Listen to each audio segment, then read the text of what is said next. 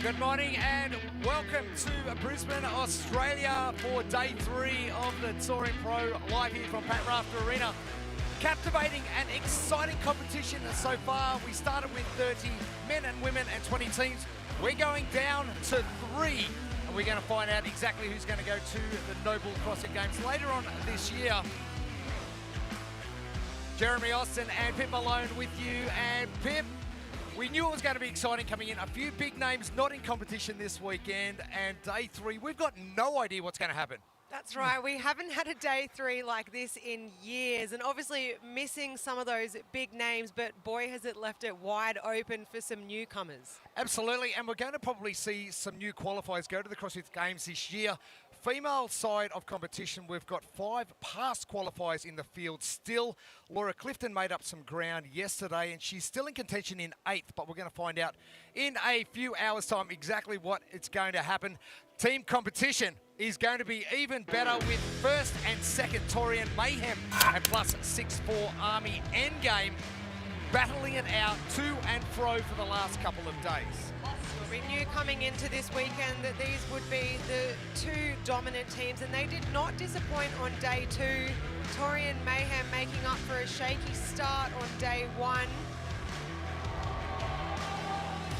6'4 Army though, they were close behind, really giving them a push. Day 3, are we going to see a clean sweep from Torian Mayhem in their final 2 tests?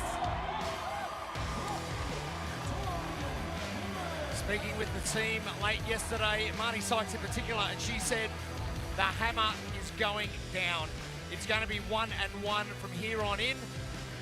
They just want to cement their spot and really push. And are they going to be the first team in the Oceania region to sit on top of the podium at the CrossFit Games? We've never had representative from the Oceania region in the team competition stand on the podium in Carson, California, or Madison, Wisconsin. And exciting to see what not just Torian Mayhem, but 6'4 Army Endgame can do as well, because they have been highly competitive. That's right, but that 3rd team spot wide open, and there is a few teams on that bubble looking for their ticket to the CrossFit Games. And 2 in particular, 3076. are sitting there in the bubble with Torian Black, and that 10-point spread. Keep in mind, every point placing is worth 5 points. So Torian Black have got to make up some ground, and with Torian Mayhem and 6'4 Army Endgame battling back and forward, those point spreads are going to be even tighter over the next 2 tests that are coming up today. Female side of competition.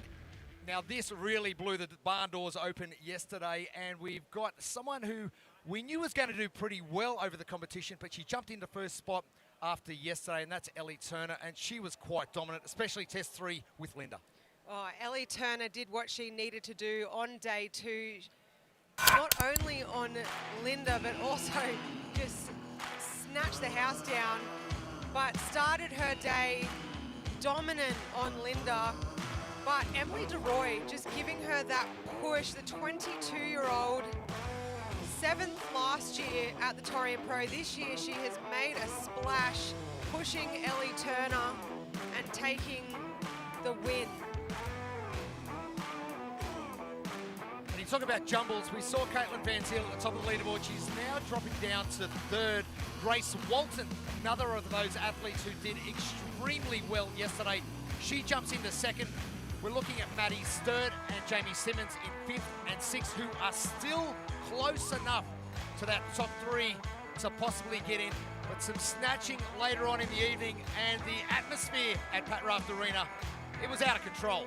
Oh, the atmosphere last night in Pat Rafter Arena was just unmatchable. It was unreal, and it's no surprise we saw some amazing weights from these ladies, but Ellie Turner, 190 pounds in that last 5 seconds. It's really what she needed.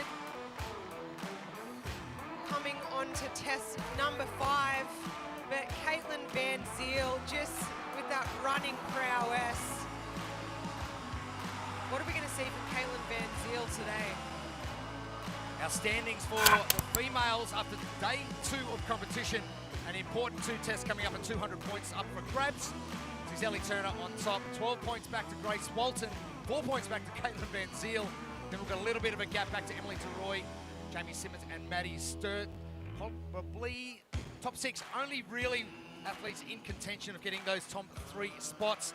But we are in for a very exciting competition, and with some gymnastic stuff coming up in Test 6, and then that nasty test number 7 of who actually wants to go to the CrossFit Games. This is going to be an awesome end to competition here at the Torian Pro Day 3. That's right. Test 6 is really going to shake things up on that leaderboard because we haven't seen that technical gymnastics yet, and we have some very good gymnasts amongst those females. Can't wait.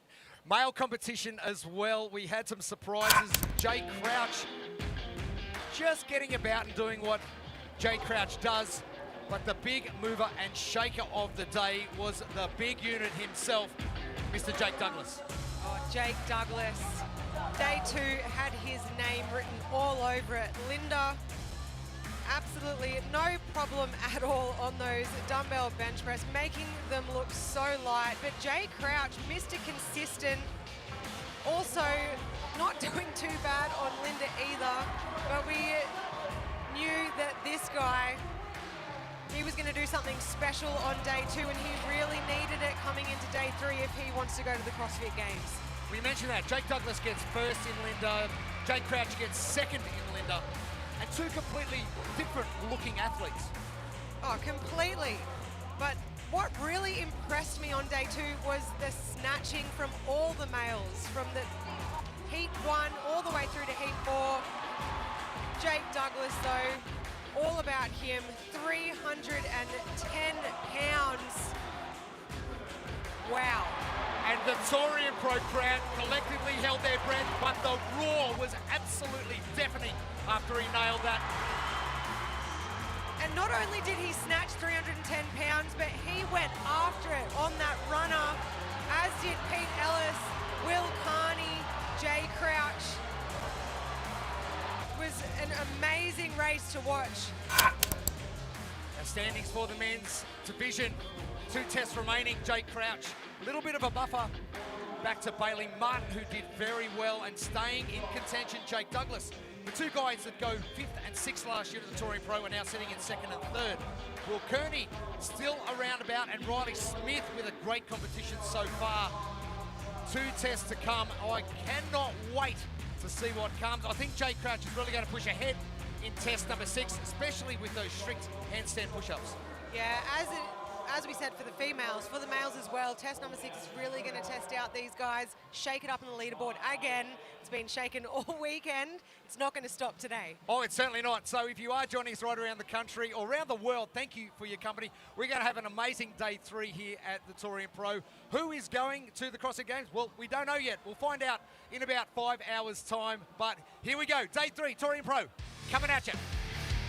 Torian Pro, an official 2023 NOBULL CrossFit Games Semifinal, is brought to you by The WOD Life.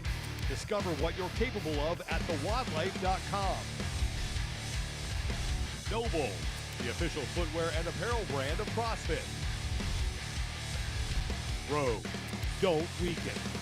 And Go WOD, the mobility app designed for athletes.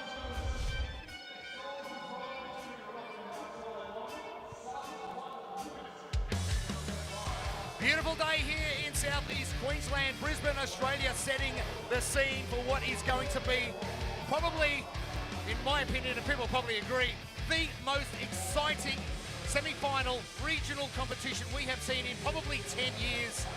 And no idea who is going to be heading to the CrossFit Games in an individual side of competition. But we're going to start things off with our teams. Jeremy Austin, Pip Malone, and Kayla Banfield will be joining us on the competition floor a little bit later on, as the teams walk out onto the floor for the last time.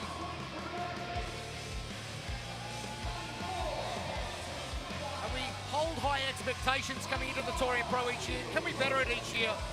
It is getting better and better. Test 5 coming up for the teams right now. Team test 5, 1 minute of max reps cleans. Weight 1 being the lightest weight, they get 2 minutes rest. 1 minute max reps cleans on weight 2, then 2 minutes rest, and 1 minute max reps cleans on weight 3. The heaviest weight, they've got an 8-minute cap.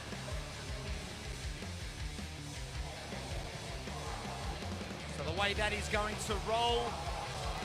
The males will be lifting in the first minute, the females in the second. Both pairs will be resting in the third minute. We're going to go for maximum reps at each load as they progress down the floor. Our heat list for heat number 1 for the teams. Creative in 3, CrossFit Mecca from New Zealand in 4. Seal Coast, our Newcastle teams in 5, and CrossFit Botany from Sydney in lane number 6. Now, weights on the barbells. The lightest weight, 275 pounds for the men, 195 pounds for the women. The second barbell's 295 pounds and 215 pounds. And our heaviest barbell is 315 pounds and 235 pounds.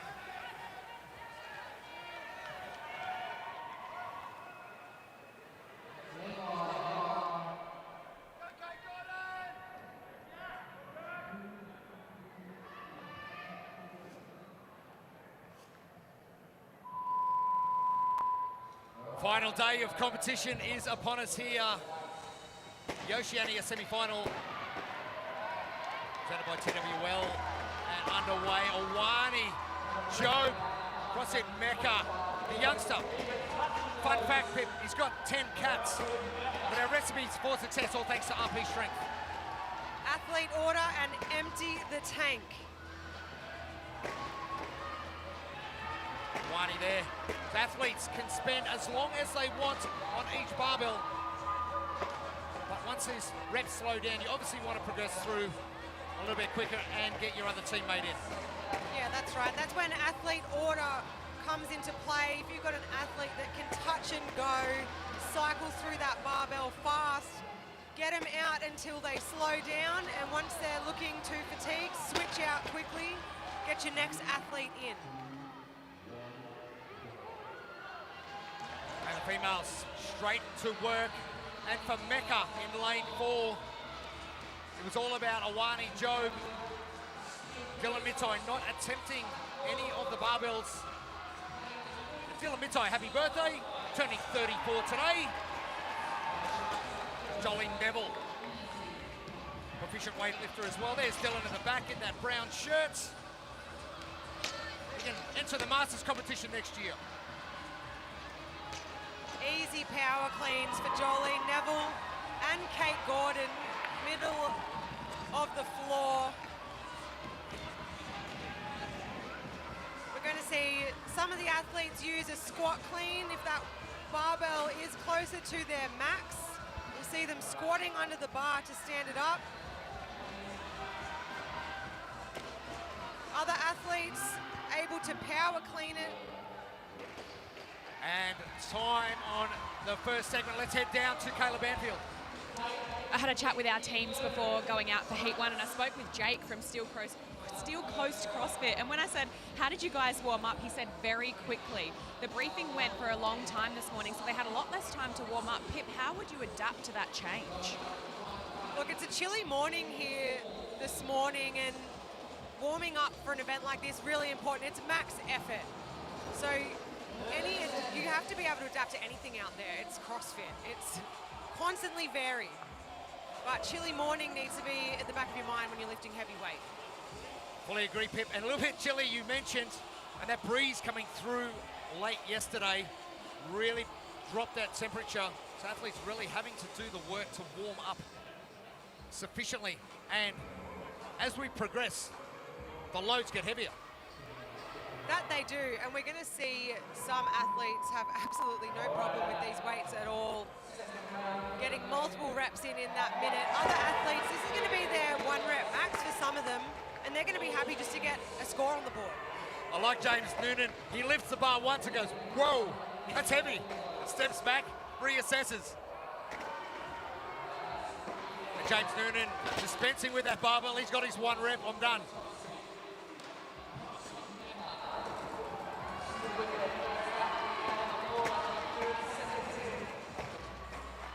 Wani Job in the white shirt, just to the right of screen. Power cleaning still. That athlete Kayla was talking about Jake Lord just failing that rep in the center of the screen.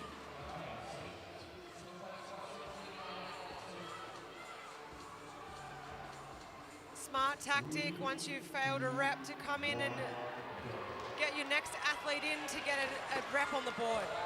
Yeah, Seb Vargas from Creative, not successful either.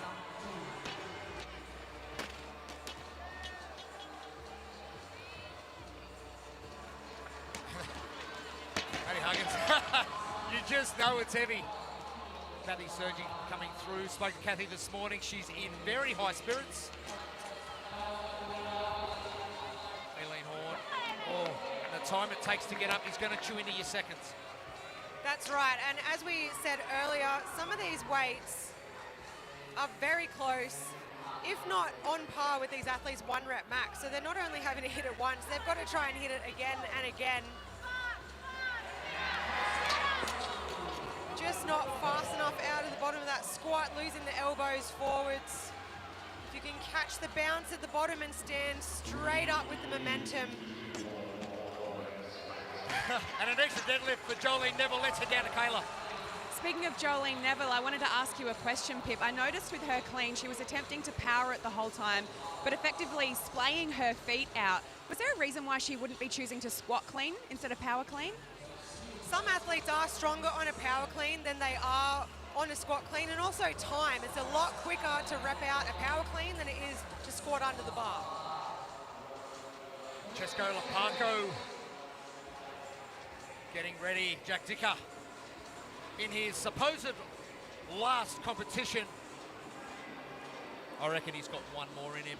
How often do we hear that down here in Oceania? It's my last year, and then 5 years later. I'll pop up again. But the atmosphere here is so good. Why would you not want to keep going? If your body lets you, let's get into it.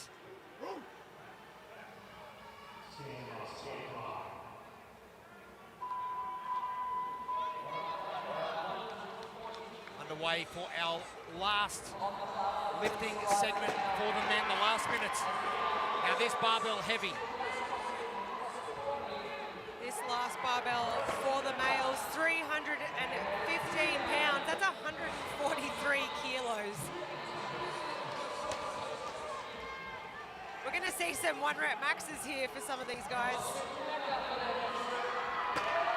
And a total tally of each team. CrossFit Mecca at 30 reps. Steel Coast CrossFit at 32. And CrossFit Botany at 28 reps. Creative, struggling a little. Seb Vargas staring a bar down. I reckon this has got to be close to his 1 rep max. Jenna Lennish there, jumping up and down. And just heavy. He did not even want to get his elbows under that one. Kate Gordon, one athlete in particular that absolutely loves a heavy barbell on this competition floor. That's right, we have seen what Kate Gordon can do with a barbell out on this Torian Pro floor. She's still power cleaning.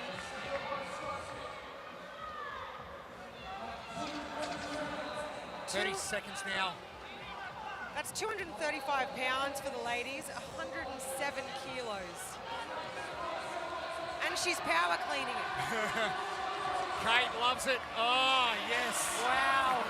I'm just waiting for the tongue to stick out. Last one, Kate Gordon. Let's see it. Come on. She wants some.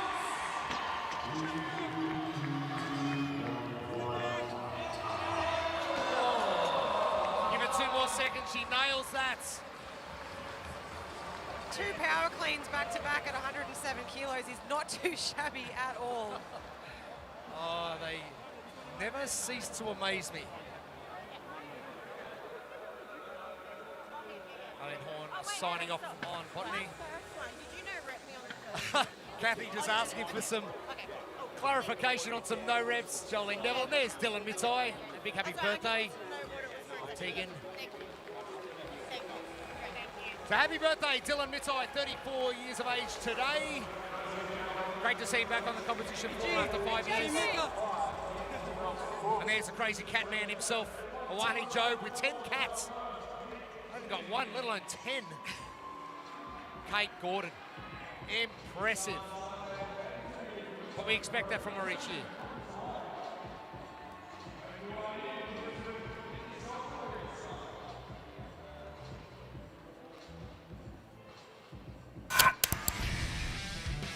Test 5 for our heat 1 of the teams. Some heavy barbells. Some athletes having absolutely no problem at all power cleaning their way through their max reps. Others are going to walk away with this with new 1 rep max.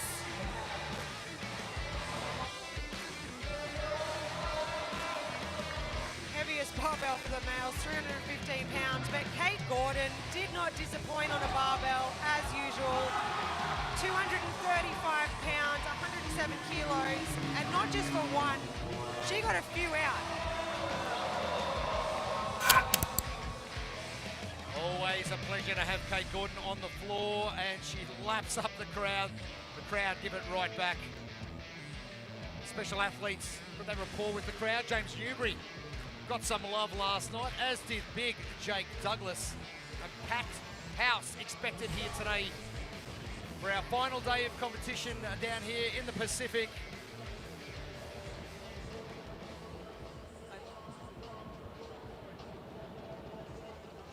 First of 2 tests for our teams for this morning. I'll tell you what, if you're going to go into competition, Pip, probably something you don't want to see very early on in the morning. It's a very heavy barbell to clean. It's like training at 5 a.m. It's nasty. Not only that, it's day 3. There's some sore bodies out there. We have team test 5. 1 minute max reps cleans, weight 1 being the lightest weight, 2 minutes rest, 1 minute max reps cleans at weight 2 and 2 minutes rest, and then 1 minute max reps cleans at weight 3, the heaviest. They have an 8-minute cap. Those barbells, 275 pounds for the men, 195 pounds for the women on bar 1, 295 and 215 pounds on bar 2, and 315 pounds and 235 pounds on bar 3. The heat list. Into our second last test of the day. And really, it's going to come down to individual capacity and how many reps you can get for your team. Jack's Pack East Tamaki in lane number 5, coming in as one of our top 5 qualifiers after quarterfinals. But expect lane number 3, CrossFit EXF, big Matthias Hamuli. He is ready to throw some barbells. I can't wait to watch him throw some barbells. Oh, look at him. Big man, he's pumped up. At least he doesn't have to run to the finish line today. Totally forgot he had the chip timer on yesterday, and the team's trying to send him down the field of play.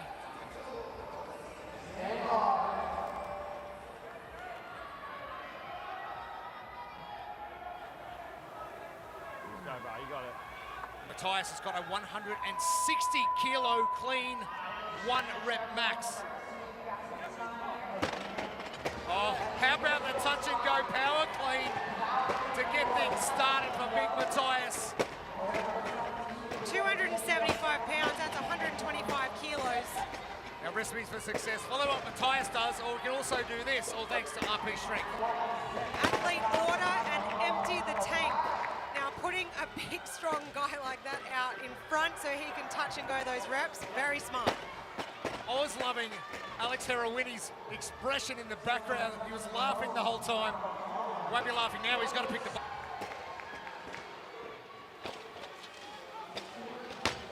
EXF off to a great start in heat 2. Only 3 heats of our teams down here in the Oceania region. The males are complete for their first lifting window as the females get underway. A few athletes getting spat out on this. And when I say spat out, getting jumped backwards from the bar. Yeah, just catching that bar too far down in the squat and not exploding up out of that squat, getting what we call pinned in weightlifting. You want to be receiving that bar, ready to stand it up straight away.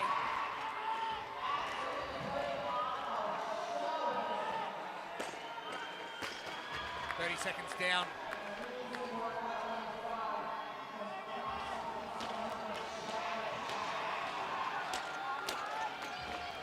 Gabby Napa, the 16-year-old, is an absolute cleaning machine. Wow, 16. Wait till she gets to the heavier barbells. For more, let's head down to Kayla. When I was in the warm-up area this morning, I spoke to Dylan Seeley from CrossFit NTRS, and I said, how are you guys feeling? And he said, posterior chain is absolutely fried. He said his back is sore, legs are sore, and when I said, you know, what was that from? He said, and this is verbatim, from sandbags, and in his words, 1,000,000 dumbbells yesterday. So I can only imagine just how difficult it would be for them to pick up this barbell this morning. You definitely need your posterior chain for max reps cleans, especially at these weights. There's not much left to rely on if your back and your legs and your hamstrings are fried. I like that. Hamstrings are fried. Alex Heroini. Looks like he's going to be going first now. Matthias is going to anchor Team EXF for the men.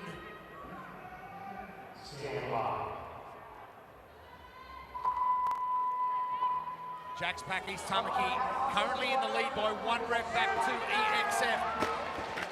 Gabby Napa doing a great job for the females in minute 2 of the lifting window.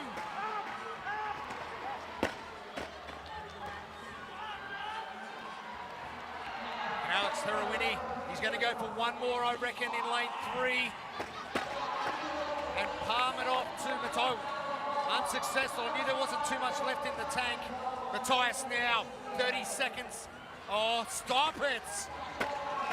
Put some more weight on that bar. As Kayla mentioned before, going wide and hitting that tape as well, so that could add a little bit of extra annoyance if you're sliding out. Yeah, he's obviously a very strong athlete. Now he's opting for the squat clean. He probably should have opted for the squat 1 rep earlier. Save himself that starfish.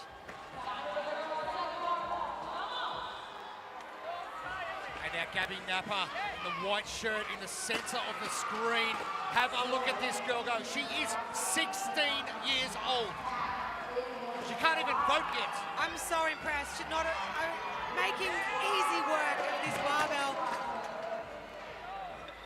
Talk about big futures coming up. This young lady has got it going on.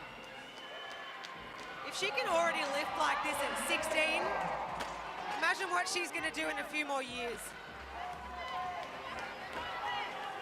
And I think she's more out of breath than anything.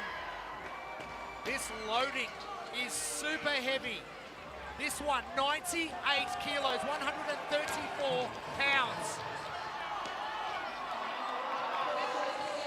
The last 10 seconds, she'll get 1 more. Gabby Napa, oh wow. Awesome.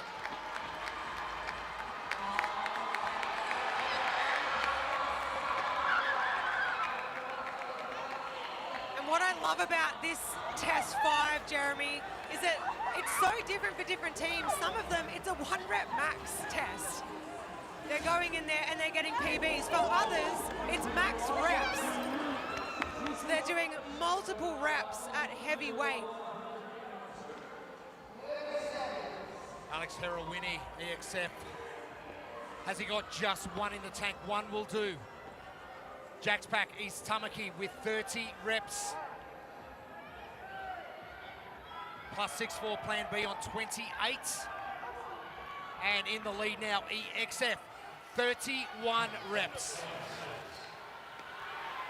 This last barbell, 315 pounds for the men, 143 kilos. Picton NTRS on 31 as well in lane 8. Now, weights get heavier. 143 for the men. 315 pounds. Dylan Seeley. That posterior chain is now completely fried.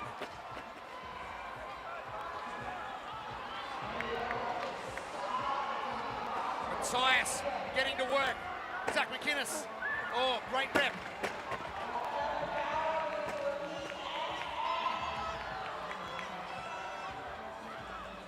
Big Matthias Samuli. Oh, beautiful receiving position. I'm so glad he's gone to a squat clean now. He's going to get so many more reps out. For most people, this is a heavy deadlift. The last 5 seconds of the lifting window. Oh, and that's going to be important for EXF. The ladies now, the final minute.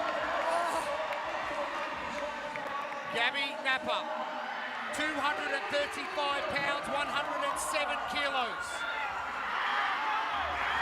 Tanea Yorston trying her hardest to get that bar up, and it's not moving.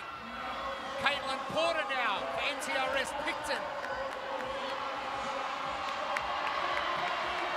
Jumping out the front, Gabby Napa gets the first one. Can Gabby get another rep?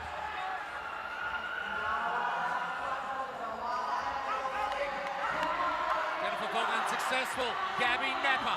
The crowd is going nuts. Oh, good girl. She's got one more, I reckon.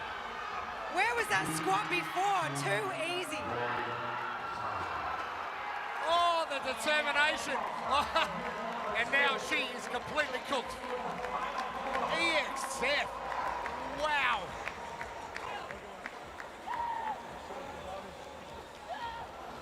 That's max effort right there. EXF doing well in test number 4 yesterday with a 4th place finish. That's going to jump them up massively.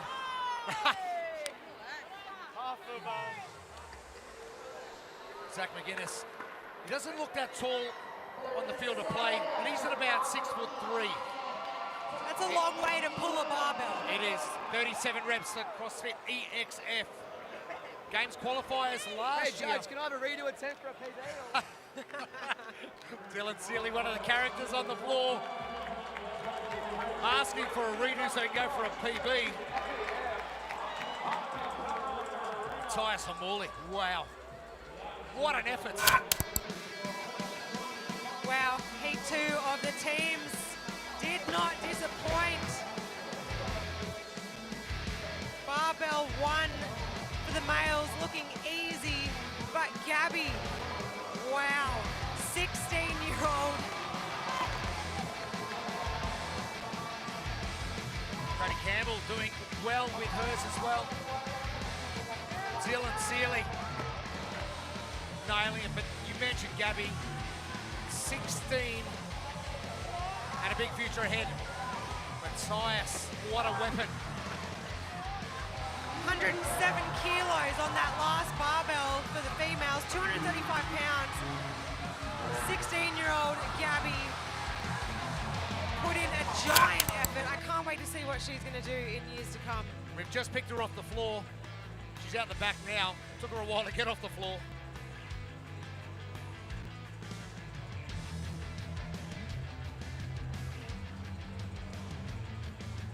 Catch our breath. What an exciting test this is to start things off for day 3 in the Torian Pro. Crowd building. And Coach Zach Gothling just behind us. The original Zach's Pack leader. Very, very happy with what Gabby Napa has just put on the floor. There we go, fantastic. As we get into third and final heat on team test number 5.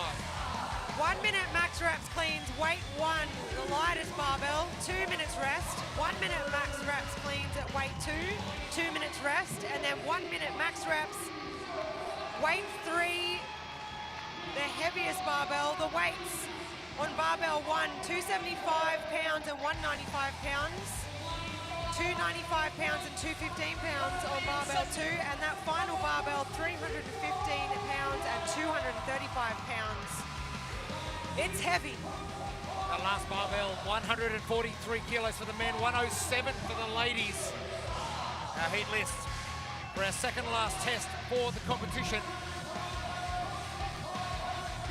I can't wait to see what Big Royce and Swanee have got in store. Torian Mayhem, probably the most proficient lifters in the entire team field, if not the individual field.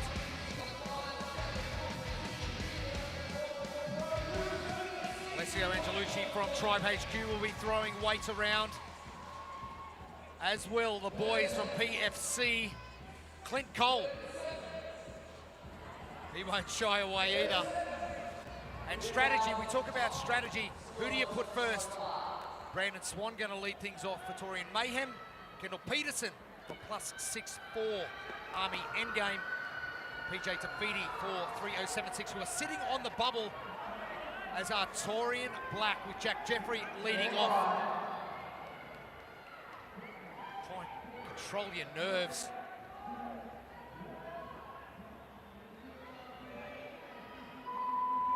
Underway, Brandon Swan very good at barbell cycling. These cleans are going to be easy. He's going to cycle through those quickly, but he's also going to get off that bar quick, smart, as soon as he feels a bit of fatigue, and let Big Royce come in and go to town on that bar.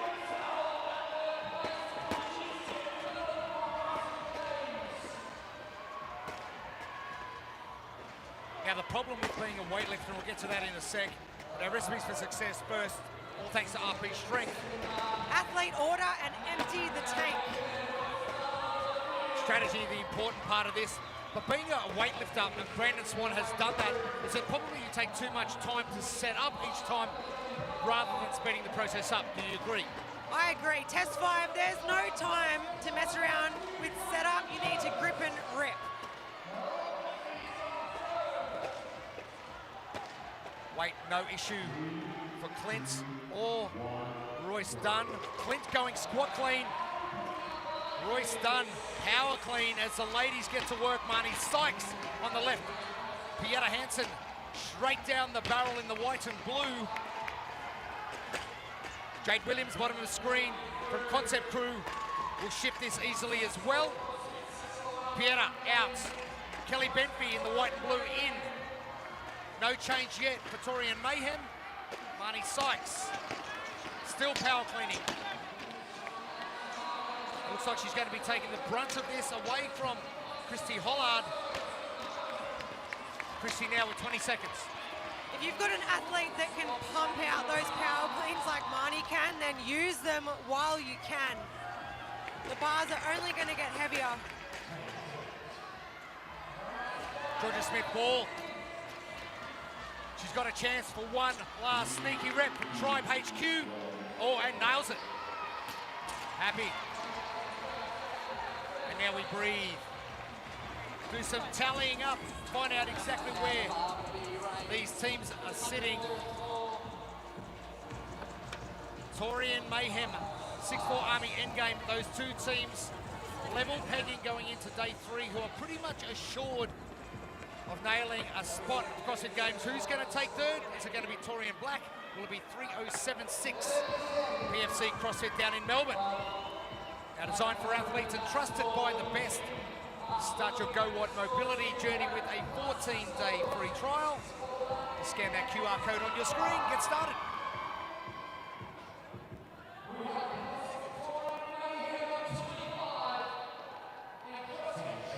All right, we're about to ramp things up. We're just going to add some pounds and some kilos to this barbell and see how we fare.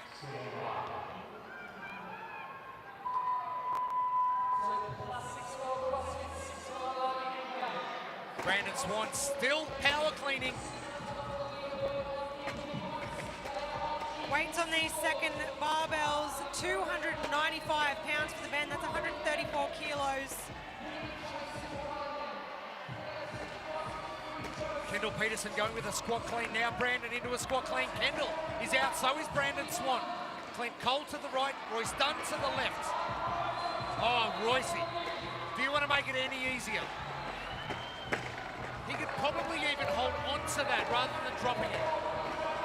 Oh, I'd say he's holding onto some grip strength for that heaviest barbell.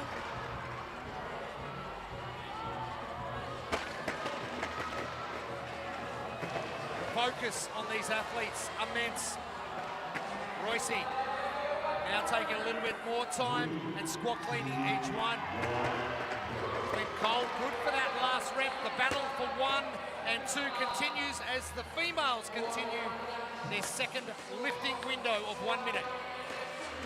215 pounds on the bar for the ladies, 98 kilos. And you talk about smaller statured athletes like Pieta Hansen, this barbell is heavy for her. Strength to body weight ratio on some of these athletes is outstanding. Look at Christy go. That was a great pull under into position. Kelly Benfey doing well in the white and blue and to the right of screen. She looking comfortable under that bar, Kelly Benfey. If you can squat, use it. So it's level pegging going into today. It is level after our first lifting windows of 25 apiece with Torian Mayhem and 6'4" Army Endgame. Izzy Gosling, can she nail the last one? CrossFit Geo Star Strength, Christy Hollard finishes up. We shall do some tallying.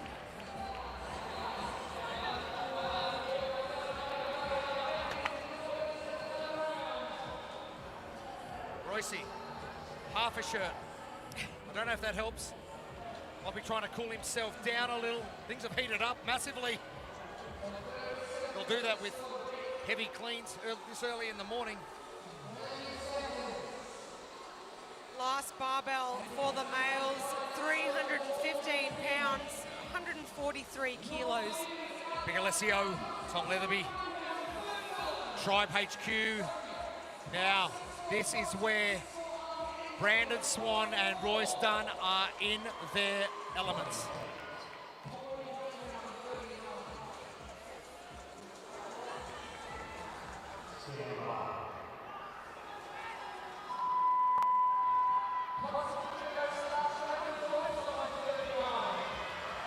Brandon Swan getting to work, center of the arena. Now left of screen, Kendall Peterson looking good under that 315-pound, 143-kilo barbell. Oh, Brandon giving it everything, and now he knows it's time to go. You could even give Royce a whole minute if he needed to. 6'4" Army Endgame in the lead, 44 complete repetitions. Torian Mayhem on 39. CrossFit Geo Star Strength on 39. Now can Geo make a jump over the top of Torian Black and PFC? Let's cause a stir today.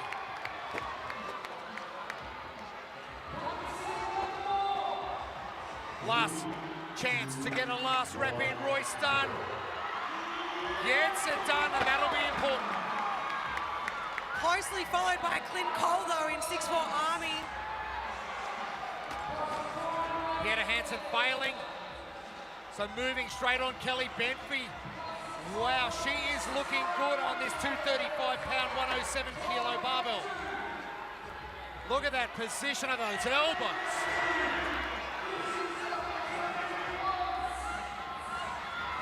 .64 Army Endgame.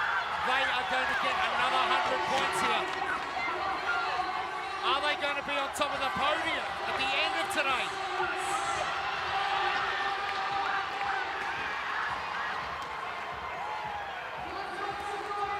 Last chance, 10 seconds. Christy Hollard, oh, it's going to take an eternity. But she got it. Kelly Benfey, last chance.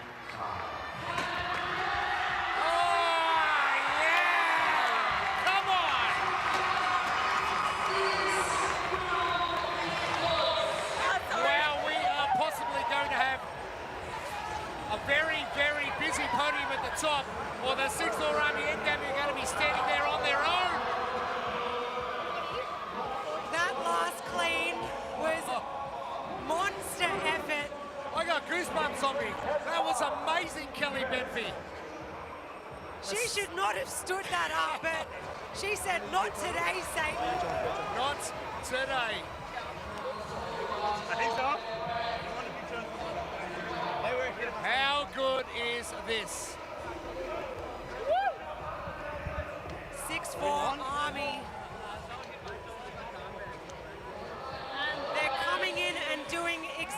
what they said they were going to do, which was not make it easy for Torian Mayhem.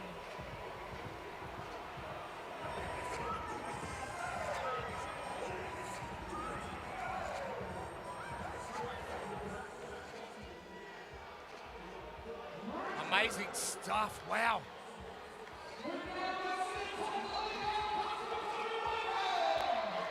A 6-4 Army endgame. Well, let's head down to Kayla Banfield. Thanks, guys. Now, Alex, I noticed before one of your lifts you were chatting with someone in the crowd. How does that affect your performance? Are you taking feedback from other people, or are you just sticking to your game plan? Yeah, I was taking feedback. I just wanted to know our scores and where we were sitting and how, yeah, pretty much, yeah, that's it. And overall, you guys are sitting in third position at the moment, 10 points out from fourth. How does that affect your performance? Is it something that you take into consideration? Yeah, we know exactly who we've got to beat. We've prepared well. You know, we've got an amazing leader, Tremaine Jensen, who's led the team from the start of the season all the way to where we are now. Without this man, we wouldn't be in the position we're in, so thank you. And all good teams need amazing leaders. So as the leader, what's the plan for the final test today? We have a game plan for it, so I think we're just going to stick to the game plan. Don't get out of our, just know the game plan, stick to it, and yeah, that's about it. Great job, guys, and good luck for the final test. Thank you, Kayla. PFC 3076 with it all to do to nab one of those top 3 spots in the CrossFit Games later this year. But what an exciting battle it was between Torian Mayhem and the 6-4 Army endgame once again. Test 5 for our top teams. Look, we knew Royce Dunn and Brandon Swan were going to come out here and do some damage to that bar, but 6-4 Army, wowzers, they want it, and they want it bad. Clint Cole backing up every rep Royce Dunn did. And we thought Chrissy Hollards took a long time. How about Kelly Bentley's? That is grit and determination. She was not letting go of that bar.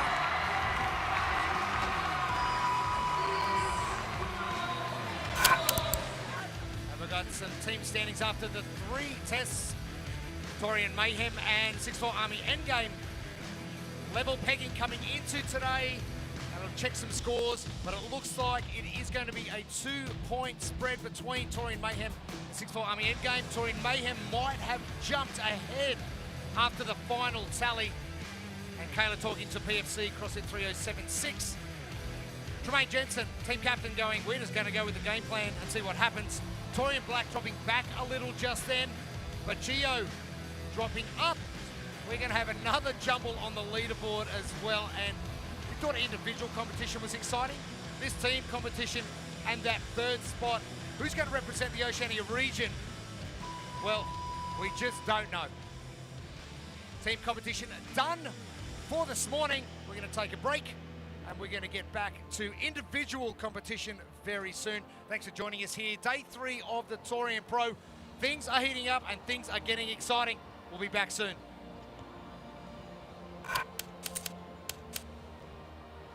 I just think that's such a cool shining light to see people that have navigated their life and still chosen to prioritize health and fitness in a way that isn't just something that's a passing interest when you're young. I think that's super powerful. I think it's really, really, really cool. And it's really important that people can look to that and say, hey, you know what, that could be me. Do you have to be fit to start CrossFit? Oh, that's so not true. I couldn't do 1 push-up. I couldn't run 400 meters. I was out of shape. I was almost 300 pounds. I heard of CrossFit, but I had no clue what it was. CrossFit showed me a whole new level of what my body can do. Nobody starts out CrossFit fit. You got to start from somewhere. It just takes one day to go inside and try it out. One time, and then you'll know that you can. CrossFit Games, in my opinion, is like the promo package for what's possible.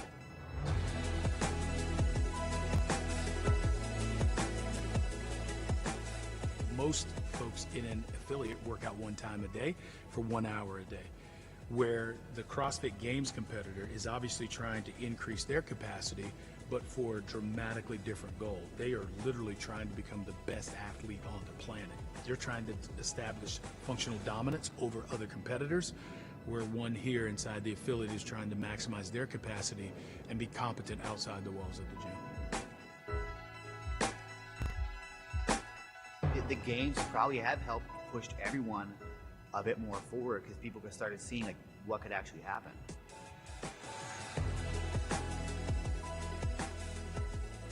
What happens at the games is just an extraordinary version of what happens inside ordinary affiliates, where they're coaching athletes to move well, to move fast, to progress in terms of their strength and their skill and their aerobic capacity, the way they move their body. And what you see at the games always inspires a different training approach in affiliates. So what you'll see on Sunday at the finals, when we're crowning the fittest men and women on broadcast television worldwide, will also be taken down to a local affiliate level. Those movement patterns will be broken down, and they'll be instructing ordinary athletes how to perform those same movements, maybe a little lighter or fewer reps or less load, but that same movement will start bleeding into ordinary affiliate training. The CrossFit Games is where the CrossFit community or affiliates can see the peak of fitness on full display. The best of the best do what we do within our affiliates every single day, but at a level and a degree that probably shouldn't be tested within our affiliates. But they need to see it there to know what people are capable of. Doesn't matter what sport you follow, you can find a highlight reel and you look at that and you're like, man, that is just the coolest thing ever. Difference with our sport is that you can actually go and like do that thing and it's going to have a positive impact on your life. You're going to get fitter and healthier and better, more able to handle everyday life. And you never even have to get close to what those guys out there on the field are doing. So to me, it's a inspirational, aspirational highlight reel for everybody else to get fired up to commit to another year of training. And that cycle comes around, you see what those guys are doing, you're like, holy crap, that's the coolest thing ever. And I want to get in there and get my training taken care of.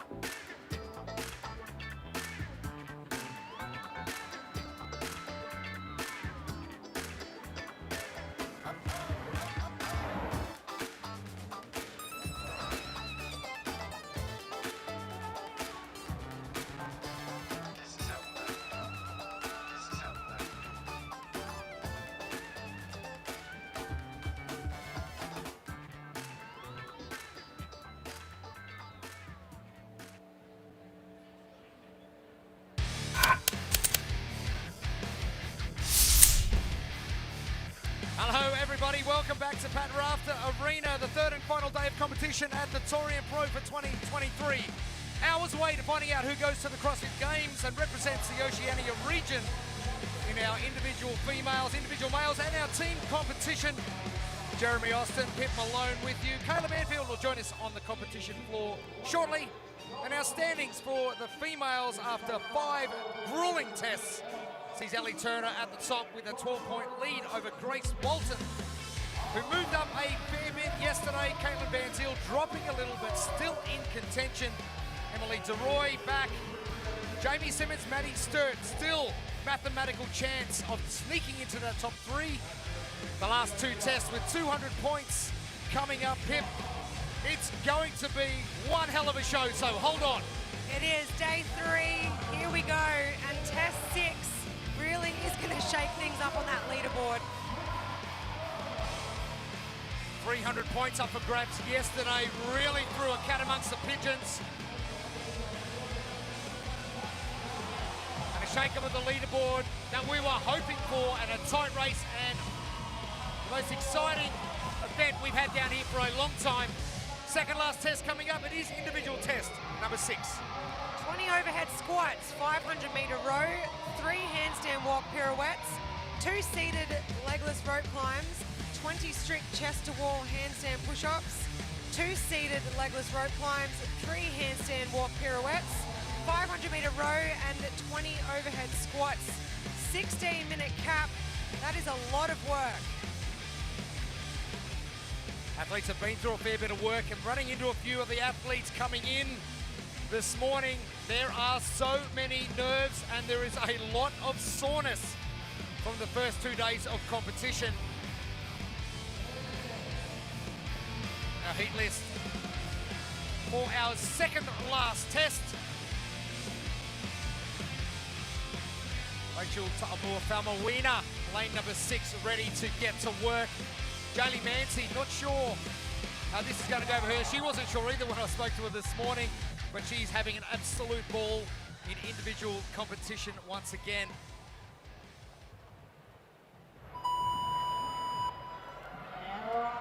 Underway. The first of 4 heats for our individual females.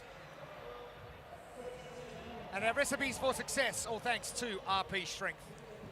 Good handstand technique, avoid no-rep rope climbs, and manage the handstand push-up fatigue. In a massive gymnastics test.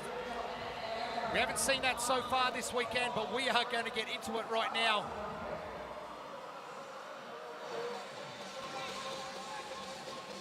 And a test that you are very familiar with on day 3 of competition when you made the CrossFit Games way back when, and having to finish with some overhead squats. I love an overhead squat. These ladies have got 125 pounds on the barbell, 57 kilos.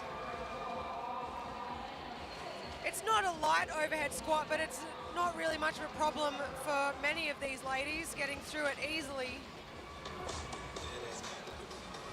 Beck Glenister, our last athletes onto the row.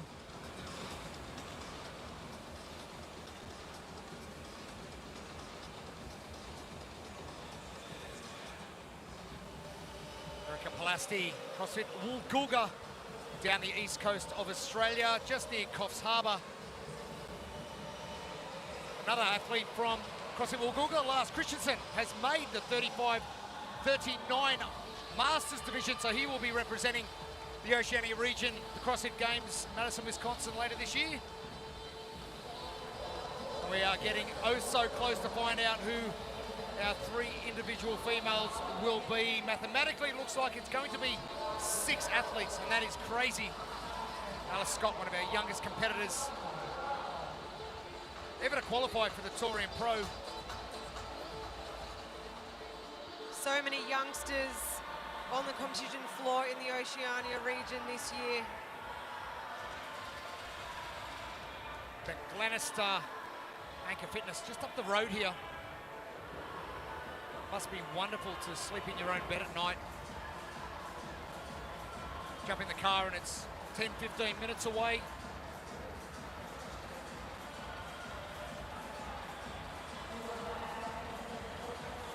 Evie mentioned 16 minutes. There is a lot of work. Consider that this 500-metre row either end is probably going to take 4 of those minutes. We're down now to 12 minutes. That's right, but this first 500-metre row, pretty important to not send it too hard with what's coming. Very shoulder heavy. You've got to be careful not to send either row because you've got a lot of work coming up after the first row, but you've got the 20 overhead squats after the second row.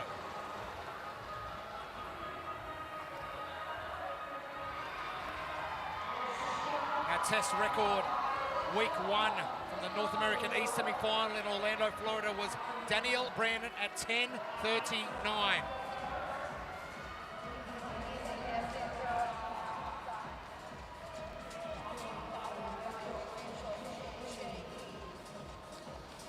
The first time we've seen some handstand pirouette walks. How difficult is this? Look, if handstand walking is not your thing, it is quite difficult, but you'll see a lot of the athletes actually spin around on their hands a little bit easier because they are allowed to move around in a circle instead of having to go in a straight line. It's optimal to be having least amount of hand movements and spinning around quickly, but we are going to see athletes that maybe aren't as strong in a handstand using lots of hand movements to get around. Alice Scott's first of our athletes up the rope, and that seated position from the get-go, and they must come down and pretty much their bum's got to touch first.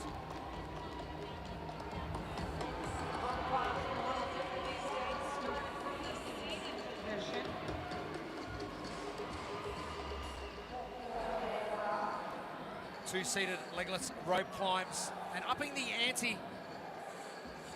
Alice's first rep, we saw the black and the red tape. Athletes must get both hands above the red. The added complexity to this rope climb this year is that the athletes' feet must be off the ground before they start that first pull. And this will be a great shot of just how hard it is to lift those legs. Talk to me about core control and rope climbs, especially legless ones. Oh, look, the fact that they have to start with their feet up off the ground means that straight away they're having to engage their midline and pull first. Adding to the fatigue on the arms. They're not able to jump like we've seen in previous years and launch themselves from their legs. It's all arms.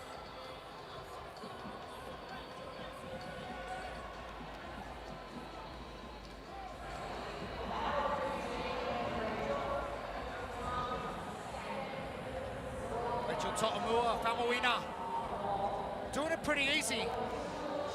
She's in lane number 6.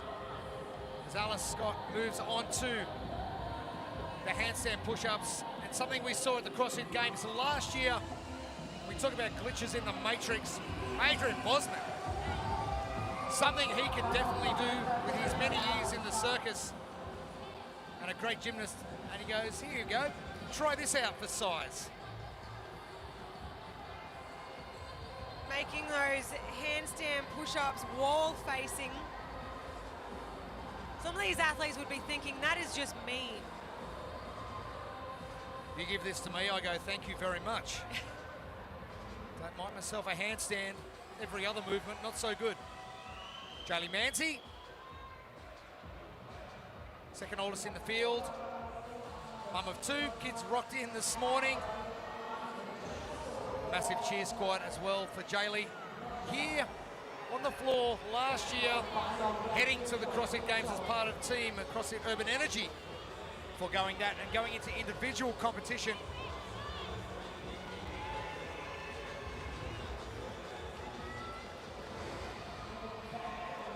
But if you think 10:39, our test record from Danielle Brandon, is pretty much only 3 minutes away.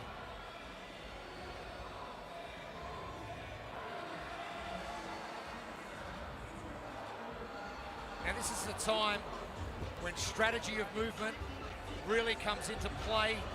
Well, let's head down to the competition floor with Kayla Banfield.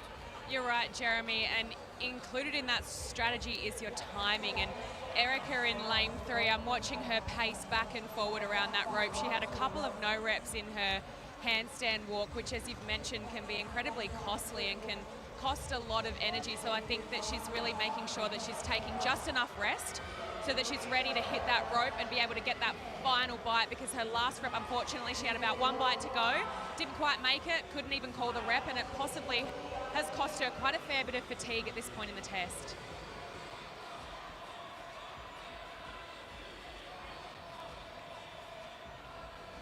Fatigue is going to be the killer, especially day 3 of competition, semi-final level.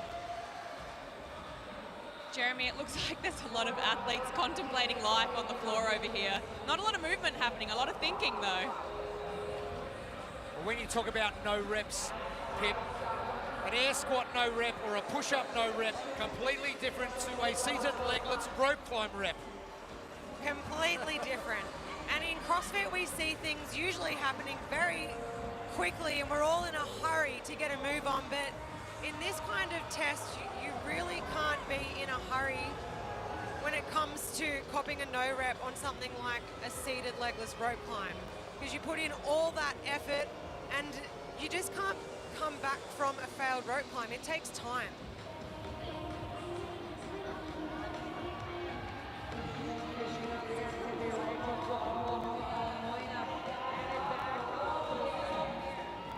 Scott's doing pretty well, as is Rachel To'omua-Faumuina.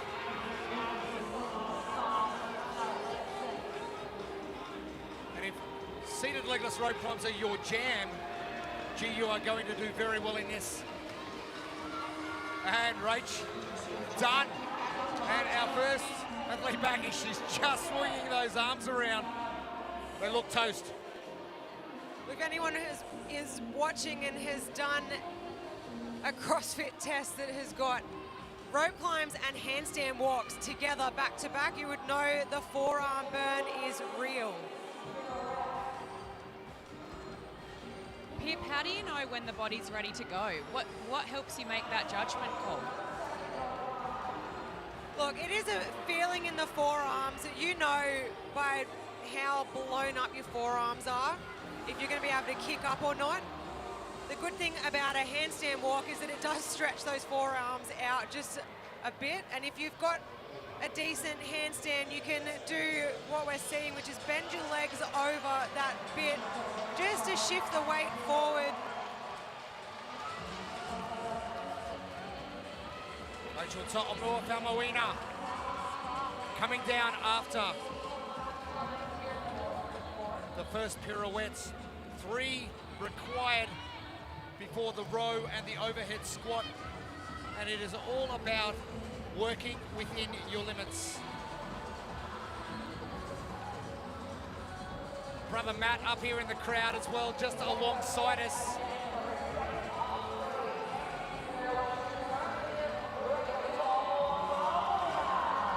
Cheering her on. Rachel now down for 2. And if we're talking about how forearm fatigue is going to affect a movement like a handstand pirouette walk, you've got to shift your hands around in a circle. It's not a straight line where you could probably chug through with your shoulders. With the pirouette, you do have to use those forearms, spinning off those hands. It just adds to so much fatigue. And we talk about those no reps and the crucial no reps. Rachel getting the pirouette done, but not able to get the complete handstand done. So the work is not done when you're just spinning around 360. She's complete now. She can now relax, get on the row, start getting her breath back now. Her arms are completely cooked from all the gymnastics work she's just done. You've got to find that happy balance between arms and legs on the row, because you have got those arms to support the barbell, but you've also got to use your legs for the overhead squat. Classic programming. That's right. I think Boz definitely onto something with test 6. Alice Scott, oh, the despair And it's like, come on, body. You've trained for this. But I think what happens is the accumulation of fatigue over the weekend, the adrenaline, something happens on that competition floor that only you would know about. Oh, I know all too well. It can go so different out on this floor than it does in training. The adrenaline's different, the nerves and the stress is different. And on a test like this, you really feel that in the fatigue in your forearms. You might be good for one or two of these seated legless rope climbs, and then you climb up again and all of a sudden there is nothing left. Jaylee Mancy just trying to stretch out those forearms and balance the key aspects here, but when you've just cooked those shoulders, Jaylee still having a good time. Don't worry about that.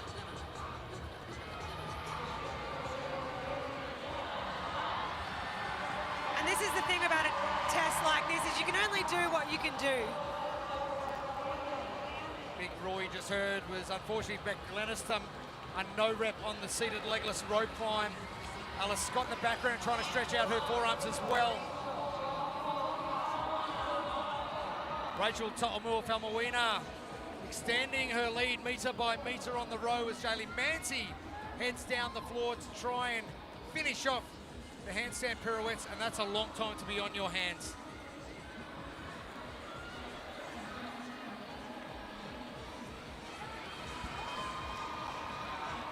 Rachel To'omua-Faumuina, 20 overhead squats remaining. 90 seconds to get this completed. The crowd starting to really get behind now. The first 10 reps on the first barbell, the next 10, and then over that finish line. She looks in great position. She's so stable overhead. That bar is not moving. It's just in that beautiful position just behind her head.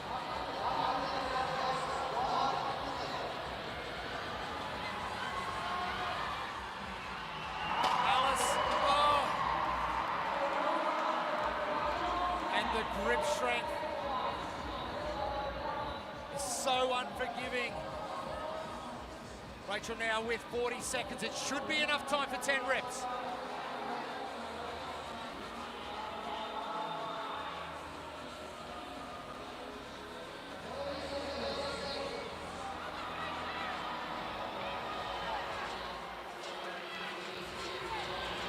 If you're going to put out a demo video for overhead squats and CrossFit, just have to insert this.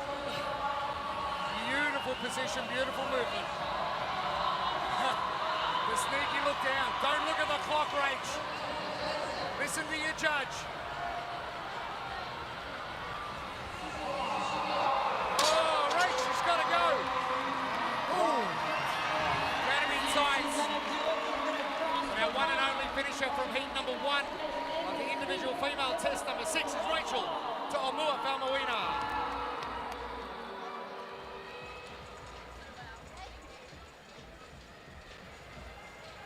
Managed to have a chat to Emma McQuaid from the Europe region a couple of weeks ago, and she tested this out.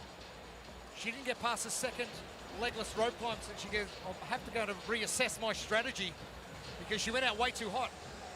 And poor old Alice, oh, it is soul crushing. But there you go, you've got a mum beside you as well with Jaylee Mancy. I tell you what, this is all experience. Alice, 18 years of age. You put that in the memory bank and go, that's not going to happen next year. That's right, test 6. It's a brutal one.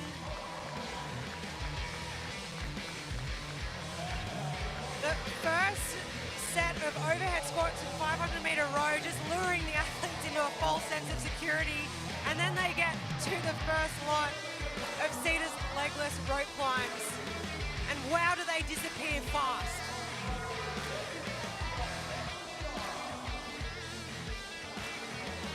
Rachel, so strong though, start to finish. Forearms copping a beating. think we've underestimated how hard that last set of 20 overhead squats is going to be.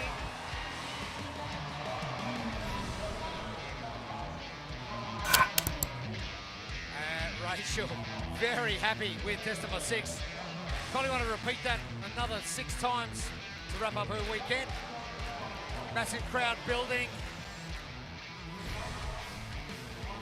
And the crew from Bill Athletic, Jaylee Mancy's gym down on the Gold Coast. Pretty excited to be here. Massive crowd yesterday, very vocal when the sun went down.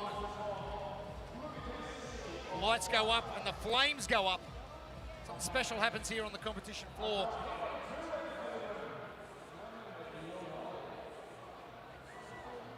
First of our individual female heats done. So welcome to the floor, heat number 2.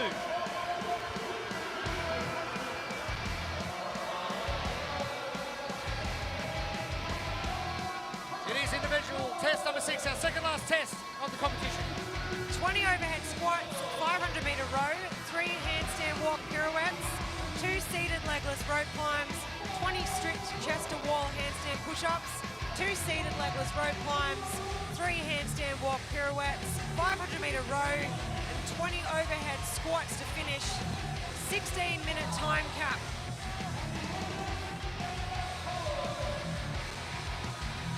A grueling 16 minutes ahead of these athletes.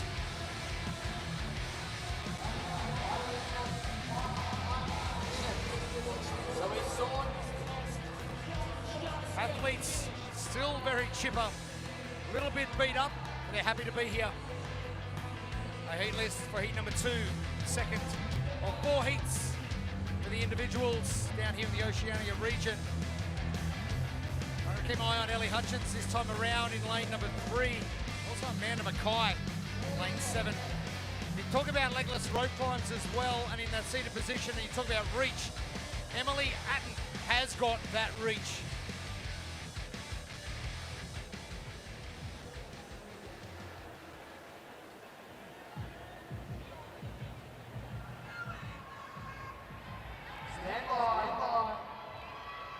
Spoke to Katie Brock earlier.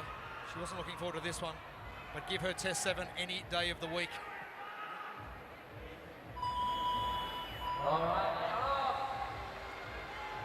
Annika Roberts, the stroll to the barbell. We know how good she is under a barbell. The recipes for success, all thanks to RP Strength.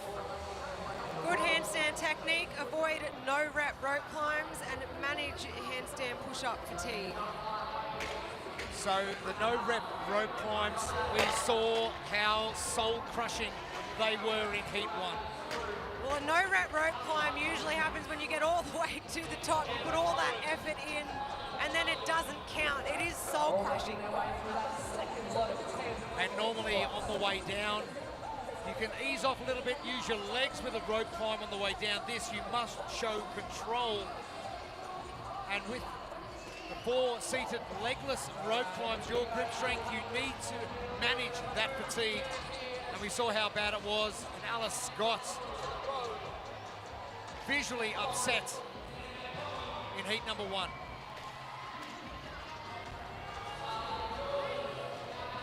Got a question for you, Pip. There's a bit of a difference in hand positioning on the barbell. As we can see, Annika Roberts has got a really wide grip, but I believe it was Daisy McDonald had a really narrow grip. Why would these athletes be choosing a different grip for the overhead squat? It's a really good question, Kayla. It'd be due to their shoulder mobility. So you probably find Annika Roberts a bit tighter in the shoulders, so going wider for her allows her to get that bar over her center of mass behind her head. Daisy McDonald, better shoulder mobility. She can creep that grip in closer. Flexibility through the shoulders. Daisy McDonald, talking of Daisy, she loves some handstand walking. And that would be why she can bring her grip in close on her overhead squat as well.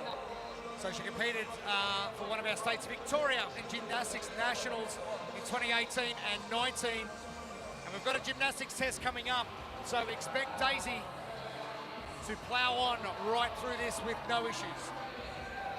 And this is the thing, athletes like Daisy with a gymnastics background, yeah, their forearms are going to blow up on these rope climbs just like everyone else, but with all that handstand experience and volume in her background, the fatigue isn't going to affect her handstand as much as it might someone else. And Ellie Hutchins, as expected, very good gymnastically as well, getting through the overhead squats and the row. And one of our taller athletes, and normally we're throwing taller athletes, they seem to like that a lot more than the shorter athletes.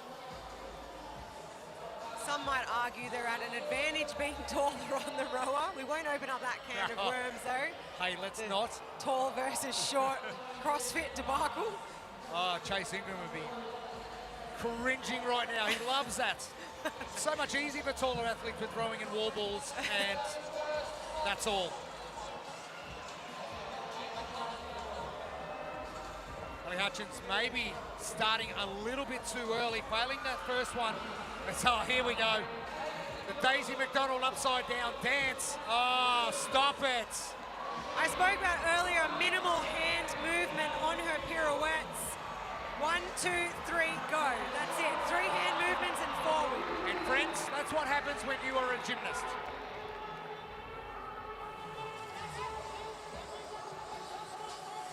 Well, in gymnastics, you use the handstand pirouette on the uneven bars and the parallel bars. They're usually doing it on a little piece of wood, so minimal hand movements required when you're doing it on a bar. A big dance floor like this would be ideal. Daisy McDonald mum, Simone in the crowd, competing in the Masters division here outside Pat Rafter Arena, and a lot of athletes outside as well. Big party happening there as Daisy doing it easy in the first portion of test number 6. This is day 3 of the Torian Pro. We're going to find out who is going to represent the Oceania region CrossFit Games the first week of August.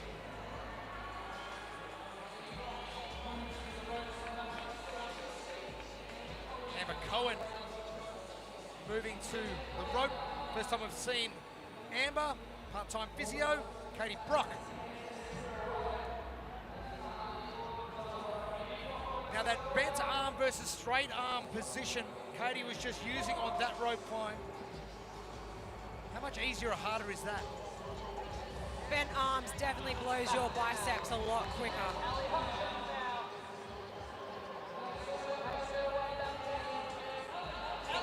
Emily Attons, our last athlete, she doesn't know her last pirouette. You see her in the background in the blue tights, back right of screen. And once she does get to the rope climbs, her extended reach is going to assist her. So less time under tension means less fatigue. Now we just said that your biceps would blow quicker on a bent arm rope climb. Amber Cohen though just ate that up. I want biceps like Amber Cohen. Yes.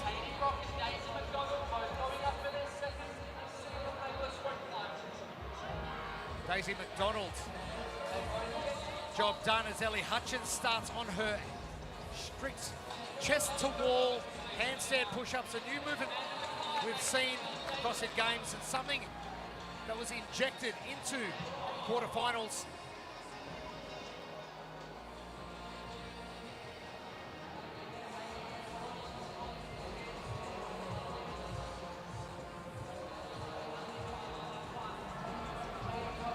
.6:20 down on the clock.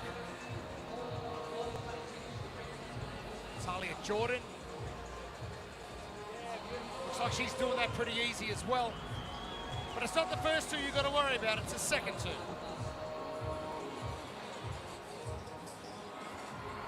These wall-facing strict handstand push-ups, just forcing these athletes into that stacked straight handstand position, loading up the shoulders. Some athletes eat it up. Insert Talia Jordan here. Very wide position on those hands, and you're shortening the range of movement. Work to what you've got. That's right, and what it doesn't allow them to do, what we see in previous years when it's back to wall, the athletes are not allowed to warp their body into a bent position like a banana to press out. They have to stay straight. Talia Jordan going straight into those strict handstands. Katie Brock taking a break. You look at, we'll call it wingspan, athletes arm length. Ellie Hutchins, Emily Atten, taller athletes, longer arms. Talia Jordan, shorter wingspan, therefore shorter distance, making some movements easier than others. Rope climbs harder. Handstand push-ups easier. We're not opening that can of worms. You pulled Zeke Grove into competition, give him a handstand push-up, and he loves that stuff all day long. Rope climbs are a little bit harder for him. And while we're talking about athletes not here this weekend, very unfortunate that Adrian Geary couldn't commence day 2 or 3 of competition. We wish you all the best, Adrian. I know she's still here watching, but to come to a back injury, and she spoke to me this morning and said she had trouble putting her pants on, so she must be in a world of hurt. Smart move. Don't push the boundaries any more than you have to. Look after those bodies.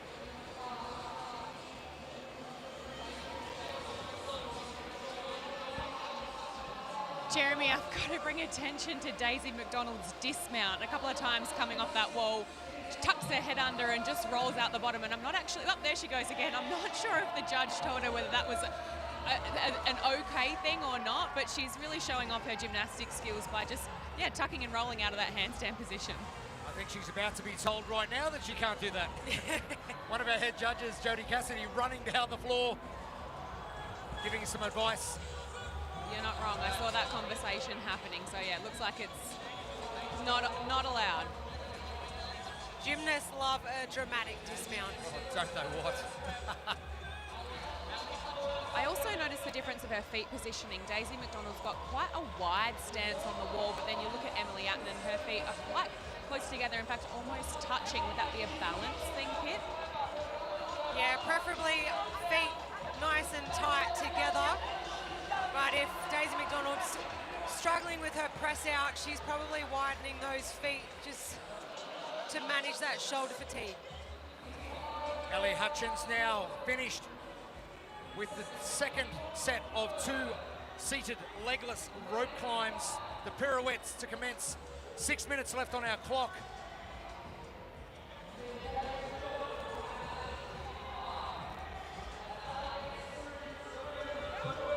First one completes, Ellie Hutchins. Mesomorph CrossFit in Adelaide, South Australia, for those joining us around the world. It's the middle state down the bottom of Australia. The best state. Oh, turn it up. Sorry. We're in the best state right now, Kayla. Oh, it's pretty good up here. The weather's pretty good, I will say. Beautiful 3 days here in Brisbane on the east coast of Australia. And we have seen a wonderful competition so far. Things starting to heat up now as we progress closer to finding out who our top 3 qualifiers are going to be. And out of the 6 that are in contention, I can't even tell you who that's going to be just yet.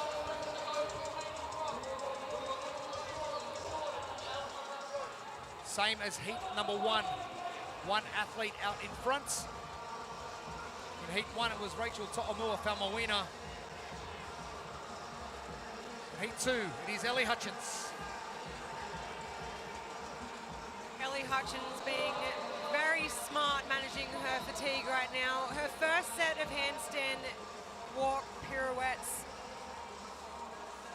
were also a little bit wobbly, and now under fatigue. She's done very well to manage that and stop in between each one to make sure that all those reps counted.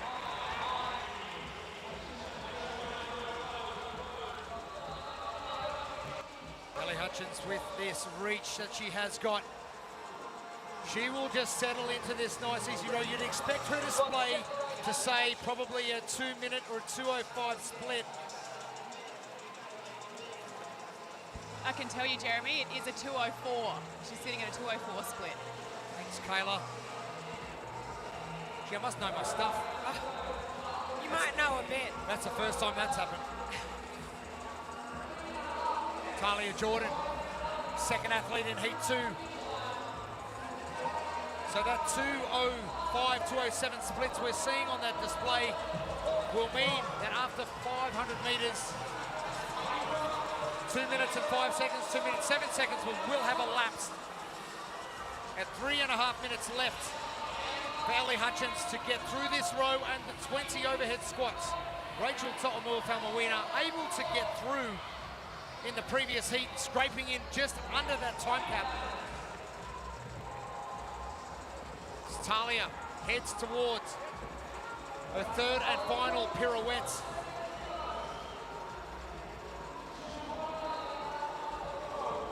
In fact, Rachel To'omua-Faumuina just missed that time cap. Completed all the work, just not getting over that finish line. And will be your leader after one heats. Katie Brock, a bent arm position. You mentioned, Pip, tough on the biceps. Those forearms will be screaming. Very tough on the biceps, and the longer you spend on that rope, the worse it is on your forearms. You want to get up and down as quick as possible. Easier said than done, though. Isn't it what? Amanda Mackay absolutely cheering. But she's got through all the tough stuff and will start her handstand walk in lane 7 as Ellie finishes up her row. And Talia just yelling at Ellie going, "Go girl." Love the camaraderie down here. Did you hear that, Kayla? Oh, I actually didn't hear that, but speaking of Talia, you cannot wipe the smile off her face. As she dismounted on that last handstand, she looked into the audience, she smiled, she's smiling again. I mean, I think she's in a little bit of pain, but I think she's really happy to have done those pirouettes. Emily Atten having a quiet conversation with the rope as Talia Jordan keeping an eye on exactly what Ellie Hutchins is doing rather than what's on her display. And sometimes distraction's a good thing. Yeah, look, you got to take your wins when you get them, and look, maybe some of these athletes have gotten further than what they did in training, and even if that's not finishing in the time cap, it's still a win. Coming up to 15 minutes, which means 1 minute remaining. Ellie Hutchins with a fair bit of time up her sleeve. Now this is where patience has to creep in. This is where you needed some patience back at Wollongong doing your overhead squats, because it was 7 back then and it was relatively heavy. It was at 9. I believe it was 9. It was heavy. It was heavy. And I wanted to snatch it, but I had to be patient. Ellie Hutchins, a big roar of the crowd. She's potentially going to be our new leader heading into the final 2 heats of Test 6. Talia Jordan about to finish up her row as Amanda Mackay starts her row. 3 reps. I love this Pat Rafter crowd. And Rachel To'omua-Faumuina will still be your leader after 2 heats.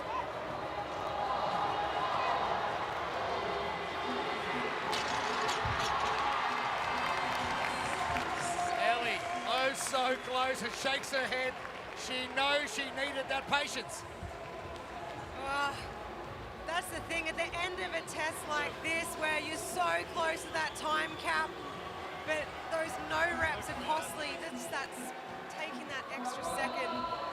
Talia Jordan still smiling. I think it's between her and Andrew Samble for the happiest person on the floor. And Ethan, I hope you're watching, Mum, and hope you're proud. She's done a great job here this morning. Speaking of mums, there's another one, Annika Roberts' son, Johan, will be joining us on the competition floor a little bit later on. But Ellie Hutchins, as expected, does very well in test number 6. Heat 2 for the women for test number 6. Ellie Hutchins, she had a great game plan from start to finish. Daisy McDonald having absolutely no problem getting through that first half. Just those wall-facing handstand push-ups seem to get the best of her. No problem for Ellie Hutchins though. or Talia Jordan. It's that second set of seated legless rope climbs. If you can get through those, you just push on ahead. But you talk about different athletes of different stature. You've got a very tall Ellie Hutchins and not so tall Talia Jordan, and both got through most of the work.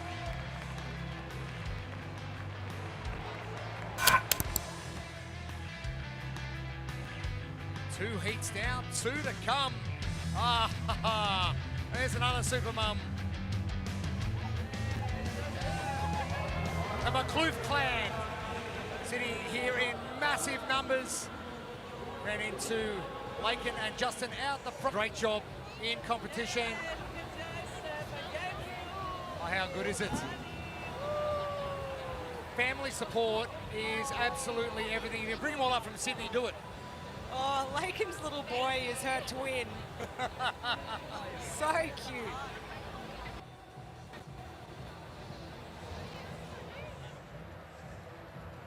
We found out yesterday with Hiko Tarangi Curtis. Massive support crew. Some To'omua Famuina support crew up with us as well. We've got the Fowlers up next to us as well. Gotta love it as we welcome heat number 3 to the competition floor for the first time and the second last test. It is individual test 6. 20 overhead squats, 500-meter row, 3 handstand walk pirouettes, 2 seated legless rope climbs, 20 strict chest to wall handstand push-ups, 2 seated legless rope climbs, 3 handstand walk pirouettes, 500-meter row, and a 20 overhead squats to finish. 16-minute time count.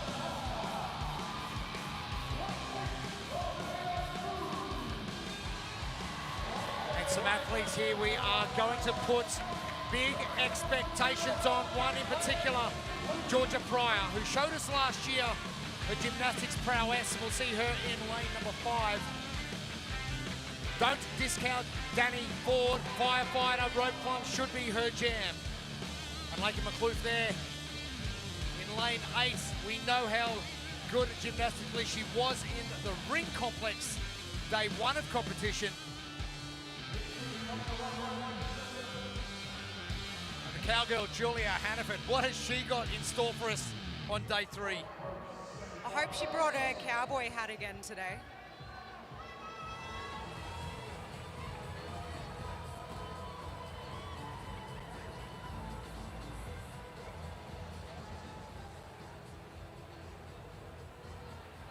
There's the cowgirl. So serious now, but still has a lot of fun.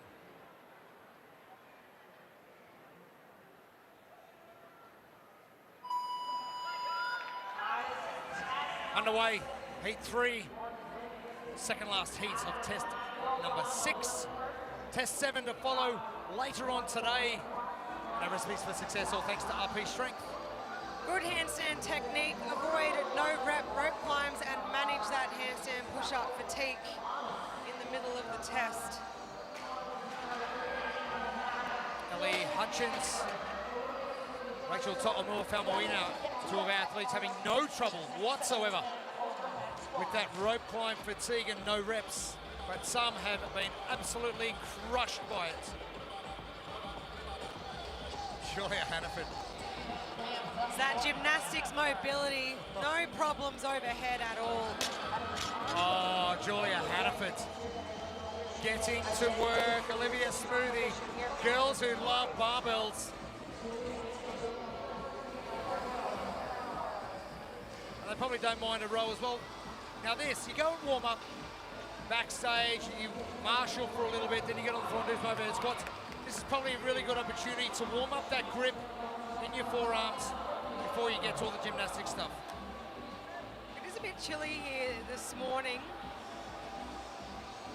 500-meter row, probably not something you want to put on the forearms before you're climbing the rope. You think about the overhead squats, they're done for about the next 12 or so minutes. You could probably use your legs a whole lot more on this row and save your arms. Oh, of course, you'd be pushing hard through those legs and just pulling with the arms at the end, but still trying to save those forearms. Let's head down to Kayla. Fun little fact for you guys, these athletes get a little bonus at the end of this test. They're being met with a little present at the finish line. They're getting their Go rucks. So the rucks that they used yesterday, they're getting handed back to them, and the team here are saying, guys, if you want to take these home, you can. If you don't want them, they're getting donated to a veteran charity organisation, which I thought was really cool. So hopefully these athletes left a little bit of packing space in their suitcases. Or not. We could donate them, but one of the athletes might have a little bit of mental damage from those Go rucks from that complex with the rings. I couldn't think of anything worse than doing that test than doing it with a test with Go Ruck. But a big thank you to Go Ruck for providing the rucks for the athletes, not just this weekend, but last weekend and for next weekend coming. Julia Hannaford, Olivia Smoothie, the first two to the row, and they'll be the first two off. Julia Hannaford, I'm excited to see what we have in store right now.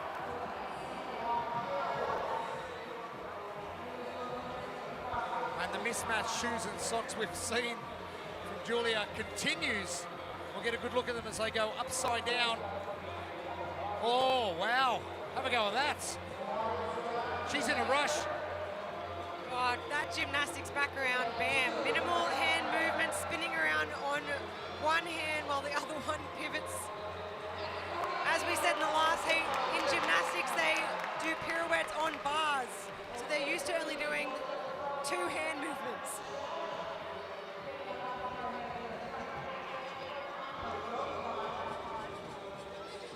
Jeremy, I spoke with Julia Hannaford's coach this morning actually, and he said that her attitude this whole weekend has been incredible. She's climbed back on the leaderboard yesterday, and they said the one thing they want from this weekend is she wants to be in that final heat, and she's in a great position to do so.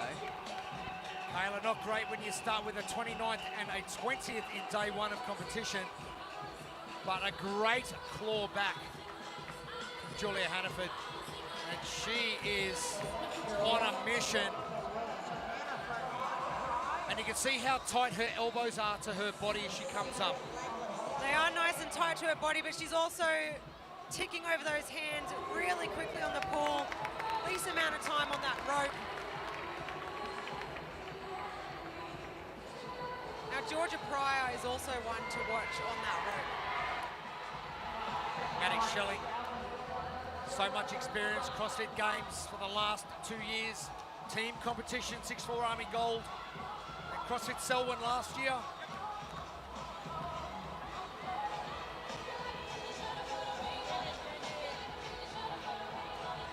Lakin McCloof using that kip swing. Talk me through that. Lakin's using her legs to propel herself on those pulls. Instead of just pulling with her hands, she's swinging on each pull. Now, gymnastics for 11 years has definitely got to help you. As gymnasts, female gymnasts growing up, I know male gymnasts use a lot of this apparatus. How much do female gymnasts use this as opposed to the P-bars, uneven bars, and the floor routines? Oh, rope climbs are a big part of gymnastics conditioning for men and women. And probably the least favorite for a lot of gymnasts. I know I hated it.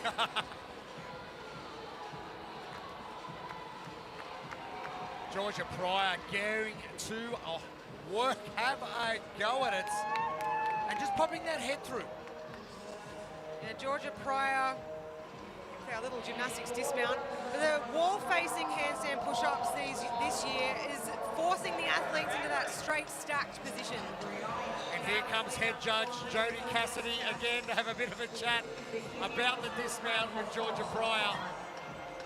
Now, I'm sure it is a safety thing with athletes coming off the wall, but these athletes with gymnastics backgrounds have been tumbling since they were probably a month old.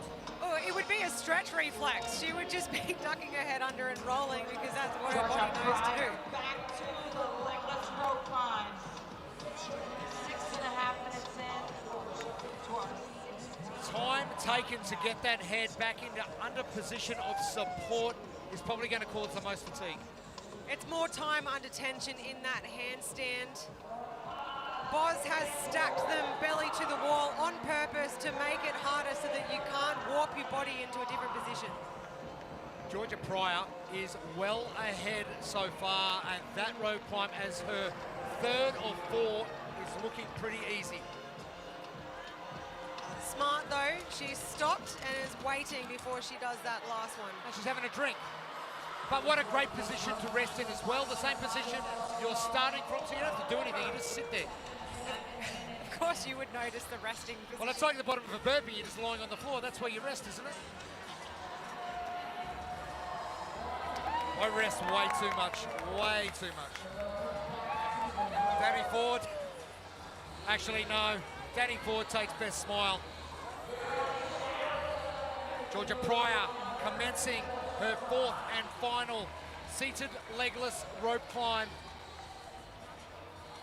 And again, still no issues.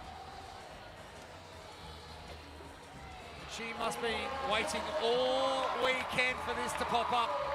Well, when we saw this test, you and I both said Georgia Pryor would dominate this one.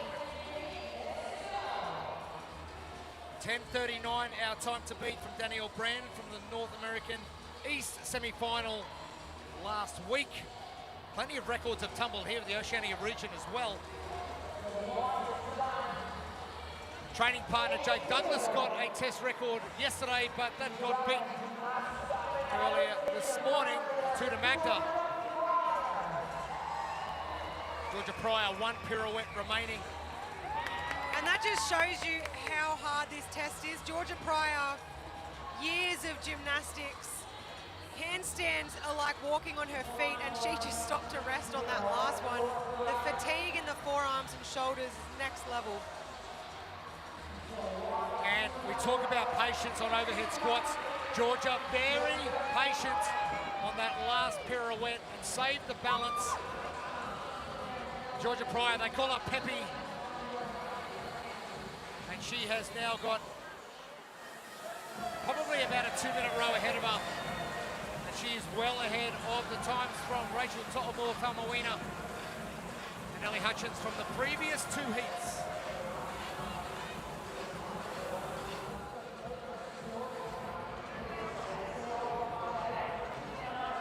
Julia Hannaford waiting patiently.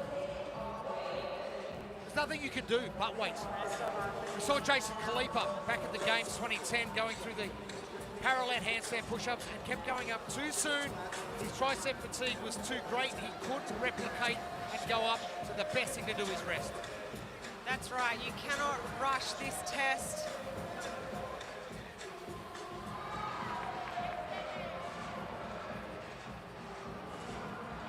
Got to get all the way up over that red line, but then they've also got to get back down controlled. Oh, heartbreaking. Hey, we've seen the best in the world fail rope climbs and go on to be a 4-time champ of the CrossFit Games. It's one of those things you've got to tick off in practice.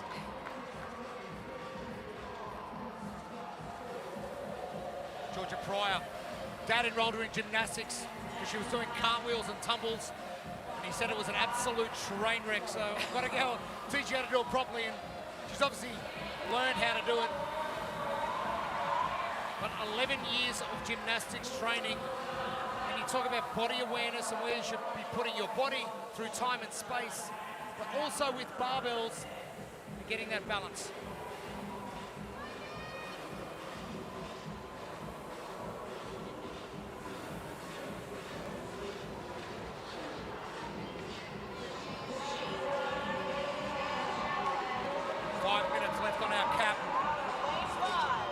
Pryor, she is way ahead of schedule.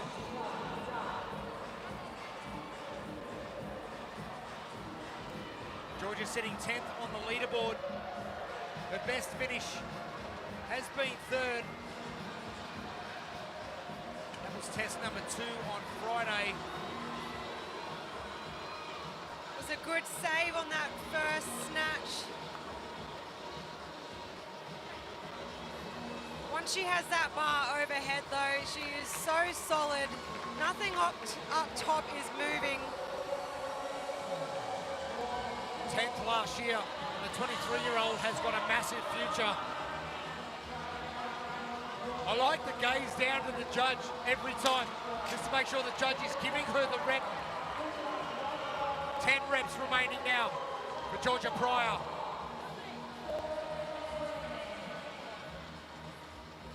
She'll get this done in under 60 seconds. But as we said before, patience is the key, especially on this last set. Not only do the athletes have to reach their full squat, they have to stand all the way up and show the judge that their hips are open.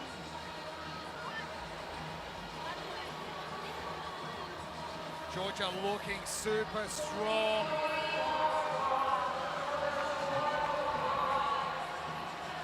And remaining patient.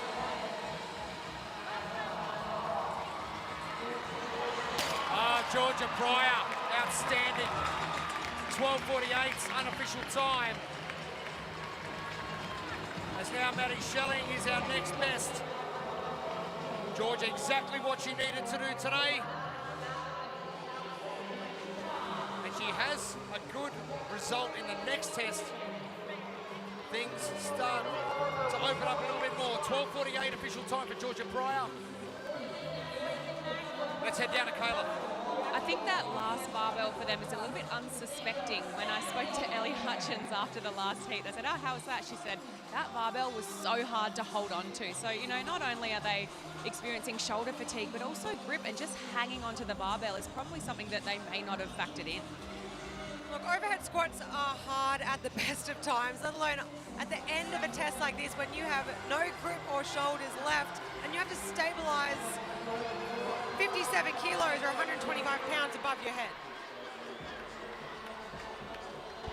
Katie Brock mentioned that her biceps were looking good though, so I mean, if that's one thing you can take away from it, it's a bicep pump. We love a bicep pump.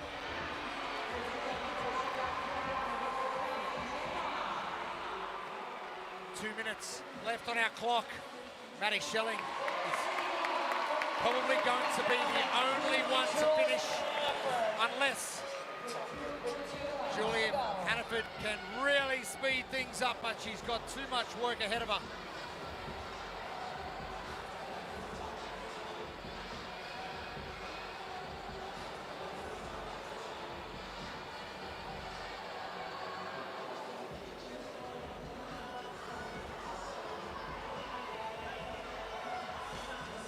Less than 90 now, Maddie Schelling. Judge's hand still not in the air as Julia Hannaford gets to work. Those handstands look good. Julia Hannaford, no problem at all, belly to the wall. That wide hand position, comfortable for an athlete like Julia Hannaford. Maddie Schelling, she won't get through 20 overhead squats. It's going to be a race against the clock.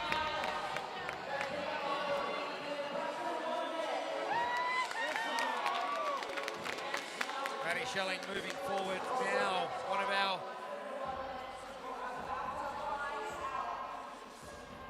qualifiers in the individual competition coming from team. I've loved how much Maddie Schelling looks like she's been enjoying herself in the individual competition this year.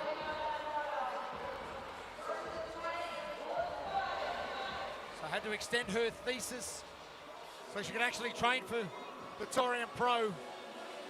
Extending a 100,000 word thesis doesn't sound like fun to me. Maddie Schelling will be next best place, but Georgia, Peppy Pryor. Take a bow, young lady. You've done good.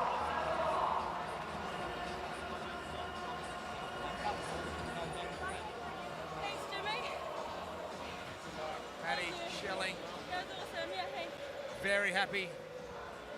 And she said that was awesome. I don't know, awesome is probably the word I would use.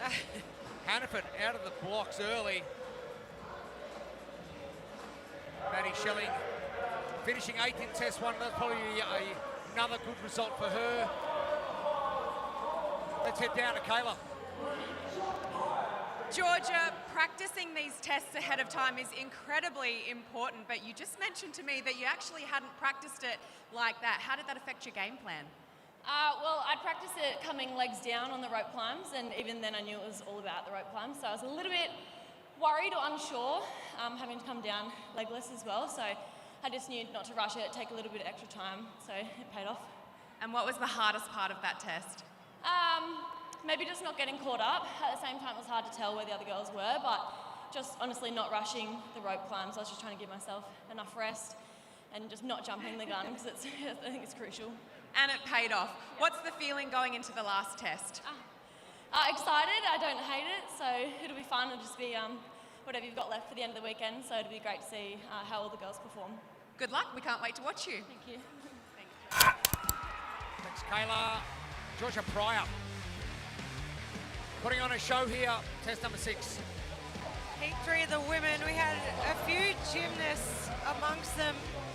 Julia Hannaford, easy handstand pirouettes.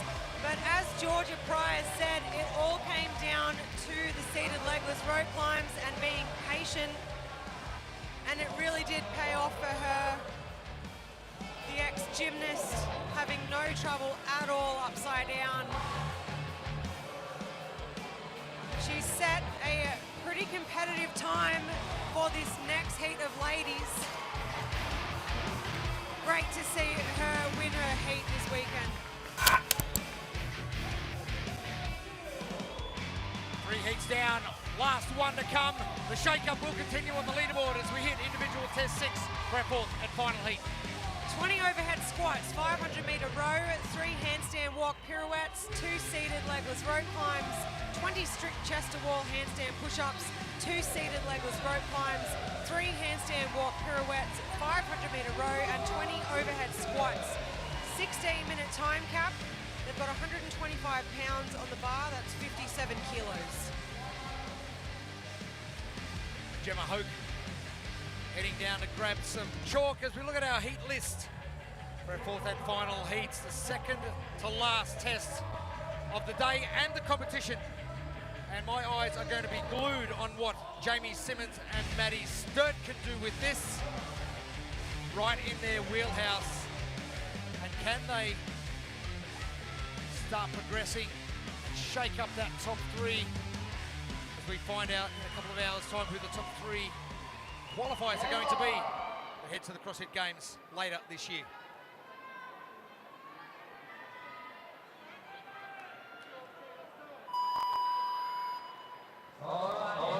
Start of heat 4. The last 3 heats have proven difficult. What can these girls do? Our recipes for success are going to be the key thanks to RP strength. Good handstand technique, avoid no-rep rope climbs, and manage the handstand push-up fatigue. And Georgia Pryor showing us just how to do it. Emily DeRoy, great day yesterday. By all accounts, her legs are very, very heavy. A little bit of quad fatigue. Jamie Simmons in lane 2 just then. Looking good on her overhead squats, but it is the Emily DeRoy show out early, and she will row strong. Emily DeRoy just showing us so much attack yesterday on day 2. So impressive, 22 years old. Her second time out on the floor at the Torian Pro. Designed for athletes, trusted by the best. Start today your GoWard mobility journey with a 14-day free trial. Scan that little QR code down the bottom left of the screen and get started.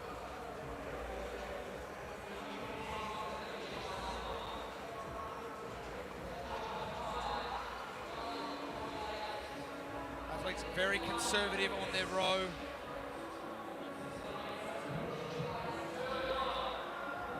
And athletes with so much experience. Speaking to Jamie Simmons, Caitlin Van Ziel earlier this morning, Caitlin wasn't 100% on how sure this one was going to go, but looking forward to 7. Jamie Simmons was beaming when I asked her how she was looking forward to test 6. 1:53.54.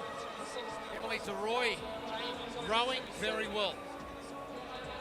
And this test number 6 is the kind of test in a 3-day competition that really can get in your head when you don't know how it's going to go. If these things aren't your jam and you're sitting towards the top of that leaderboard, there's a target on your back. Grace Walton and Emily DeRoy. And now, everybody else. Ellie Turner's in there, Caitlin Van Zyl, Jamie Simmons, Gemma Hoke. Now Laura Clifton and Emily DeRoy. She's on a mission. Now lifting her hands a fair way off the ground each time with the pirouette. Yeah, look, lots of different techniques with our handstand pirouettes. Emily DeRoy is one of our tallest females out on the floor. Oh, now crucial no rep. A hand on the line, which is going to allow everybody else to catch up. 1%ers like that are going to cost you games, places to the CrossFit Games later on this year. Now Grace Walton level pegging with Emily DeRoy, and here comes Jamie Simmons.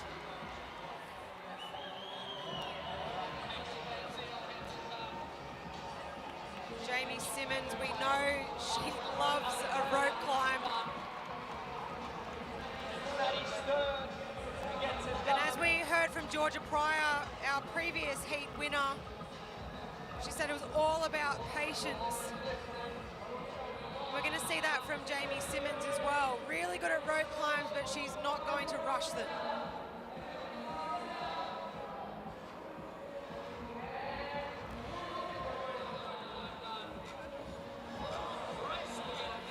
Emily DeRoy, just look around, having a chat to her judge, make sure everything's okay.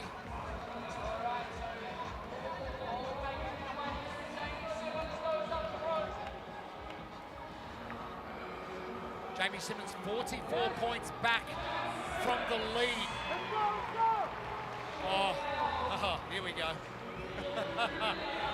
Straight onto the handstand push-ups, and we expected Jamie Simmons to do well. Maddie Sturt has made a massive jump and onto the handstands as well, overtaking Emily DeRoy. Oh, Jamie Simmons told me earlier this morning that she did finish this in testing, and another one of those athletes with the gymnastics roll make things easy. It's a stretch reflex. You're already in that position, may as well duck and roll. It's not the reflex I do when I'm up there.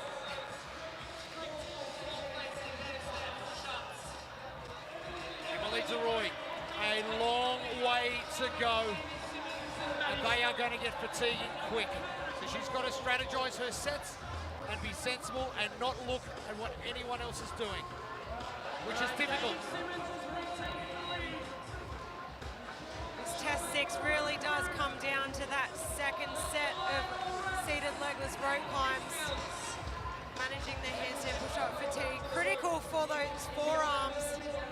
I'm loving how all of the females so far, and the males will do it as well, everyone's just crawling around the floor once they get off the handstands and the rope climbs, and they're just comfortable on the floor, resting as many muscles as they can.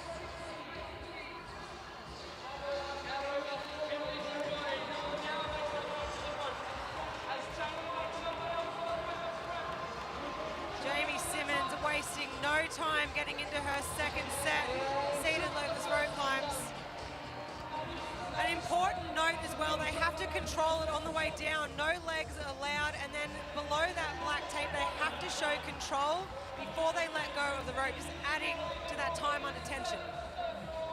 Chatting to Jamie late yesterday, I spoke to her about her mum and dad that have come over from New Zealand, Michael and Anita, and she said they could not be happier seeing her back out on the competition floor, happy and healthy.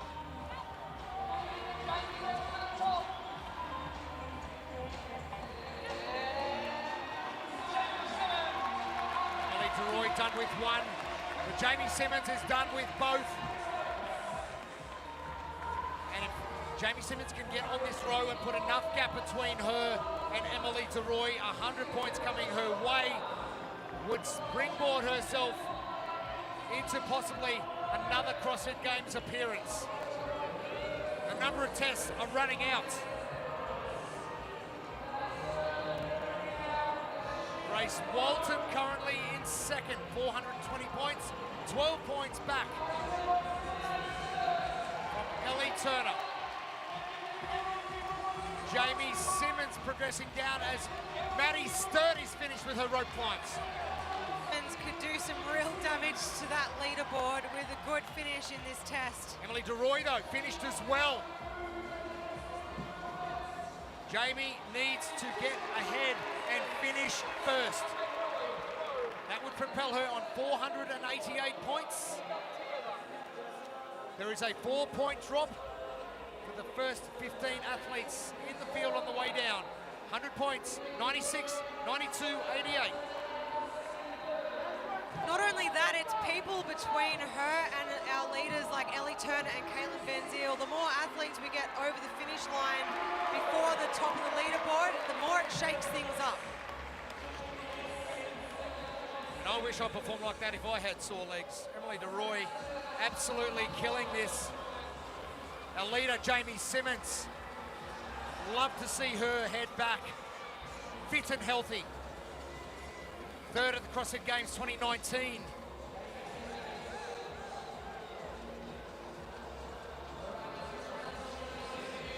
Maddie Sturt just having a bit of trouble with that shoulder fatigue on that last pirouette, but she's unfazed. She's been here before. Now, important things for the leaderboard. Caitlin Van Zyl, another no rep. Grace Walton getting no rep. They are sitting second and third on the leaderboard. This is going to open it up as Maddie Sturt pulls into third in this heat.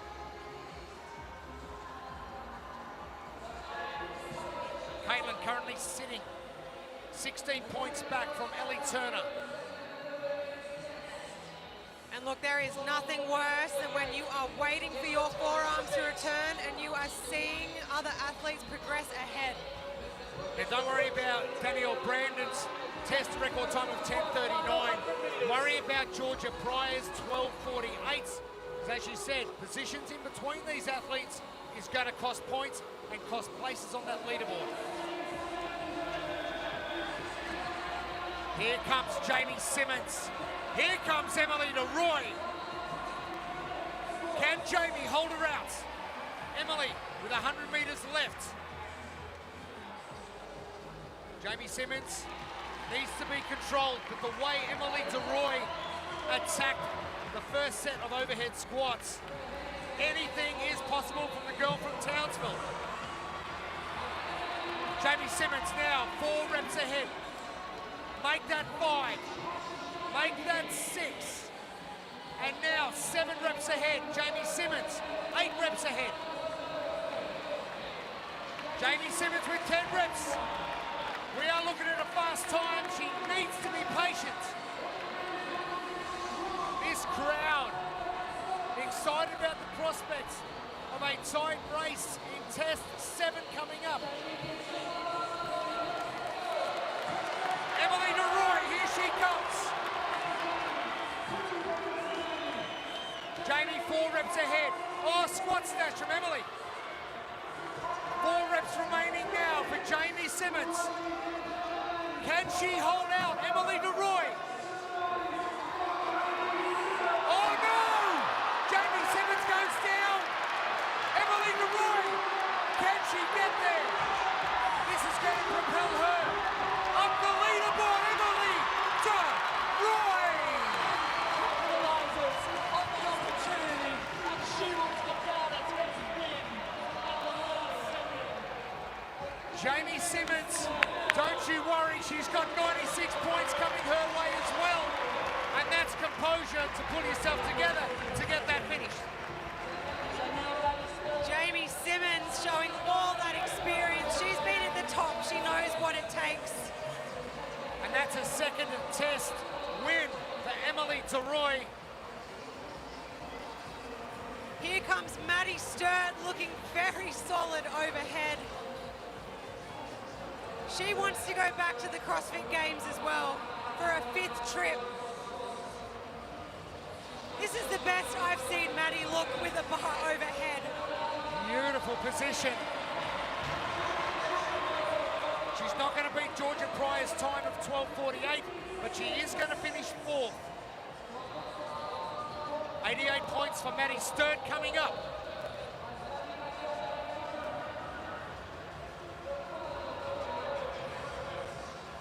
Maddie Sturt, she just needs to stay patient, get these reps all done.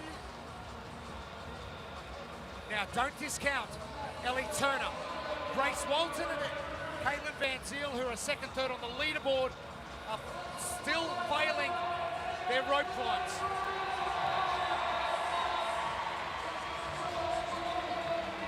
Ellie Turner,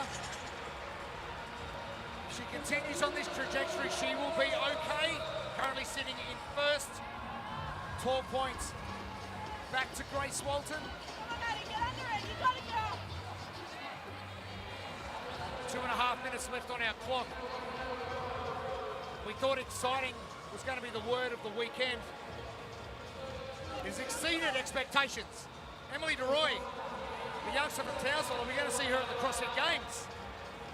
Maddie Sturz just had a bit of a hiccup on her last couple of overhead squat reps, but it doesn't matter because there was no one behind her. She's going to be happy with that. Maddie Sturt will jump to 424 points. Jamie Simmons will jump to 484, and Emily DeRoy on 496. 12 points between Emily DeRoy and Jamie Simmons. Now the results of Caitlin Van Ziel, Grace Walton, and Ellie Turner are crucial. And you could just see Maddie Sturt staunching up and down that finish line, having a look at who was still on the floor with a smile on her face. Caitlin finishing up, 90 seconds left. Ellie Turner is going to come through and probably finish, but she needs to finish ahead of Ellie Hutchins and Rachel To'omua-Faumuina. Two-time Games qualifier. A W next to her name at the CrossFit Games. And this doesn't look too hard at all for Ellie Turner. She's making that overhead squat look like a PVC pipe at the end of this test.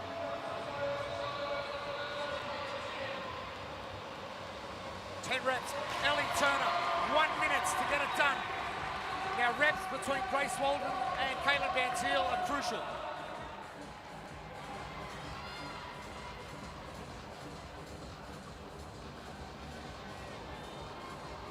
Ellie Turner is going to have plenty of time to get this done.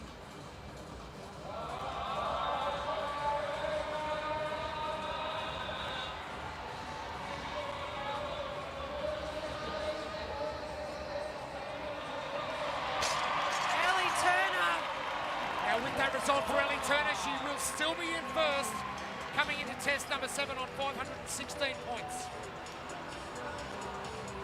Ellie Turner doing exactly what she needed to do in this test, because test 7 for her is going to be awesome. Girls just chilling out. Oh, what a shake-up onto the leaderboard, but outstanding. Emily DeRoy getting the jump on Jamie Simmons, and Maddie Sturt jumping up massively as well. This is just incredible. Damage done. Caitlin Van Ziel, Grace Walton. Official results to come once they tally all the scores. Now, due to the time cap, athletes past that time cap, calculations are going to take a little bit longer. Let's head down to Kayla. Emily, you love a head-to-head race at the end there. You were smiling from ear to ear. What was going through your head as you were getting off that last rower and onto the barbell? I think I've said it a few times now throughout the weekend, but just having like Jamie and like all the other competitors there definitely pushes me just that little bit more. So seeing Jamie just getting onto the bar as I was coming off of the row, I'm like, okay, now's my time to move. And just having that there, like compared to practice, not having anyone there, definitely makes you push a little bit harder and just makes it so much more enjoyable. And what would a trip to the CrossFit Games mean to you? It would mean a lot. I know I've got so many people like behind me supporting me. So if I can get that, I'm not only like proving it to myself, but I also just want to show like the work I've put into everyone here, and just show that I can be up there with the top guys. You absolutely can. One more to go. Jamie, a seasoned professional, you executed that with such calm and control. I think so anyway, and I think everyone else would agree with me as well. A little bit of panic doesn't hurt.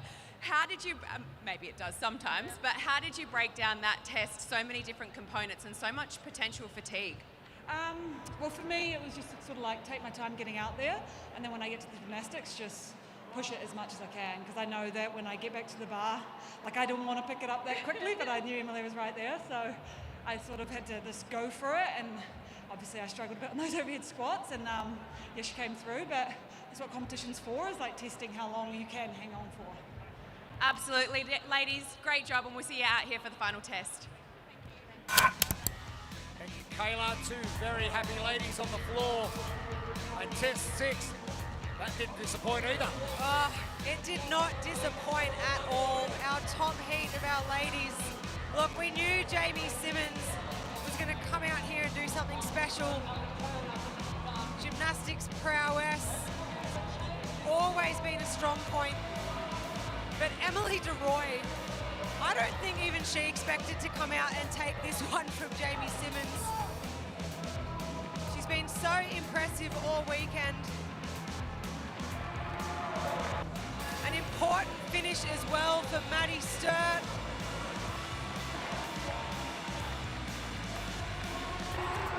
Emily DeRoy taking it from Jamie Simmons on that last set of overhead squats.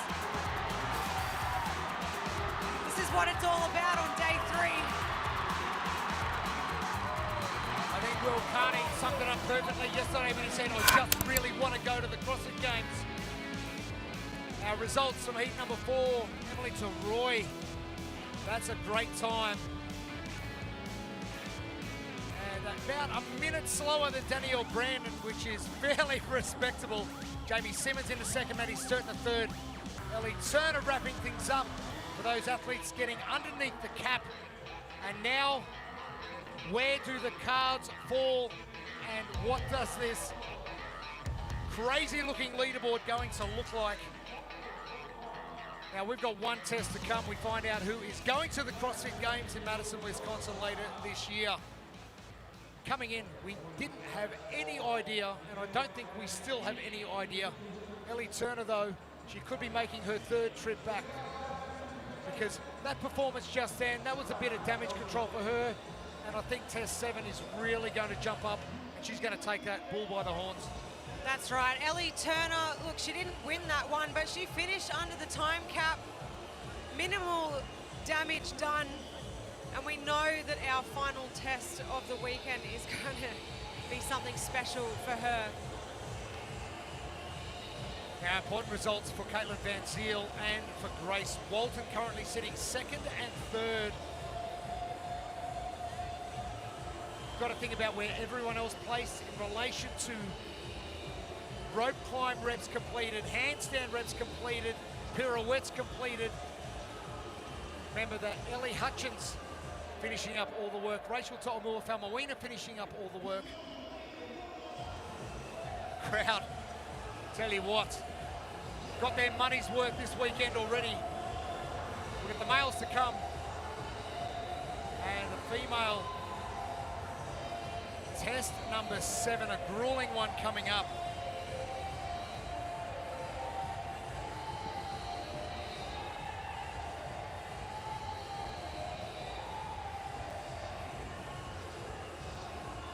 All right, we'll be back. Individual females done for the moment. We'll see you back to test 7. The males coming up soon.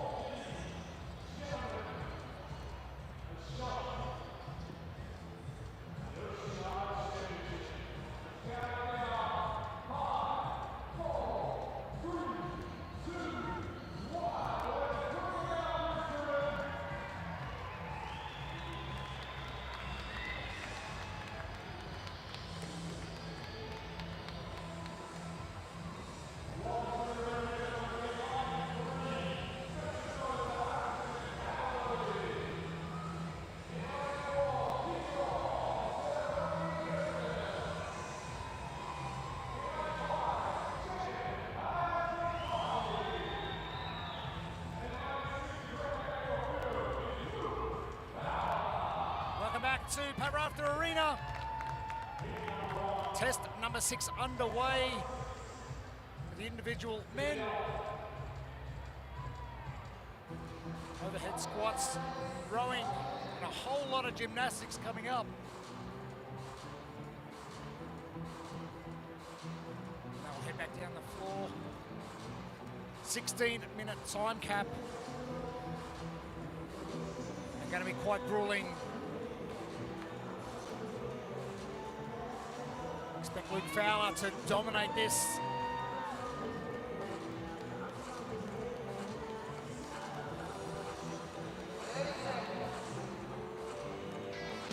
Now heat list 4. Men's heat number 1. 4 heats coming up.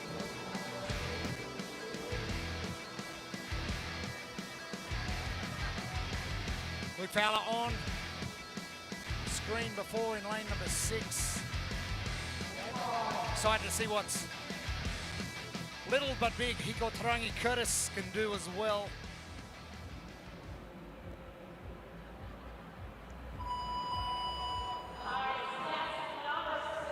Underway. Oh, Hiko Tarangi Curtis straight into work. A recipes for success thanks to RP Strength. Good handstand technique, avoid no-rep rope climbs, and manage handstand push-up fatigue. Sounds so simple.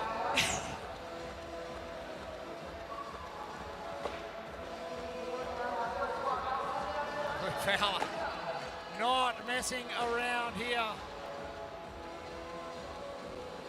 And so much success as a team competitor. Heading to the CrossFit Games as Hiko Tarangi Curtis. Looks like a little bit of imbalance there on one shoulder compared to the other bit. Yeah, maybe some mobility, tightness on one side, maybe an old injury. Old, he's not even old. It's not uncommon. It is day 3 of a big weekend. I'm sure something hurts.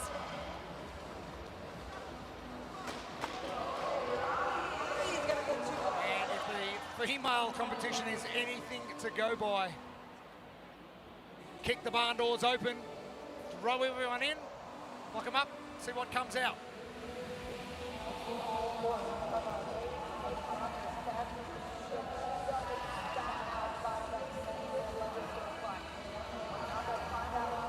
Cavalli, Tim Torres. Let's head down to Kayla.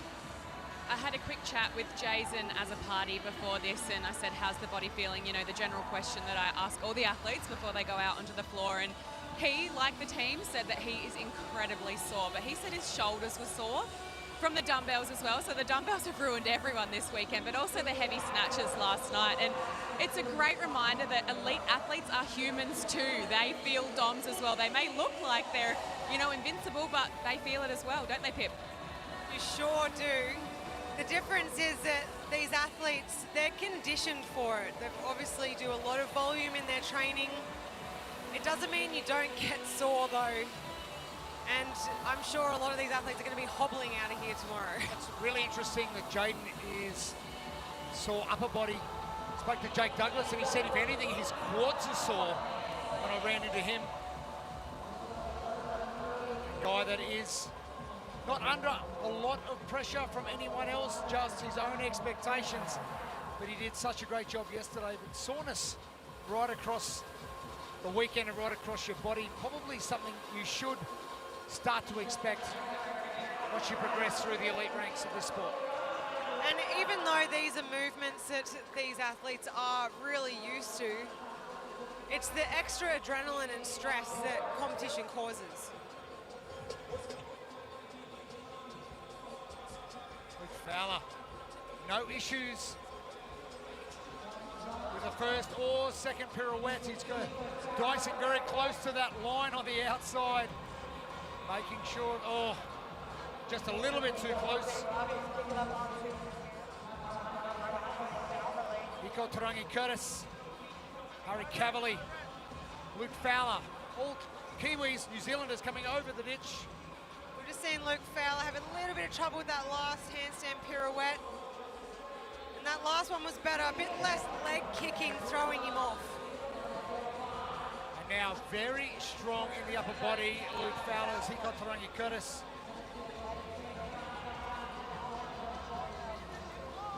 And this is where so many athletes in the field have come unstuck. The seated legless rope climb.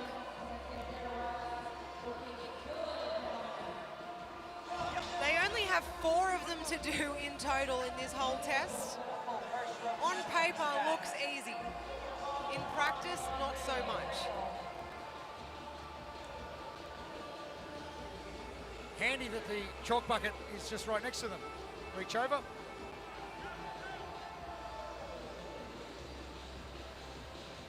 And I like the fact that they can't just put the accelerator down and keep doing fast reps. They've actually got to settle themselves and ensure they get the complete rep, because I spoke about it in previous heat for the female, a no rep varies by degree. Some are a lot more soul crushing than others. And the standard of this seated legless rope climb, as well as what makes it so brutal, is that you can put all that effort in to get to the very top of the rope, but if you don't get over that tape and then show control on the way down, the whole thing doesn't count. You put all that effort in for nothing.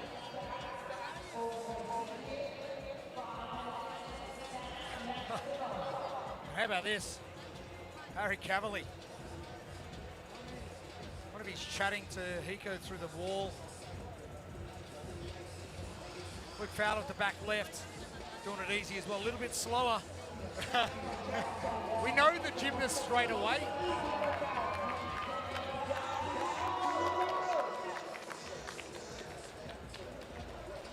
One of the hardest parts of doing the strict chest to wall handstands is actually getting into position. That's right, we just saw a bit of a wall walk to get into position. You could do half a cartwheel as well if you like.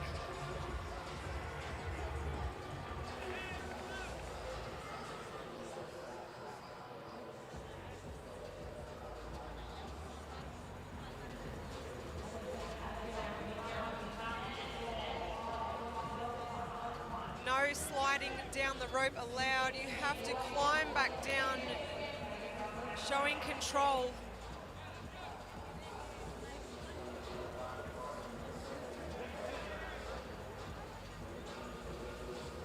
Luke Fowler having absolutely no problem with that.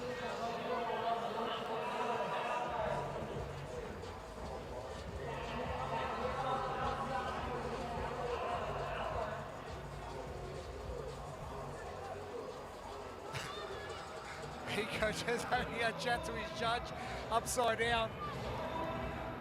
I suppose anywhere's a good place. You don't want to come down and have a chat.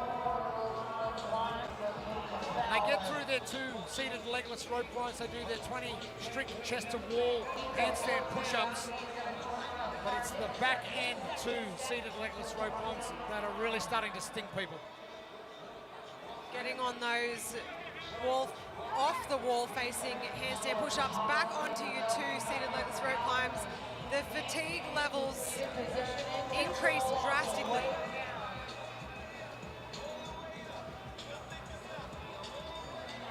Nicole Tarangi Curtis studying Indigenous Studies, Waikato University. Harry Cavalli.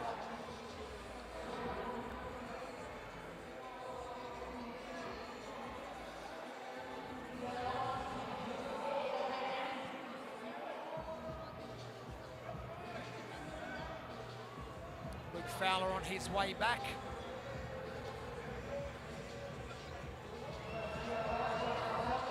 A lot more composed compared to that last one on his first leg on the way down.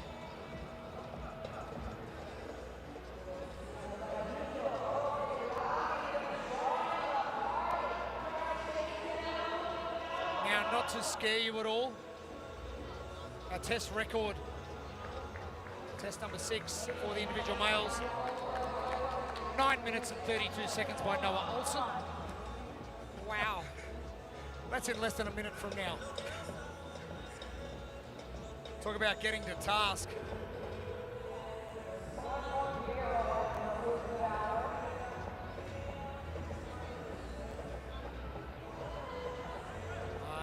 just hitting the line again. Let's head down to Kayla. Hot off the press, Jeremy. I was out the back in the athlete warm-up area, and apparently the women are telling the men that the tape is really slippery on the rope. So they're giving the men the advice, rather than grabbing the tape, to grab above the tape so that they don't slip down. So it's a little bit of extra work, but it'll pay off if you're not slipping down the rope, right? Those little 1%ers that make all the difference. And I have seen a couple of those hands sliding off the tape. I was wondering if it was adding to the slip, so you've answered that. Sharing's caring, right? You said sacrificial lamb yesterday, and unfortunately the Heat ones are the sacrificial lambs. It's the Heat 1 curse. Coming up to the 10-minute mark, 15 remaining. 15 remaining, I should say 5 remaining. 15 total minutes on our cap. As Hiko Tarangi Curtis.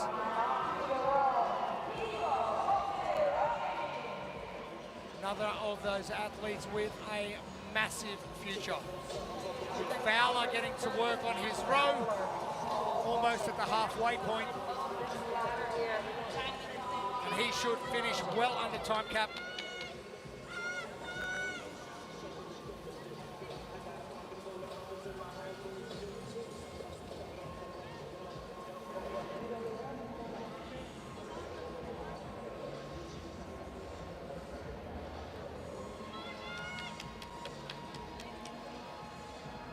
Jeremy, for Noah Olsen to go sub 10 minutes on this test, there mustn't have been much resting happening. What do you mean, at all. what do you mean resting?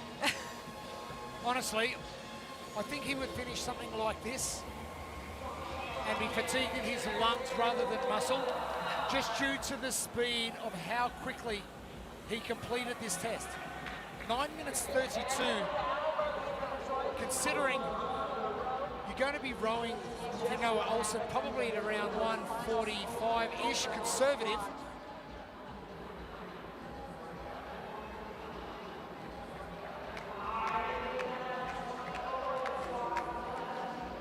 So not too much time for Noah Olsen to mess around with those.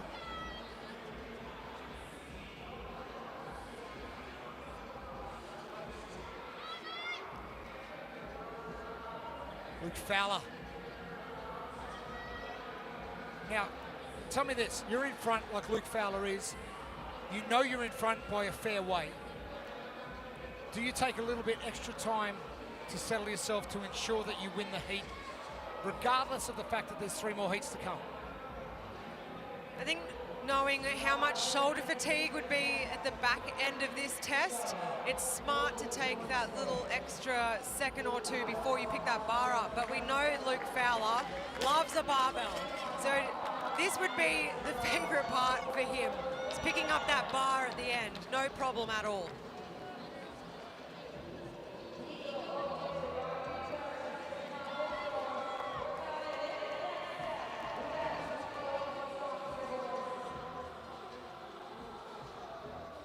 Tarangi Curtis gets started on his first set of 10 overhead squats.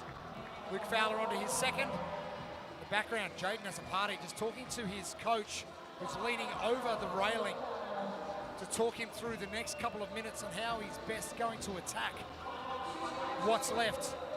Fowler, 2 reps remaining. Hiko Tarangi Curtis finishing up his first 10. As Luke Fowler steps over at 12:52.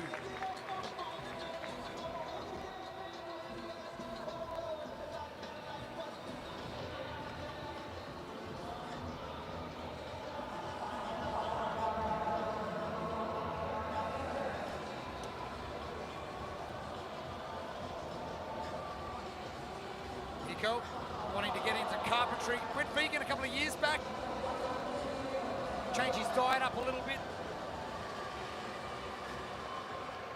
Former CrossFit Games teen competitor. And he loves it.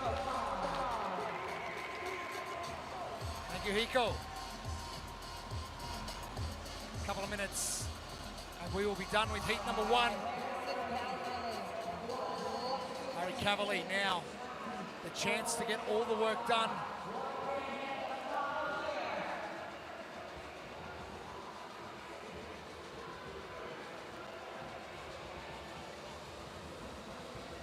At this stage, I would gather he would only get about 10 of these 20 reps based upon fatigue levels. He just let us in on a secret. His arms are really sore. And at this point with that fatigue level, you just want to get some reps on the board, make sure they all count. Now, was that arm fatigue or was that core fatigue? That was everything fatigue. Considering you're using your core so much for your strict legless seated rope climbs, your core's got to be shredded by the time you get back here. Absolutely. Catching a snatch in the bottom. Got to have a bit of core left, overhead stability left to catch it and stand it up. All of that just blown out by those seated legless rope climbs and handstand pirouettes.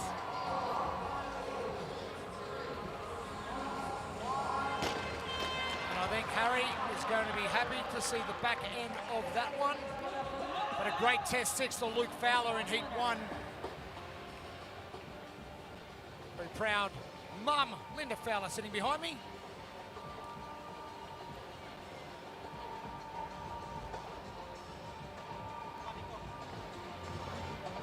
Torian Curtis getting the job done as well.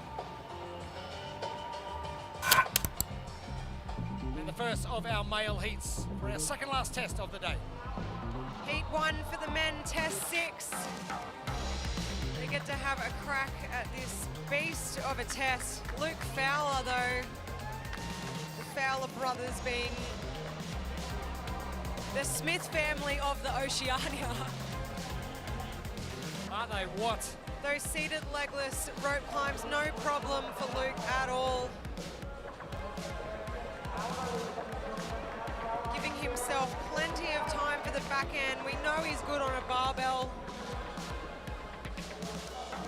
The fatigue from all that gymnastics, no problem at all with a bar overhead.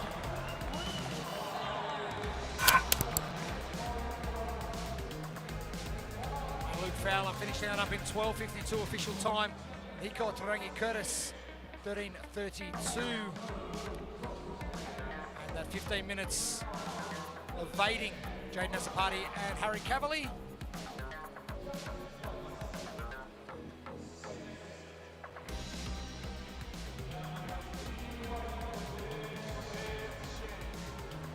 As we dispense with our first heats, heat number 2.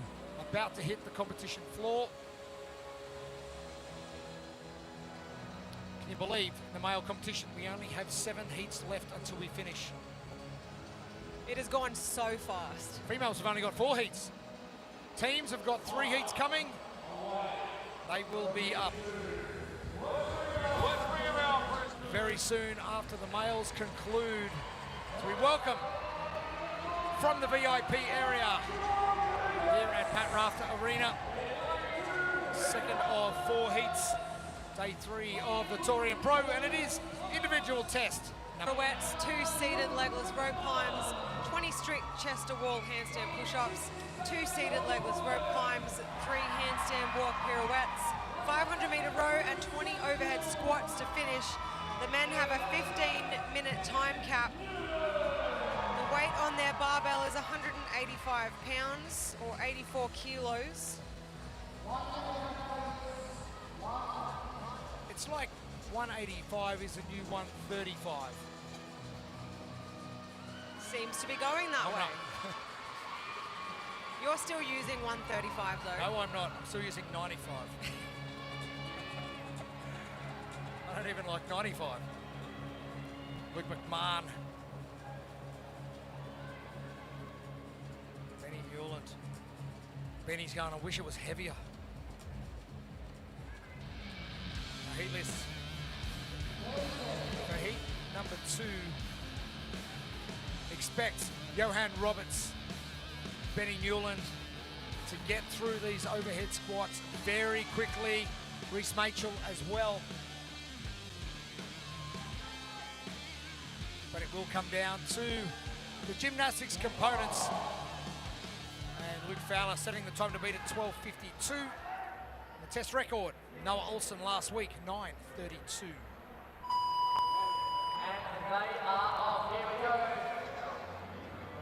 Second heat of test number 6. Very simple, apparently, but our recipes for success, all thanks to RP strength. Good handstand technique, avoided no rep rope climbs, and managed the handstand push-up fatigue.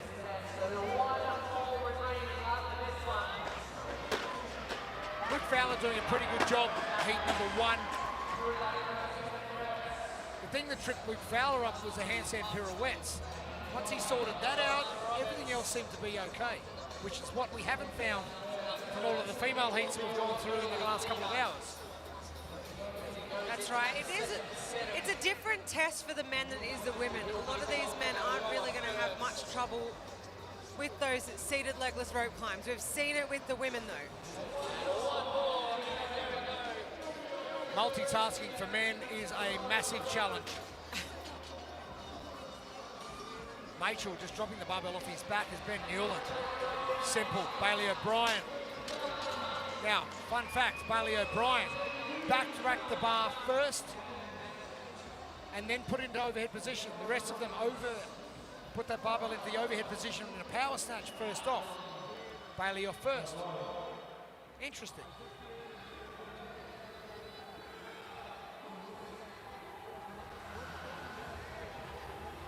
Let's head down to Kayla.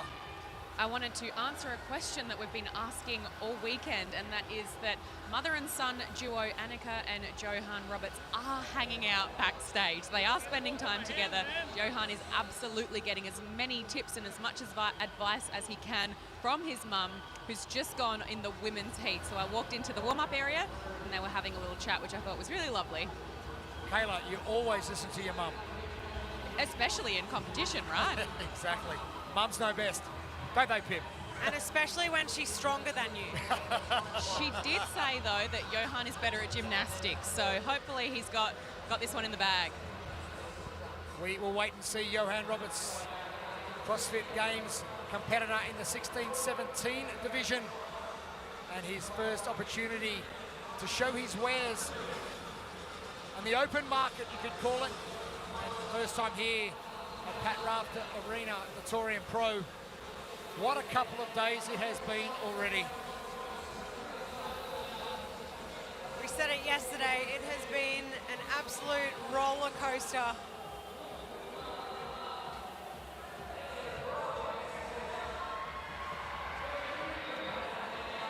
McMahon, one of the first athletes to get off the rower.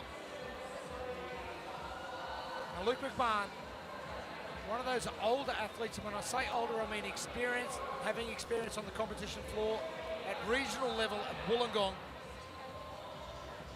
And one of those athletes that you may look like, it doesn't look pretty, but it is so efficient and so effective.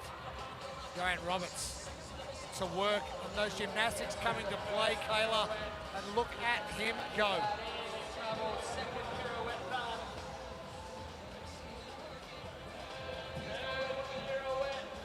First to head into the massive chunk of gymnastics. Let's dispense with the shirt.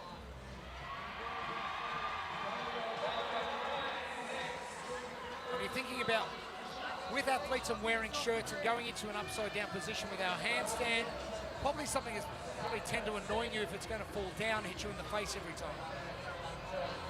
Yeah, I'd say that's why we got most of these guys out here with no shirts on. If it's going to come off anyway, then why wear it? I'm with you.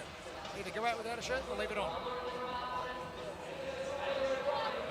One rope climb down for Johan Roberts. Bailey O'Brien, first to the rower. Rodriguez.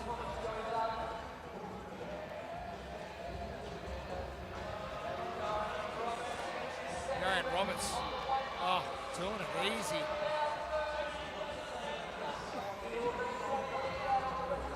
See those athletes avoiding that slippery tape we were talking about earlier. It's like Chinese whispers out there. They listened it to the girls. By heat 4 it'll be, no, make sure you grab the tape.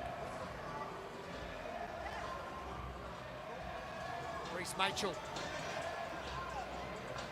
grabbing the tape, And look, it sounds simple when we talk about it. Don't touch the tape, put your hands here, put your hands there. But when you're hanging off the rope and all of your body weight's on your biceps, it's time under tension. Johan Roberts. This looks really simple. He'll fly.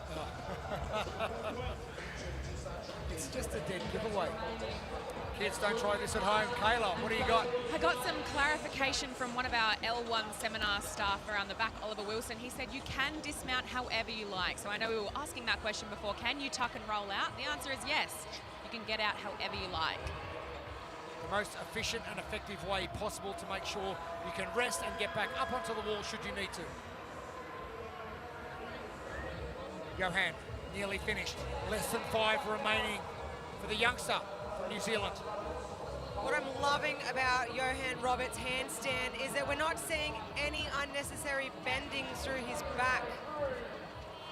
His body's stacked over the top of his shoulders and he's pressing through his hands. He's not arching at his back to push through.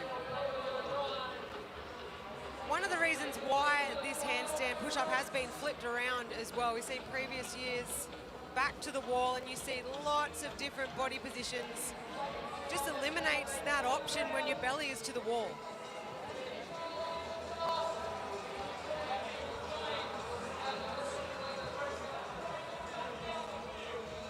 James Thomas, also Newstead looking pretty good upside down. It's funny, when I say funny, peculiar funny, watching the athletes resting. Normally it's 100 miles an hour getting through as much stuff as they can do, but they are forced into resting. Very different to the test we've been watching for the last 2 days where it has been fast and furious, all steam ahead. This one, a lot more game playing and patience required. It's only 4 seated legless rope climbs, but that second set of 2 can be costly if you fail one.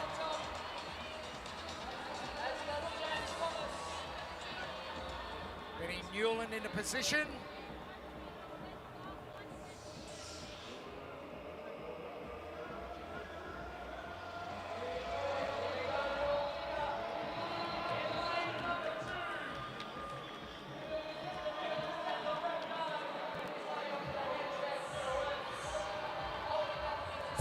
Fatigue start to hit the shoulders on those wall-facing strict handstand push-ups. See the athletes pushing their belly into the wall, sticking their head out, trying to finish that press. Johan Roberts, though, he's off and he is back to his pirouettes. And the youngster, Kayla mentioned, Mum Annika said he's way better at gymnastics than me. And he's way better than gymnastics than heat number 2 so far. And no rep, so he'll have to go back. The athletes have to stay inside that box. Can't put your hands outside of those lines, otherwise you've got to go back and do it again. Now Luke Fowler, time to beat 12:52. He's just come back and sat next to me with the rest of his family, and he said, wow, those legless rope climbs stung. Said everything else was okay, but the second set was pretty miserable. And you don't often hear the males saying that about legless rope climbs. Traditionally, the males dominate the legless rope climb test. That seated aspect must be really messing with them a little bit, and probably not something that a lot of them practice on a regular basis. Loving all these added complexities that Boz has been putting into the programming. Just pushing the limits of what they can do. Where do we go next? Pit Malone. Maybe they'll put a go ruck on the legless rope climbs next year. Maybe they'll have to go an L sit and put the go ruck on their legs. Really strip their core down. There's Johan Roberts, James Thomas. Our first 2. Now you're sitting on the row next to someone like this with Johan on the left. He just did it then. And James on the right. Do you look at your competitor's screen? You can't see your competitor's screen. Really? If you pull back, if you're on the back end of it, you might be able to get a sneaky look, but it's a little further away than it looks from up here. Johan just had a sneaky look as I was saying it. It's funny, athletes go, I'm just going to run my own race, start it up, until that point that someone pulls alongside of you, and then you don't run your own race. Machel battling with the last pirouette, handstand walk, but gets it done. 4.5 left. Behind. 2 more heats to come.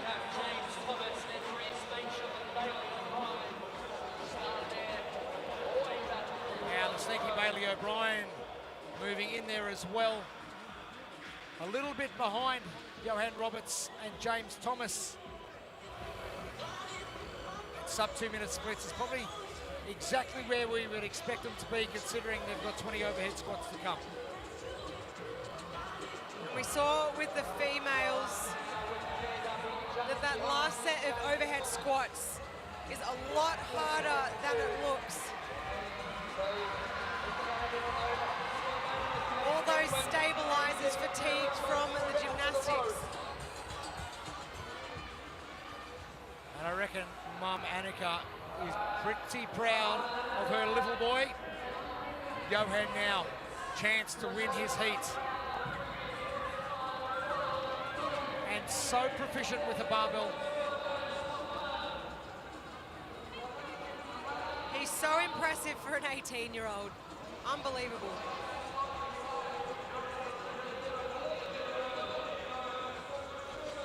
James Roberts doing exactly what Bailey O'Brien did in round 1, back-racking that bar first, get into good position.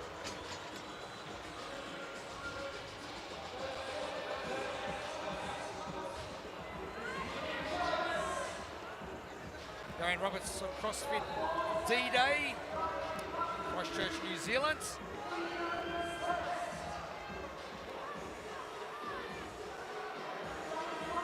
Now this is 3rd time at Torian, but only his 1st time competing, so he's been here to watch Mum.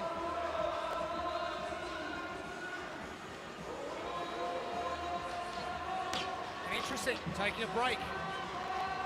James Thomas, can he sneak ahead?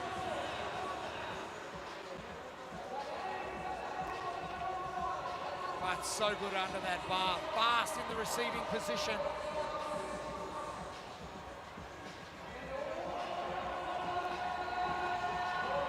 Johan Roberts, well done, young man.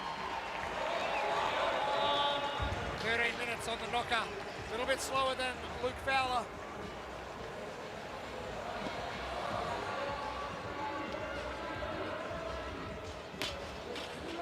James Thomas having a break as well.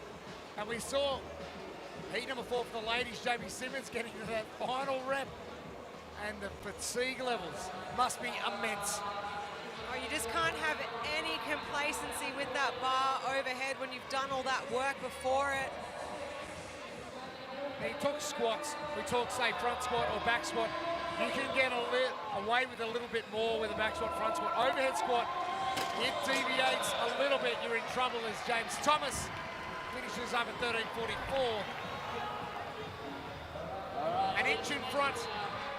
We call it that midline if you dissect your body in half, and that barbell's gone. At the end of a test like this, it's basically like the bar is just floating above your head. It's jelly in the middle, and all you've got is your legs at the bottom. Now on the platform yourself as a weightlifter, did you lose it more out the front on a mislift or out the back? Oh, out the back really messes with you. Because you pull too hard. You're in too much of a good position, so it's gone. 30 seconds left now for heat 2. Reece Machel trying his hardest, and he'll finish it up. 14:38 for Reece Machel.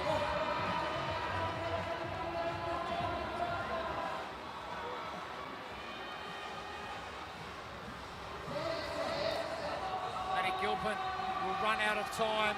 A no rep for Maddie, that won't help.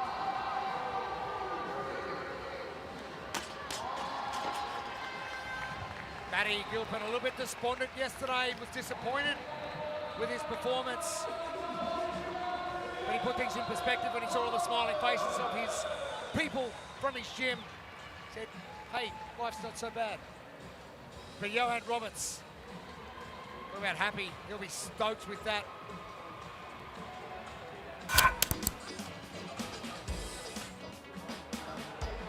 Johan Roberts, the 18-year-old. His mum said he was good at gymnastics. He did not disappoint. Those seated legless rope climbs proving to be the hardest part of this test. But if you get off that second set and can push through to those overhead squats, it's yours for the taking.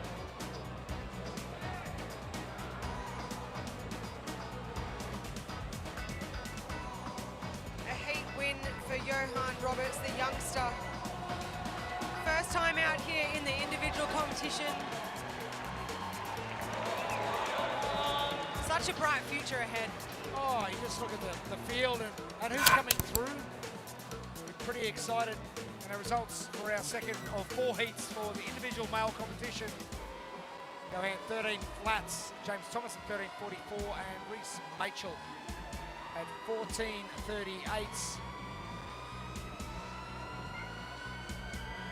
We mentioned how hard it was, and Luke Fowler attested to that. Said those seated legless rope climbs, they're brutal.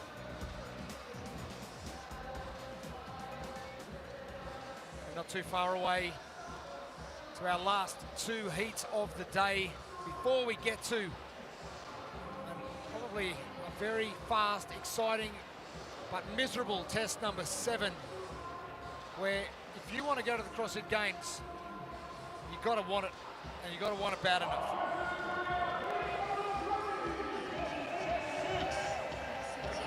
Heat 3 comes out onto the floor. Now I'll be interested to see how James Newbury goes with test 6, which is all of that work. Individual test 6, 20 overhead squats, 500-meter row, 3 handstand walk pirouettes, 2 seated legless rope climbs, 20 strict chest to wall handstand push-ups, 2 seated legless rope climbs, 3 handstand walk pirouettes, 500-meter row, and 20 overhead squats. The men have 15 minutes to complete this test. 185 pounds on the bar, that's 84 kilos.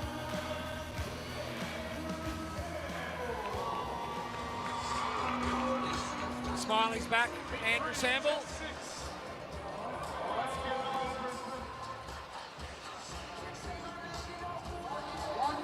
Case, CrossFit Uplift. Great clarification with your judge. Now that's what you call experience. Get everything sorted early, so if something happens during the test, you're not sitting there discussing with your judge. As is James Newbury grabs the head judge, Michael Berg. Hey, what's happening? That's right, experience showing there. Quick chat with your judge before you start the test. Make sure you're both on the same page with what's happening. Heat 3 has James Newbury in lane 3, and he loves a rope climb, does James Newbury. But excited to see what the likes of Rob Watt and youngster from WA, Zane Shellabere-Healy, can do with this as well.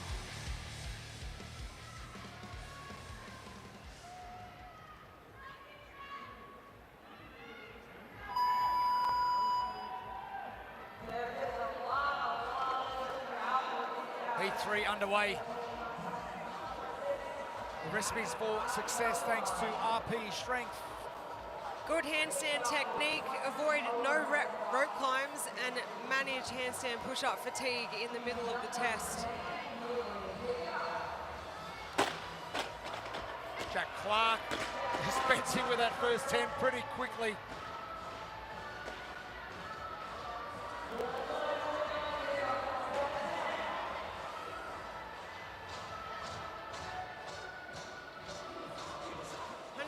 85 pounds on the bar, 84 kilos. And they look different at the start to what they do at the end. Big time. Mitchell Case dropping straight into the squat start position. Great hip mobility. And he's going to have a fairly hefty row as well.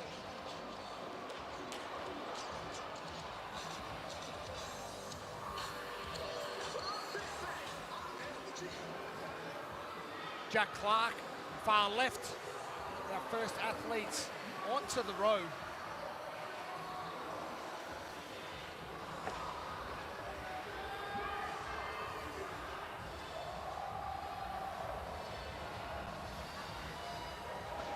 And as we've seen in previous heats, none of the athletes are going flat out on that rower.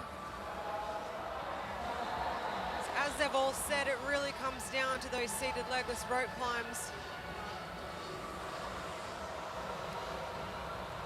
I'm going to state the obvious here. James Newbury has impressed me this weekend. Little off the pace last year when he was here, and probably not where he wanted or needed to be with his training. He's found the balance now with work life, endurance training life, because I know he still loves doing his endurance stuff every day. But he's really found his groove, and I think he's enjoying it a whole lot more this year. And what's so impressive about James Newbury is that he doesn't focus on this solely anymore. He focuses on his business, and as Kayla said yesterday, for this event he's done 90 minutes of training 4 or 5 times a week. Nothing compared to what he used to do, and here he is still mixing it with the best in the Oceania. There's a reason why he's a favorite down here. Big time. Hey, you've been around for 10 years on this competition floor. You're going to have some fans along the way. Jack Clark gets to work. And, oh, that was close. That finger on the yellow line. Now, he's got a very wide position for his hands. You're dicing with it. Some of these guys just have to make room for their big shoulders. We've got plenty of those. Isaac Newman and Rob Watt next to each other in lanes 5 and 6. Mitchell Case in 4 as well. Jack Clark off on his rope climbs to start with as the men on the dance floor. James Newbury, what are we going to see from James? As Jack Clark gets through his first rep. Isaac Newman getting into position.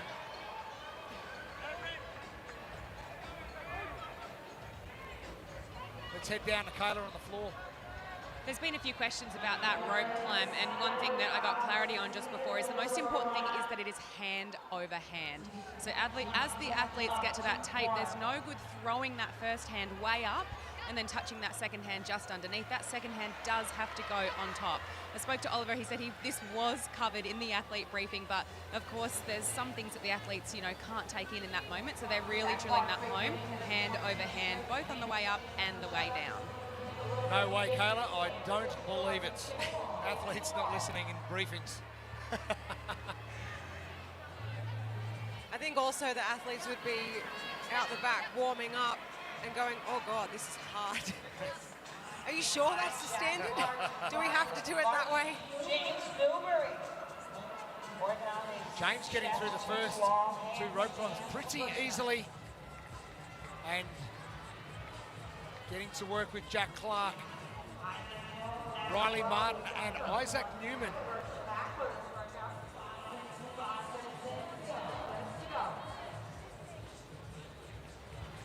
Jack Clark leaving no room for interpretation from his judge if he's hitting his head on the floor. Probably one of the things you've got to do as an athlete as well. Don't give your judge any grey area to doubt your ability. That's right. Good movement, efficiency. And with gymnastics as well, virtuosity of movement, an old saying from back in the day. Getting into those body positions and leaving absolutely no doubt for your judge that your elbows are locked out at the top, that your body's straight.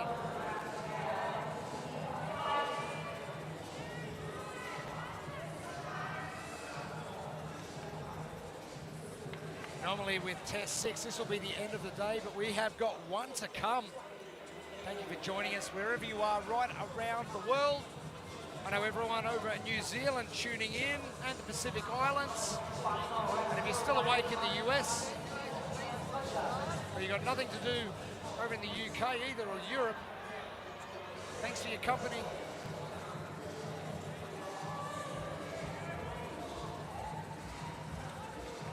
Probably the most exciting competition we have had, and no idea who is heading to the CrossFit Games later this year as our 3 qualifiers. Leaderboard ridiculously tight. Jay Crouch in front, 3 points separating second and third, Bailey Martin and Jake Douglas. Andrew Samble, who was just on camera, no problem at all with those wall-facing handstand push-ups. No surprises after how he bench pressed those dumbbells yesterday.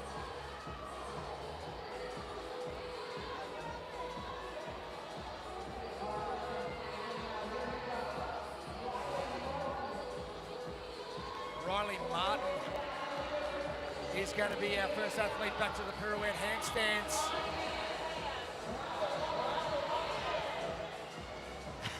Common theme over the last hour or so.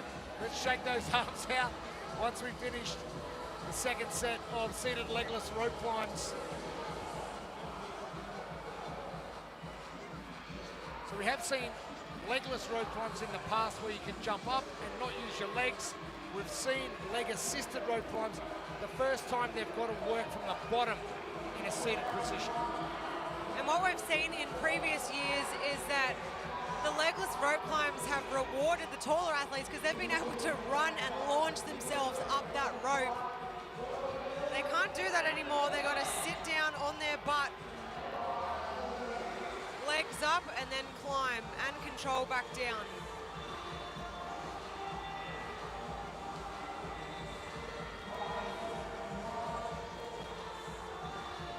The males have found the second set of pirouettes the hardest. Just with that added fatigue, Isaac Newman getting started. Now, I don't know if this bothers you at all, but Isaac Newman's going in the opposite way to every other athlete so far. Look, I think the females were doing a bit better on those handstand pirouettes. Simply just some of those gymnastics backgrounds coming into play. As we were saying, less hand movements. We're seeing a lot of these males on the floor with lots and lots of hand movements, which is sending them all over the place.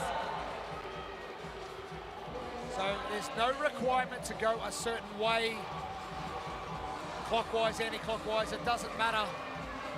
As long as you do the full 360-degree turn. And it's time under tension. The longer you're upside down trying to spin around in a circle, the more that fatigue is just getting worse and worse.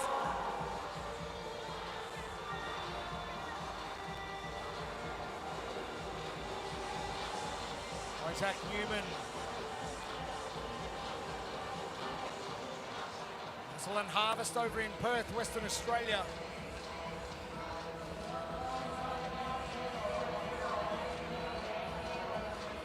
Gets to work on pirouette 2.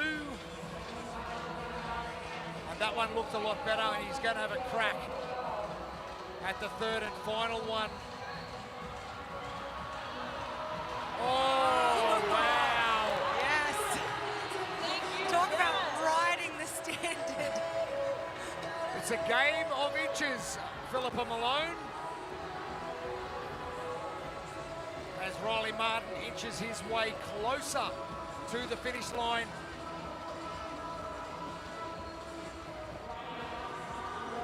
James Newbury. The handstand push-ups slowed him down a little, the rope climbs did not. 4.5 minutes for James to get through 12:52 our time to beat from Luke Fowler.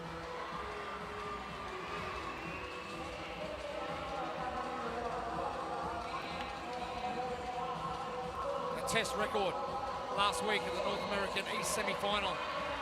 9 minutes 32, Noah Olsen. It's ridiculous. Are we going to see something similar from Jay Crouch, who's very good gymnastically? Jay coming up in the next heat. And will he... Oh, the squat jerk. Wow. We love it. Riley Martin. That mobility. If anyone's watching at home, was wondering what a beautiful overhead position looks like, that is it. Screenshot that. There's not too many that can get into that, though. Riley Martin. How about the Martin brothers? Cycling barbells overhead. Something about it. Oh, wow.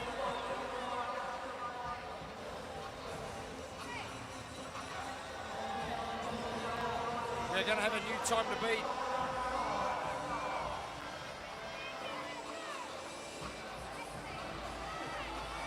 Four reps remaining now for Riley Martin. And he wants some love from this crowd. Touch over 12 minutes. And now you take your shirt off. I love that his overhead squats look like that at the end of this test. The crowd cheer you heard was party boy Andrew Samble, who managed to get through his pirouettes. Did a happy dance on the way to his rower.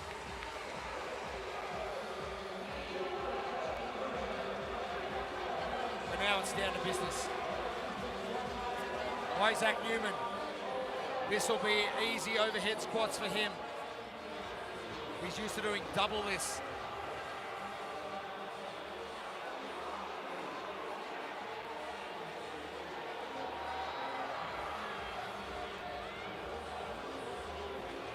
And the focus, determination.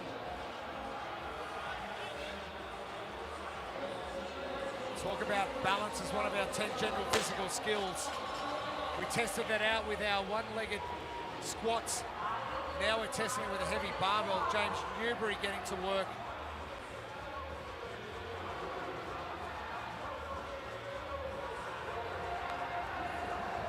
Excited to see what comes of test 7 for James Newbury. We know what capacity he has got. We showed that at the CrossFit Games.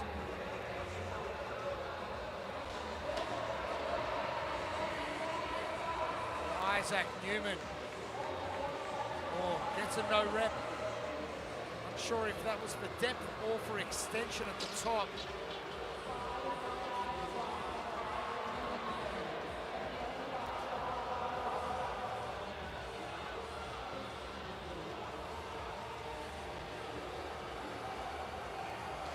Isaac Newman.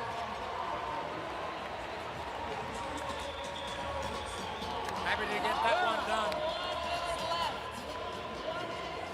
Now less than a minute to go. James Newbury will be next finished.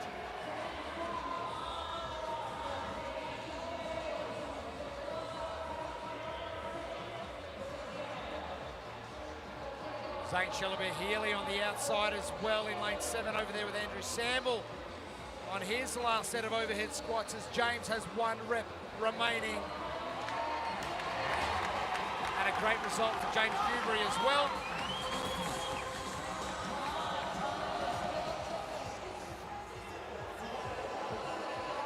Funny sport, CrossFit.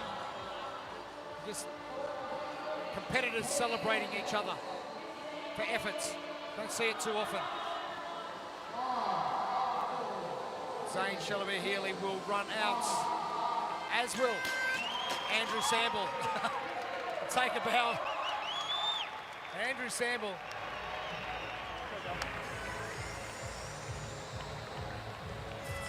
But the show belonged to Riley Martin.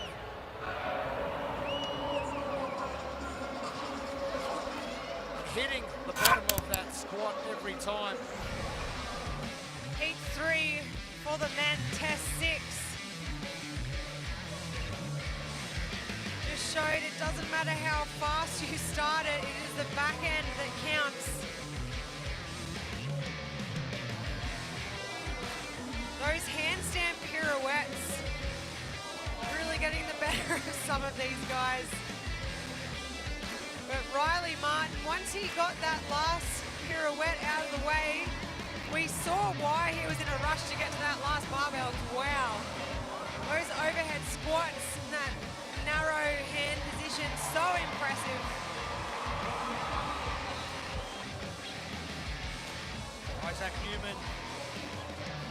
None of those athletes has just jumped into this competitive space, and we're going to see more of Isaac Newman in the years to come as well. Our results from heat number 3. 12 minutes. I don't think you get any closer to 12:01 if you tried, Riley Martin. But Isaac Newman in 14:02 and James Newbury, the last to finish under the time cap of 15 minutes. You talk about composure, pressure, and what the end goal is, and that's heading to the CrossFit Games. And with 2 tests remaining for our 4th and final heat, the pressure is mounting. Who can soak it up and spit it out the other side? Day 3 of competition is always amazing feats of physical athleticism, but also mental. Who's got anything left between the ears to push through and do what they need to do?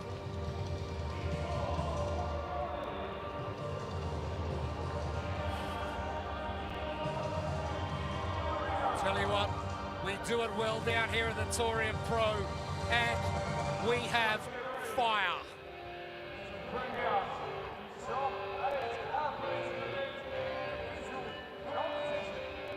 Packed house, Pat Rafter Arena.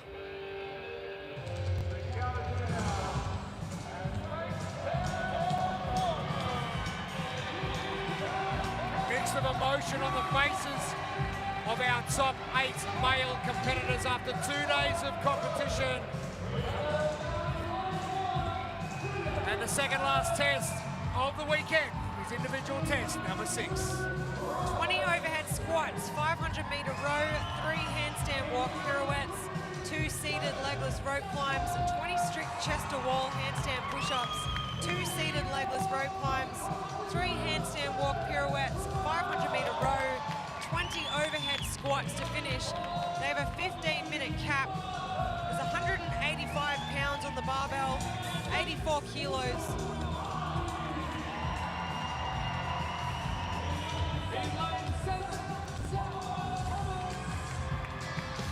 Now heat 4, heat list. I know it's probably Captain Obvious stepping up to the plate, but I think Jake Crouch really is going to start cementing his position at the top of the leaderboard, and he may as well come out and do that with a test win. We haven't seen it yet, but keep in mind, spots up for grabs. Riley Smith, what a weekend he has had, 337 points. Jake Douglas, he's 41 points out of the lead and 3 points behind Bailey Martin. He had a massive day 2. Can he have a massive day 3 and punch his first ticket to the CrossFit Games?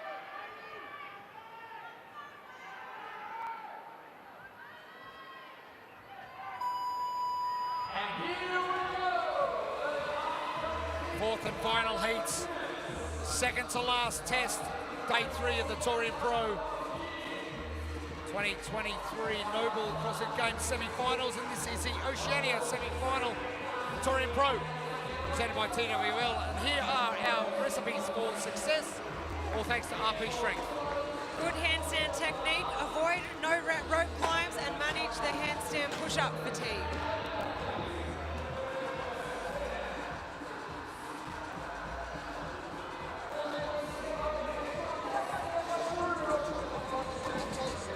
Sure if that was a smile or grimace from Will Carney.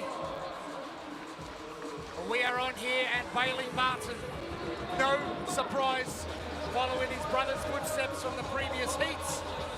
To step on first to the rower, Jake Crouch, second, Jake Douglas, third. But as we know, in the previous 7 heats that we have seen, it is all down to that seated legless rope climb.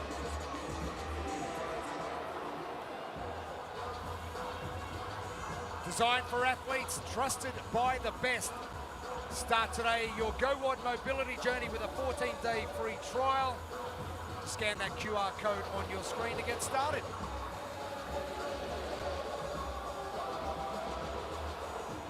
Now, not only is it the seated legless rope climb for these guys, we also saw a few hiccups on the handstand walk pirouettes. Well, you know how clumsy we are as men, so what did you expect more? These males in this top heat are going to have one neat little package of a test 6.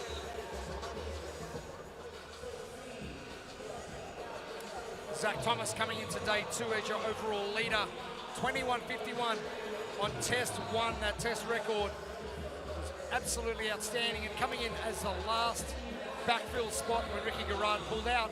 He's done exceptionally well to finish in the final heat of the individual men's competition in day 3. Bailey Martin is going to be the first off the rower, and Jake Crouch will be meters after him, as will Jake Douglas. So the first 3 on will be the first 3 off. Pete Ellis, far left of screen, one to watch on the gymnastics. But for mine, it is going to come down to the expertise and experience of Jake Crouch.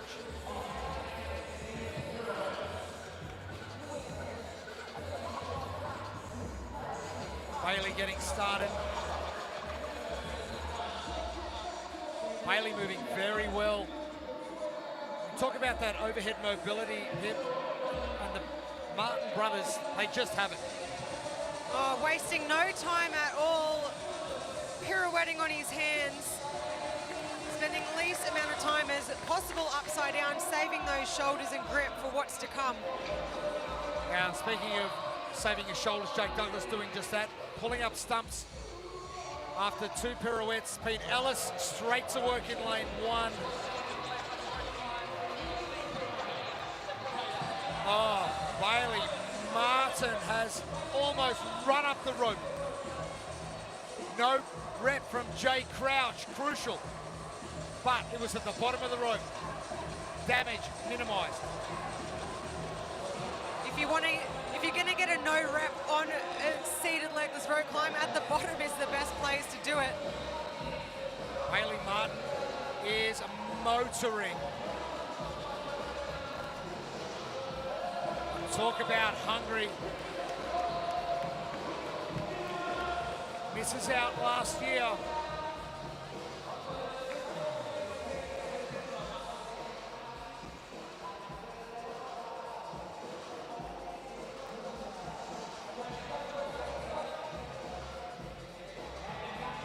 Bailey Martin getting to work on his handstands immediately. This looks like it's going to be one set of unbroken 20. And he's in a rush. Gets back down onto that rower. He may give Noah Olsen a bit of a shake. That test record of 9:32. Now he's done the strategic come down at the 10 rep mark. Smart, I'd say, because those second 2 seated legless rope climbs is where the athletes have been coming unstuck. Now, Bailey Martin last year comes into day 3. And he finishes 20th and 13th. That's the only reason why he didn't go to the CrossFit Games last year. Strong result here is going to cement his spot in that top 3.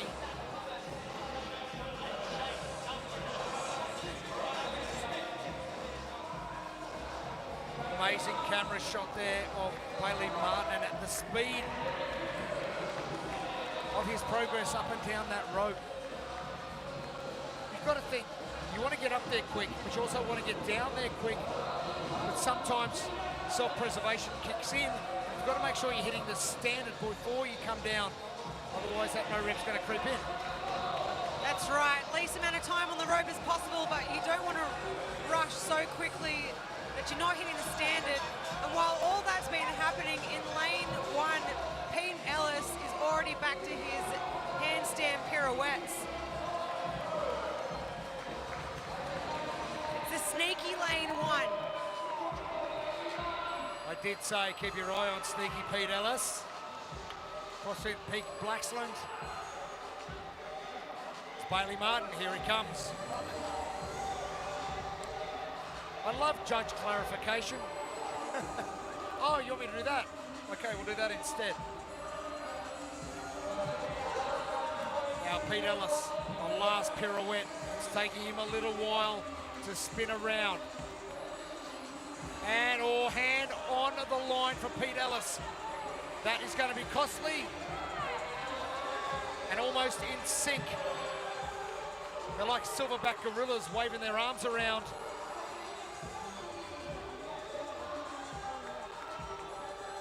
And Jake Crouch just needs to chip away. Jake Douglas on his way back. Important results.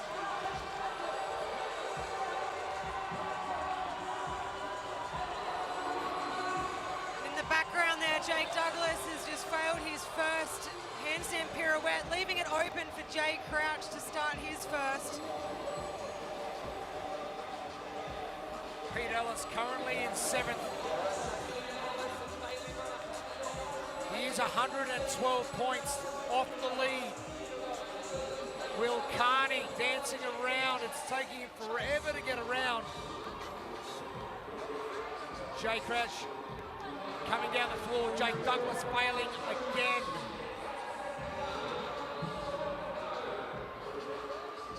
Bailey Martin. Current leader with Pete Ellis. Jake Crouch in 3rd. Will Carney in 4th. Will currently in 4th place, 357 points. 18 points back from Jake Douglas. Jake Douglas gets through his first on the far left of screen. Now expect Bailey Martin to really accelerate through these overhead squats. 2 tests to come. We are halfway through one of them. Who heads to the CrossFit Games?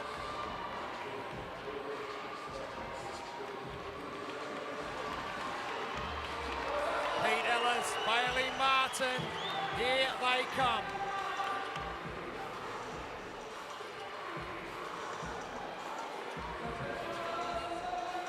Jake Douglas, far left of screen, about to get through his 2nd. Jake Douglas, can he do his 3rd? But Pete Ellis, one of those athletes with a massive future, Pete Ellis, but the speed of Bailey Martin is about to come.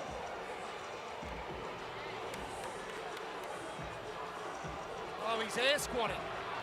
This is 185 pounds, 84 kilos. Bailey Martin, this is ridiculous. Oh, wow. Come on, Torian Pro. Let's hear it. Oh, Bailey Martin. You know how bad he wants to go to the CrossFit Games? This is how bad. The race is on. Bailey Martin, Pete Ellis. Who is going to take this out? Oh, it's going to be Bailey Martin with 100 points. Yes, sir. Pete Ellis getting in 2nd. Ah, and that's what the crowd have come for. And here comes Jay Crouch, lane 4. Mr. Consistent. Oh, like Jay does not win a lot of tests. Goes to the CrossFit Games. He's been there 5 times. There's a reason for that. He's so well-rounded and so composed out there. Bailey Martin, official time of 10:25.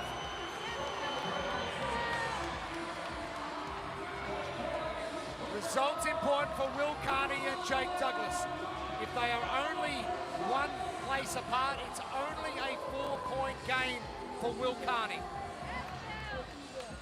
Will Carney currently on 357 points, 18 points behind Jake Douglas. And looking so strong overhead. Jake Crouch will grab 3rd.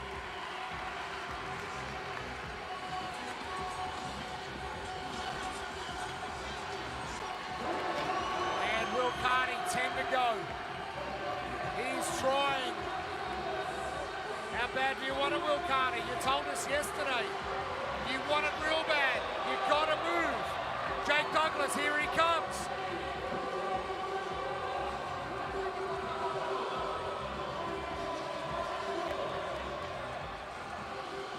And if you're going to go 310 pounds last night, 185 shouldn't be too bad.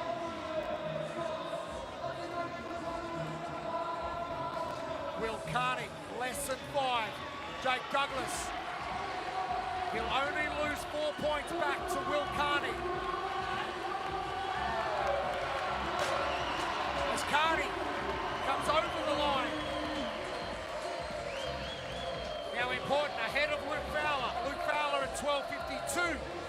Can Jake Douglas get underneath that? Otherwise it'll be an 8-point spread. It's going to be tight. Luke Fowler's probably going to get it. Fowler will get that, 8 points. So Will Carney now within 10 points and striking distance.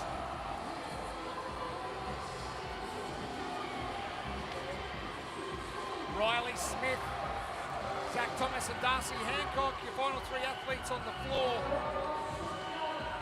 With 1:45.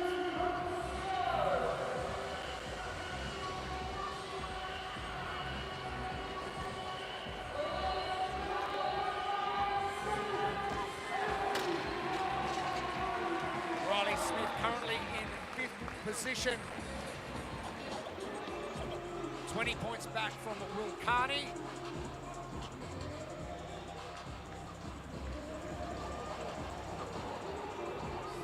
And you can see just how incredible that time from Noah Olsen was of 9:32. 10:25 for Bailey Martin, his 2nd semi-final win.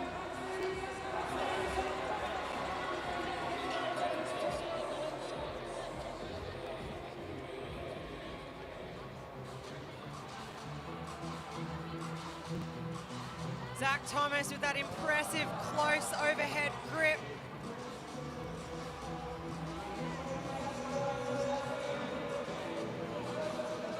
Look, Zach Thomas has really impressed me all weekend. Technically, he wasn't supposed to be here, and here he is in the top heat of the males.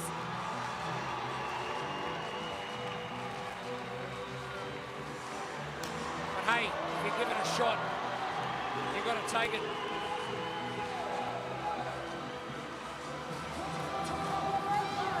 Won't have time for many more overhead squats. This crowd is trying to bring him home.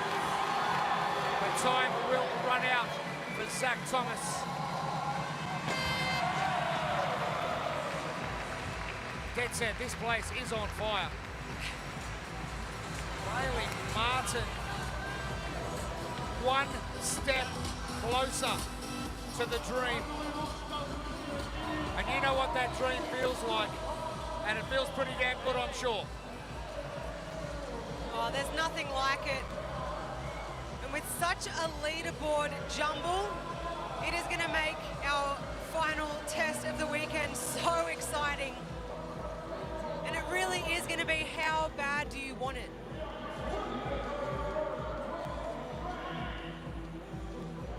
Crazy test number 6 for the individual females and the males. We've still got no idea who's going to the CrossFit Games, and we'll find out in Test 7. That's how we like it, though. Oh, absolutely.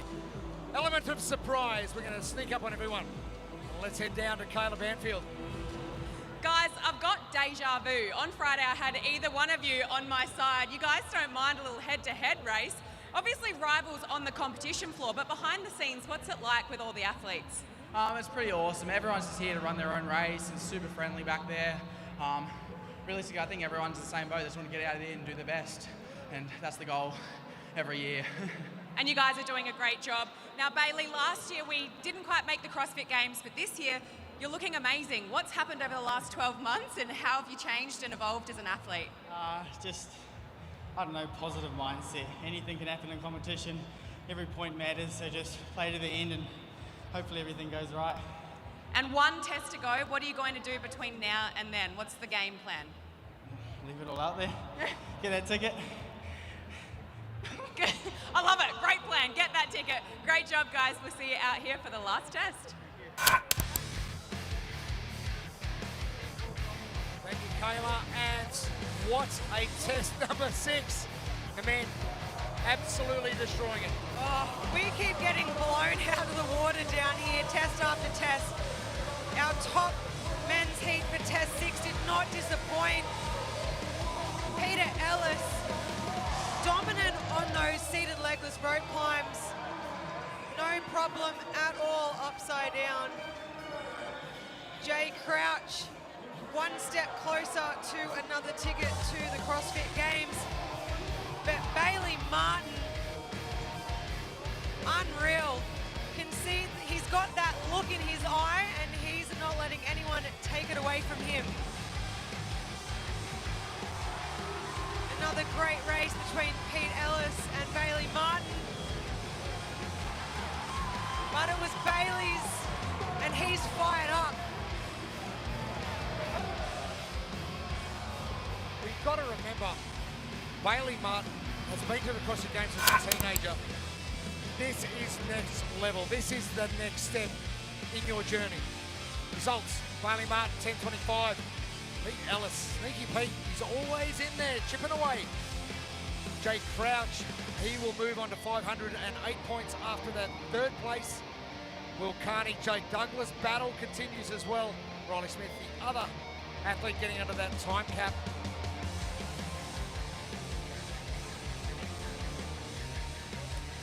One more test for the individuals. We find out who is going. We still don't know. But our final test for the team competition coming up here. We'll find out who is going to go in that 3rd place position. So stick around. Day 3 of the Torian Pro. We'll be back soon.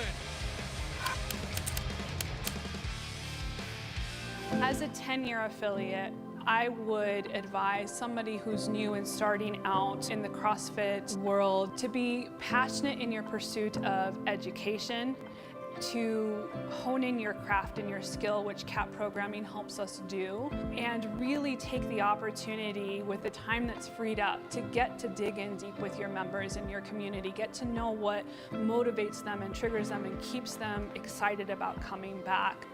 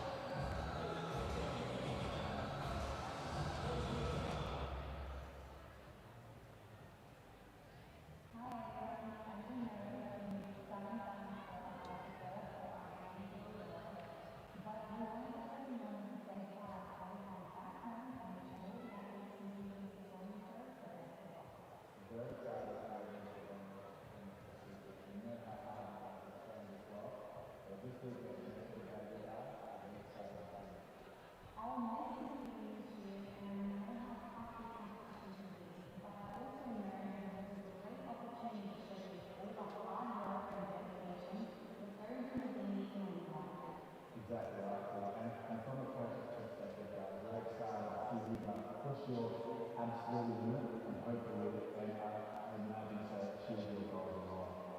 So, to all the athletes out there, remember, stay focused, stay driven, most importantly, have fun. We'll be cheering you on every day. And to all the supporters out there and the entire CrossFit community down there, thank you for your continued support, and we are very much appreciative of you guys down there. So good luck to everyone competing in 2024, and I'll see you again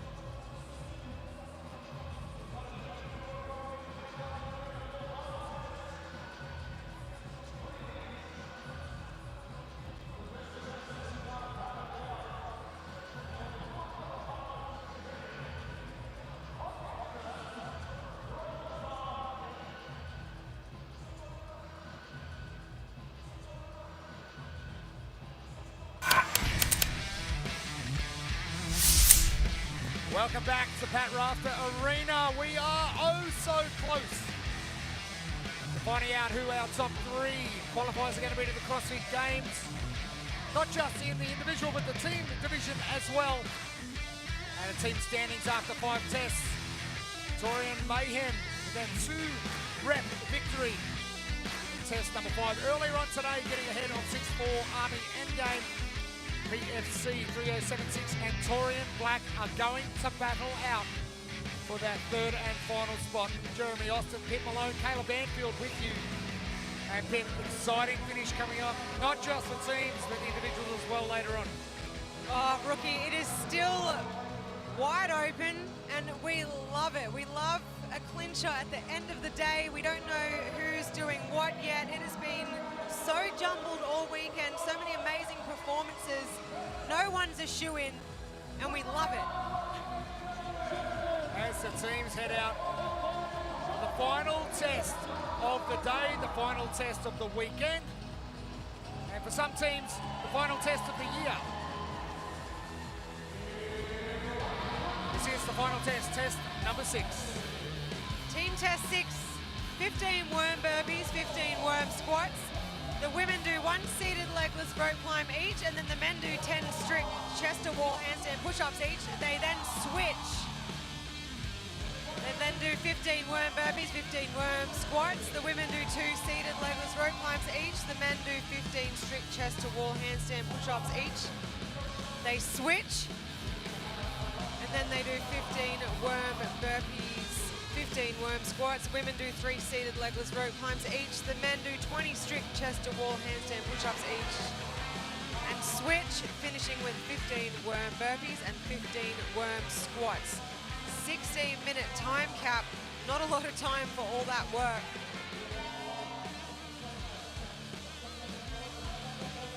It's been a massive weekend. Crowd buzzing. Plenty of people in here to Pat Rafter Arena. Let's look at our heat list for heat number 1. Watney in 3, Still Coast in 4, Mecca in 5. CrossFit Creative from Melbourne in lane number 6. And a big happy birthday to Dylan Mitai, 34 today, CrossFit Mecca. No doubt we'll see him flying up and down that rope.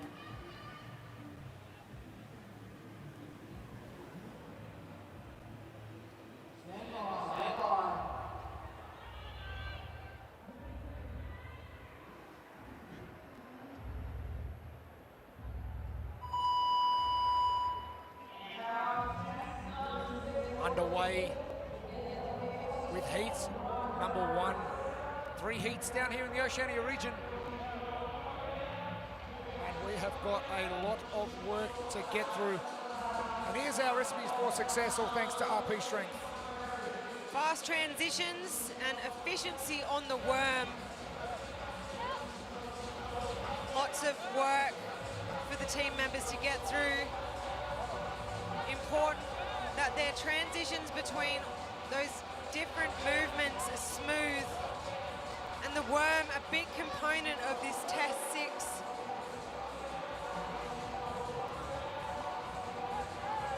Well, you've got to think, what's the worst possible thing you can do as your team in the final test of a 3-day competition? And it involves a worm, and it involves burpees. Now they've got 15 worm squats. And that worm in total is 365 pounds. That's 166 kilos. And the weight is distributed differently in segments. Goes 100 pounds, 70 pounds, 100 pounds, and 70 pounds.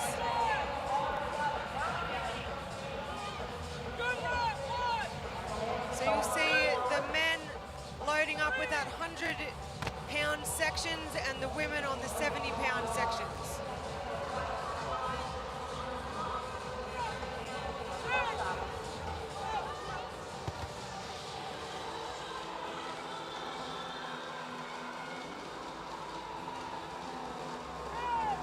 Watney, the last team to go through their squats, as Jolene Neville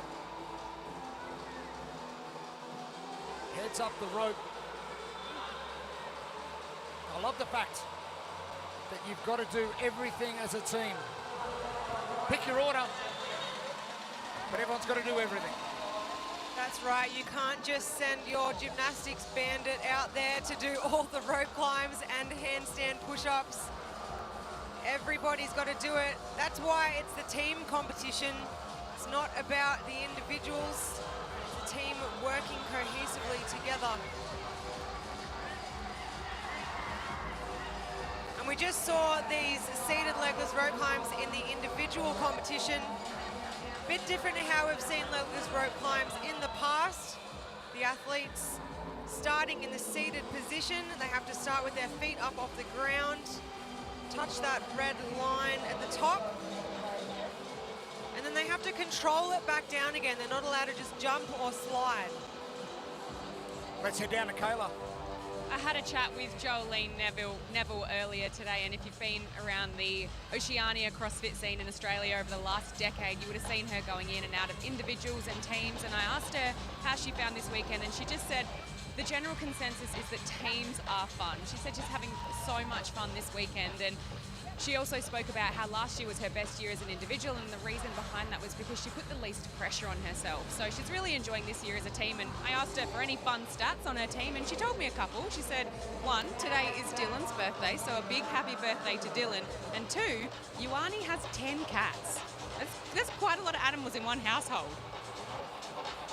It's about 10 cats too many for me. I'm more of a dog boy. Cats are easy though. They take care of themselves. Give them some litter and food and they're good. Rookie can't even take care of himself though. Good point. As we hit the 4-minute mark. 1 round complete. Creative are right on schedule.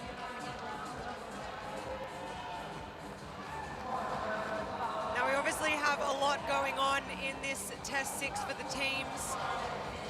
Seated legless rope climbs, wall facing handstand push-ups, but the worm, really important. Really important that time is not wasted on the worm. They get through these burpees nice and fast. All team members chest to the ground at the same time before they pop up and jump over the worm. Mecca doing a great job of that. Talk to me about the difficulty in not just moving 4 bodies in opposition to each other, but communicating that fact and keeping your judge happy. Well, out on the competition floor, it is really loud as well, so you can't hear very well. In your gym, even though you might blast your music a bit loud, very different to in the Pat Rafter Stadium where we have a loud crowd, loud music, floor announcers, all those factors playing into it. Communication is key, and having that one person in your team that is in charge of communication rather than having everybody yelling at each other at the same time. Super important aspect of the teamwork. The last 5 reps for CrossFit Mecca in lane 5. The Creative, they were first to the worm, but Mecca, Ioane Jobe at the front, the youngest, the least experienced, because the other 3 have got over 11 years of CrossFit experience in competition. He's in good company then. Great company.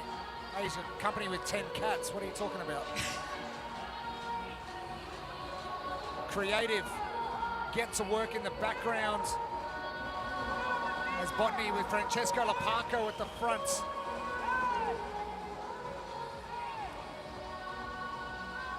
Jolene from Mecca up and down the rope quite easily. It's time for Tegan to get up. Steel Coast CrossFit to the right, and Botany moving forward now and dumping that worm. Jack Dicker in the green shirt for Botany. His last test on the competition floor. So, buddy, thank you for everything you've given the sport. I hope you enjoy this one.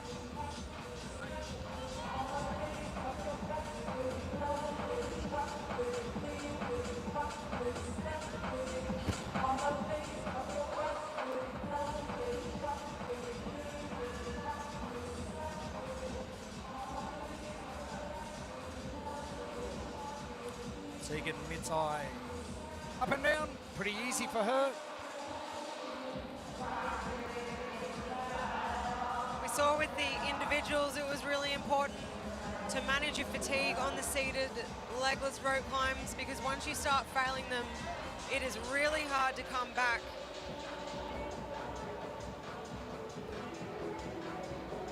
Now our teams, they're doing back to wall handstand push-ups, a bit different to what we just saw. It's what we're used to seeing.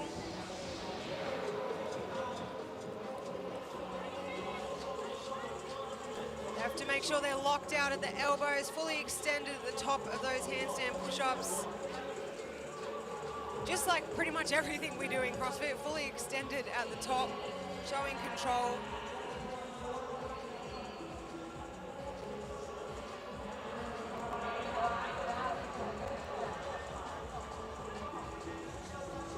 And that head position when it comes through. Some athletes waiting till the last second to pop it through as opposed to getting it through quicker. What's the difference? They're just shifting their weight for the end of that press. You'll see some of you athletes that are stronger at pressing, they're able to keep their head in a straight line and their hips are stacked over their shoulders, pressing in a straight line. It's the same as when you do a strict press with a barbell. When it gets heavy, you want to retract your head backwards and really try and press it up over the top. It's the same when you're upside down in a handstand. See a bit of head movement, trying to shift that weight. Creative as they have done in the first round. They are first back.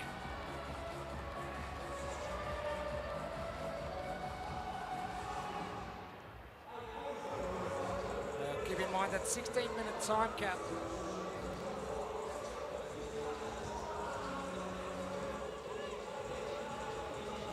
A little bit slower than the first segment.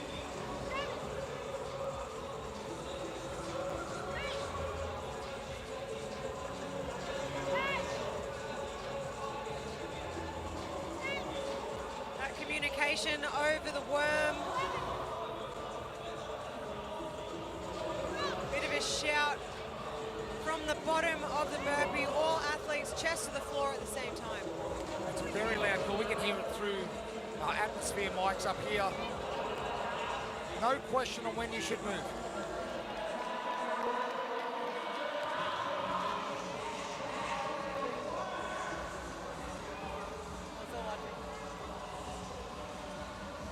CrossFit Botany getting to work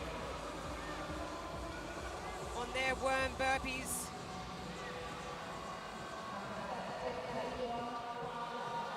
Now we're used to a squat in CrossFit, but if you've never squatted with weight on just one shoulder, you might find it a bit weird to look at. It is difficult. Well, it's lopsided. Of course it's difficult. Mecca. Now running forward in the background as Creative move their worm to segment 3.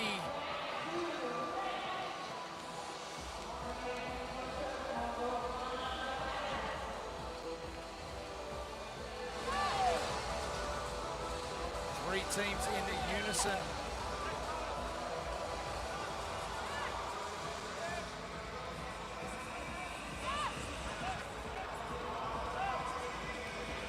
Kayla, what do you got? I just wanted to point out the importance of patience with these teams. Rushing never pays off, and we hear it a lot in CrossFit. Slow is smooth and smooth is fast. The faster you go, often the more mistakes that you make, and we see our athletes in the bottom of their burpee, they're just resting until the rest of the team gets onto the floor. No point rushing, no point in getting a no rep. If you get a no rep, that's a complete waste of energy. So often the teams that work the best together are the ones that are most calm as well. They don't have that frantic, hectic energy. And I'm seeing that a lot on the floor at the moment, and it's just a testament to the caliber of athletes that we have now competing in teams across the world here in CrossFit. And a change of the guard will happen this year at the CrossFit Games. We're going to break our draft in the Oceania region. Never had a team on the podium. Is this the year we get one, possibly two, making a charge? You know what I'd love to see, guys, is a bring back of the invitational team. James Newbury, Rob Fort, Tia Cara. I've been wanting that for years. I think they could absolutely podium at the CrossFit Games. All right, you can be team manager. We'll get that rolling next year. I think I'll keep my position with the microphone, thanks, Jeremy. I don't want to deal with 4 athletes. I did 1 for 10 years. I don't want more.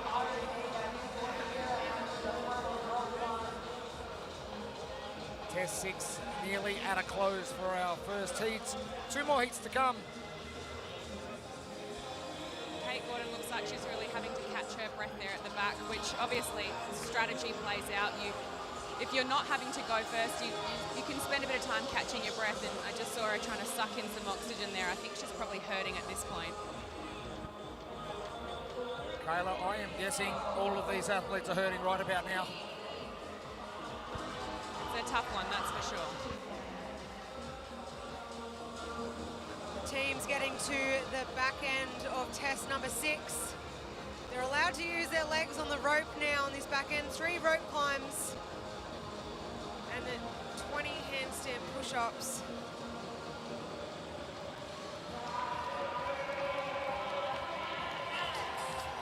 Creative.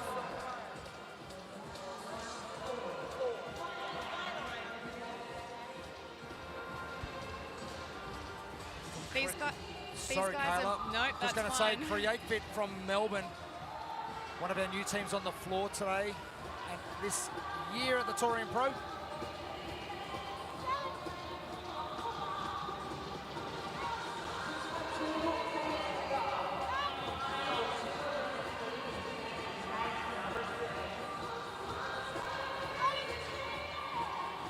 Maddie Huggins and Jenna Lenich in a bit of a rush. Oh.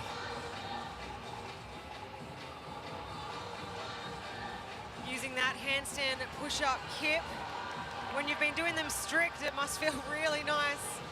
Getting down to that squat position at the bottom of the handstand push-up and exploding up with the hips.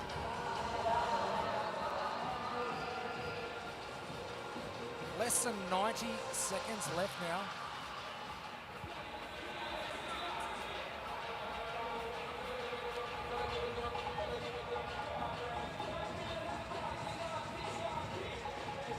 That mini frog kip, that handstand push-up, seems to be working. But it's CrossFit Creative. Less than a minute to go. Watney getting to work as well. They've got 15 worm burpees and 15 worm squats to do in less than a minute. I couldn't think of anything worse. The last chance for Botany to get some reps. This is where no reps start to happen, when everyone's getting tired and a little bit sloppy. Still have to stick to the standard, everyone down at the same time. But if you talk about easy reps as well, these are ones that are easy to get. Not technical, it's just work.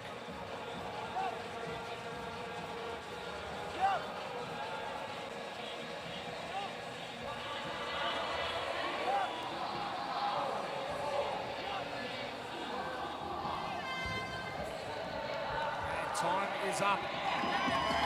Jenna Lenich and Maddie Huggins.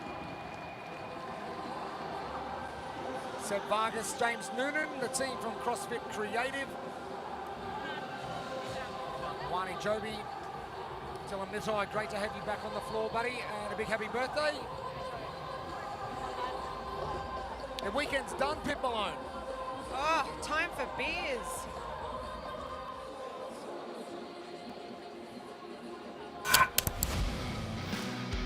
Test 6 for the teams, the final test of their weekend. Lots of gymnastics. And the worm, of course. CrossFit Creative, though, dominant from the start. Not only really strong on those gymnastics components, but great teamwork on the worm, moving through those reps quickly. Good use of communication.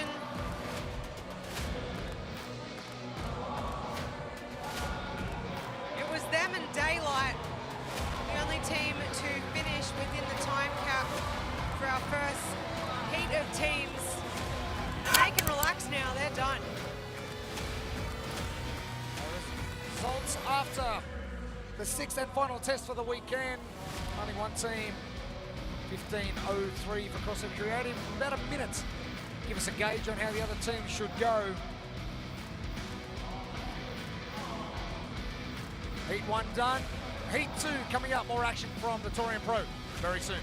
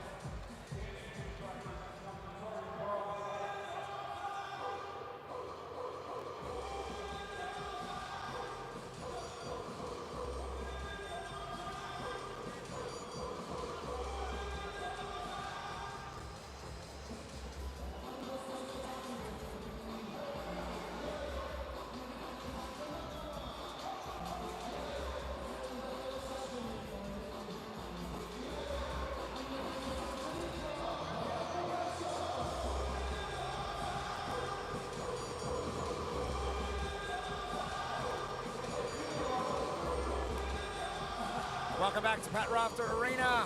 Team competition well underway and one heat down, two to come. Our standings after 5 tests, Torian Mayhem with that very slender lead over 6'4" Army Endgame. Only one placing in it, and they have clinched their way to the CrossFit Games for 2023 in Madison, Wisconsin. So big congratulations to both those teams, Torian Mayhem and 6'4" Army Endgame. But the battle now for third will continue. That'll be coming up in heat number 3, PFC 3076, and Torian Black will battle it out.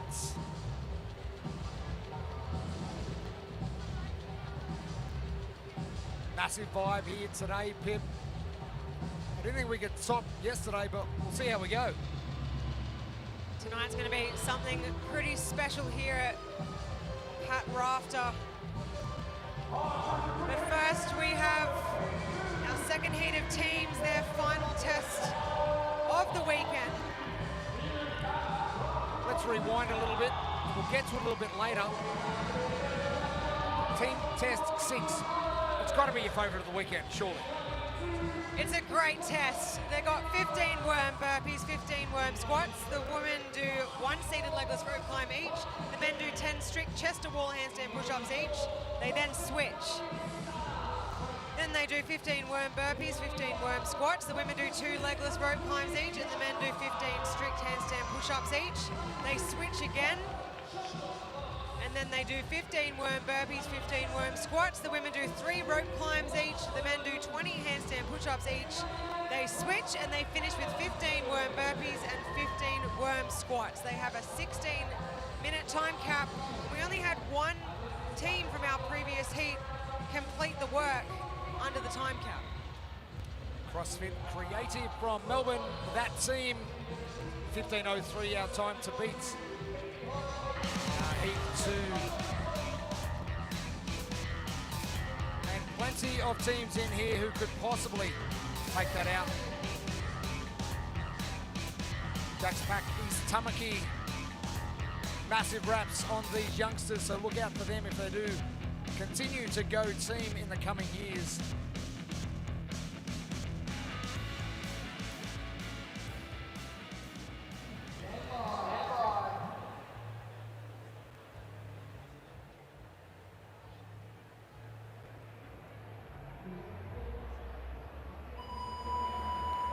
Underway for the second last heat team competition. There's no reps being thrown out already, but our recipes for success thanks to RP Strength. Fast transitions and efficiency on the worm. There's a lot going on in test 6 for the teams. But as we've seen year after year, it really does come down to the worm, how well you work together as a team.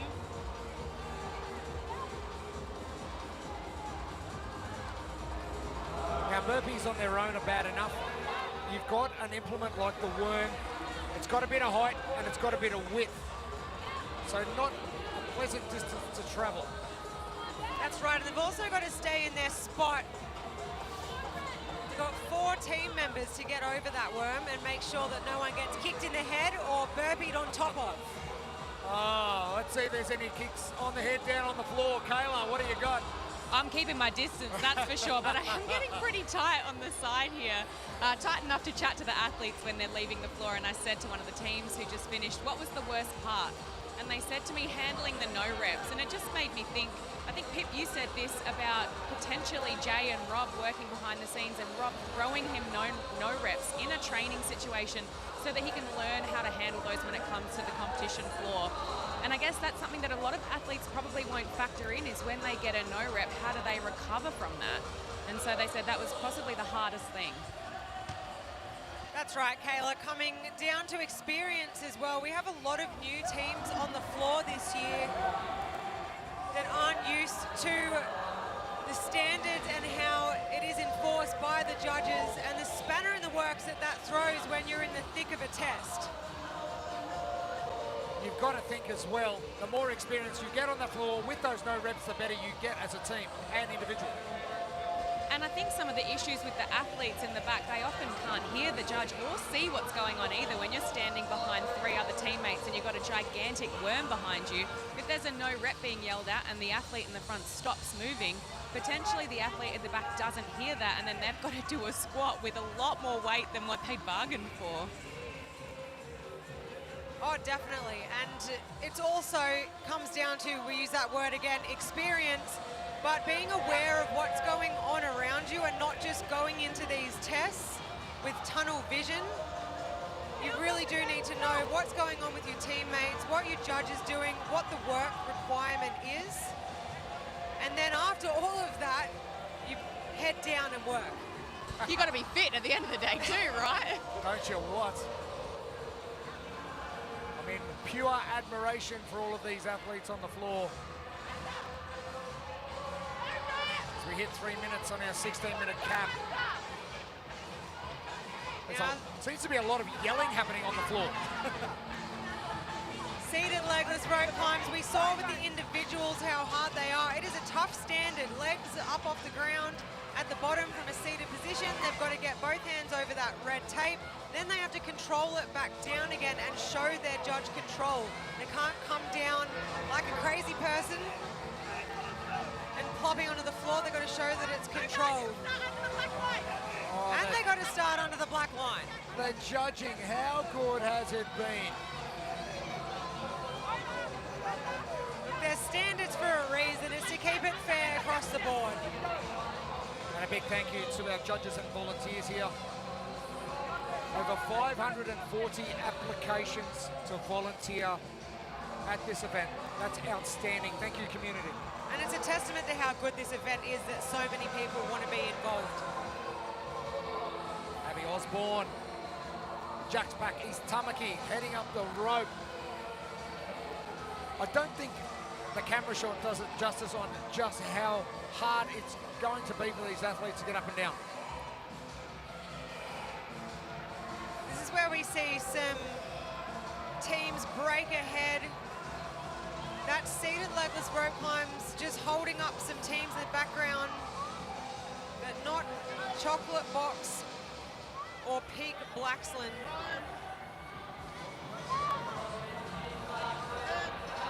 Just in the background, head judge Michael Berg just talking to Jack Laker from Jack's back, East Tamaki, and Sam Fowler, just about exactly what's happening with the judging standard there and what is required. Abby Osborne nearly got to the top of the last one, but came crashing down.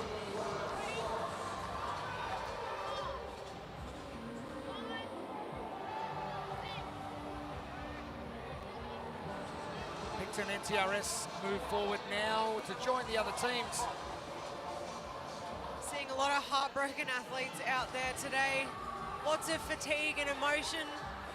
And for some of these young athletes, it's a lot. They've done so well to be here, kicking it all weekend with so many experienced athletes. Peak Blaxland, they are heading back, and your new leaders in Heat 2.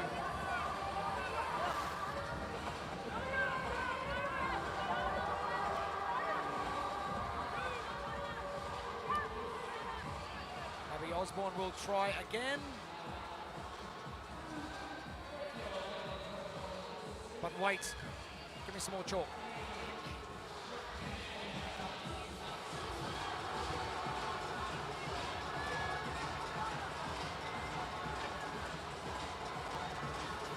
Ryan Mulvaney there, just finishing off his set of handstands. And as the athletes move through this test, the complexity is being taken off. So once you pass the really hard stuff at the start, you're coming back and it's just easing off a little bit, taking out those more complex components. Now Abby Osborne getting it done now. She rested sufficiently, something that a lot of the other athletes haven't had the patience to do. You don't want to rest. You want to get back to work. Oh, and you mentioned it, the tears are coming. It's so hard when you're on a team because you're not worrying about yourself, you're worrying about the other people around you. Kyle, I'm not sure if you can see anything from the floor, but emotion is part of events like the Torian Pro, and it creeps up on you and that nervous system starts to crash, and the tears, they just keep flowing. You are not wrong. I've seen happy tears, I've seen sad tears. I saw Marnie and Bailey having a little embrace. So Bailey's one of our individual athletes, Marnie's one of our team athletes, and they're partners. And after Bailey's last test, I saw them having a little hug, and Marnie had a few tears, and seen some individuals go off disappointed after the rope climbs. It's lots of emotion down here. The athletes leave it all on the floor, and Pip, as you would know, they work potentially all year for this one weekend. Sometimes it goes really well and sometimes it doesn't, and that can be really devastating for the athletes. It's something that you learn to control at a big event like this, and something that comes with experience is being able to shake off one test and move into the other. And it's only something that comes with time and experience, but it's something that's very hard to shake is disappointment. Jack's back, East Tamaki getting to work, and Abby Osborne, the tears were streaming down the face. She made her way to the worm. But you're right, so much effort, time, training hours. Would you say, though, that adversity is possibly part of becoming an incredible athlete? You know, we spoke about Rich Froning with his rope climbs, Tia coming second. We often see big heartbreak actually leading to pretty incredible things in the athlete space. Adversity is absolutely a major part of it. None of the best athletes that you see have had it easy by any means. It's funny going back to Tia's first CrossFit Games, she came second, and she was so happy that she came second, and the following year she comes second, and she was devastated that she came second. Expectation on yourself. That's right, it's something all athletes have, and it's very hard to shake his expectation, and usually it's not the expectation of anybody else but yourself. We are our own harshest critic. And I think if there's one way to highlight a weakness, it's competition, right? You can be aware that you've got weaknesses, but when you come out here onto the competition floor, you are exposed. And I mean, I've never been an athlete, but I can imagine that there's perhaps a little bit of humiliation when you're really exposed in front of a huge audience, which might light a fire to actually go away and work even harder on those weaknesses. Heading towards our 10-minute mark of our 16-minute cap. This is heat 2 of our last test of the Torian Pro for the teams. One more heat to come. And Pete Blacksland are trying to catch CrossFit Chocolate Box, who have jumped ahead in the previous couple of minutes.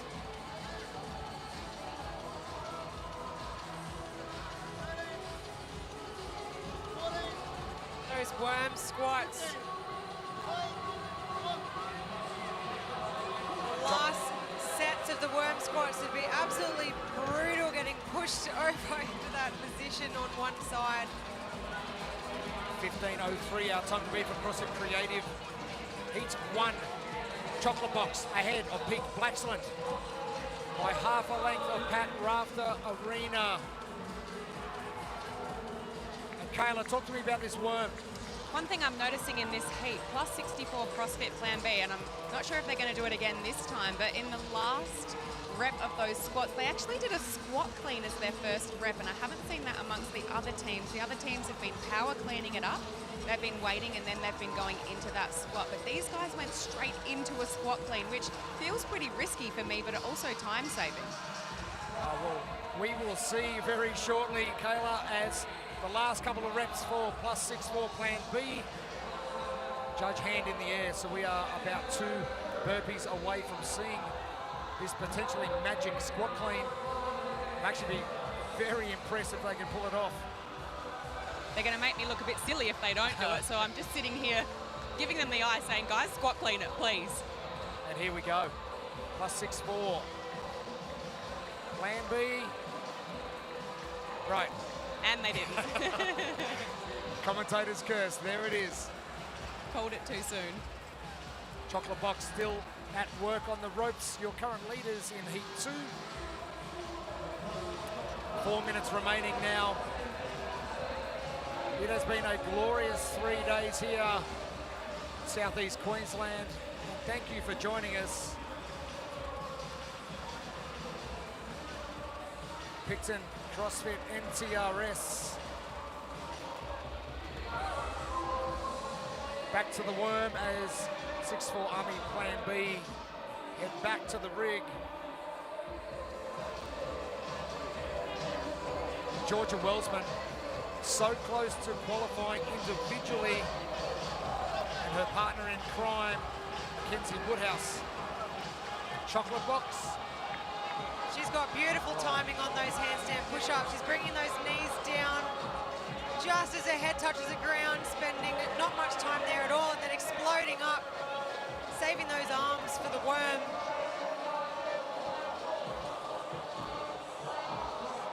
There's Mackenzie there. And that sort of half mini kip she's using. She's doing the same thing as her team member, except she's just doing a shorter version. She's just that bit more explosive and fast.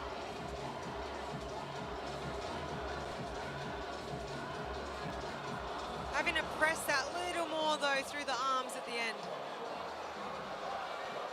Max Jolly at the back, waiting patiently as Jack's pack is Tamaki. come forward now. Chocolate Box. They are in a rush. They're ahead of Peak Blacksland. They want to stay there. Touch over 2 minutes left.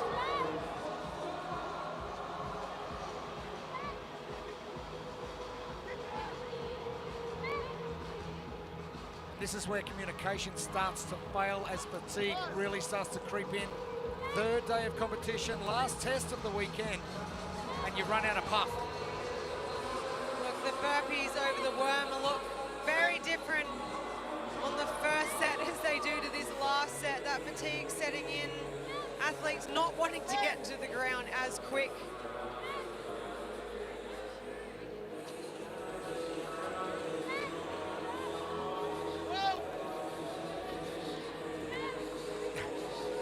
Need a little pipe up every time they get to the floor. It's like a beat test. Except Mackenzie Woodhouse is running it. Jack's back East Tamaki. They have made up some ground after that initial seated legless rope climb. Abby Osborne. Chocolate Box, they're close. 15 squats to go. They're not going to beat 15:03 from CrossFit Creative, but they have got a chance of beating the 16-minute time cap. Oh, and brutal, the front of that worm sagging. He's almost having to do like a squat good morning.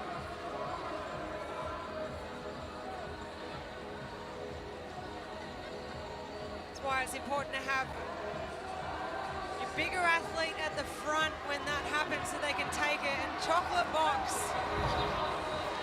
Jake Loudon taking the full brunt of that worm, hanging out the front.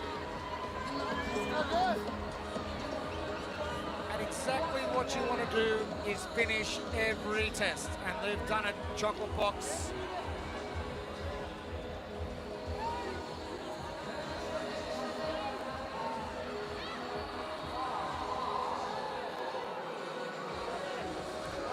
And time is up. 2 heats down, 1 remaining in the team competition. What a team competition it's been. And just one team in Heat 2 completing Test 6.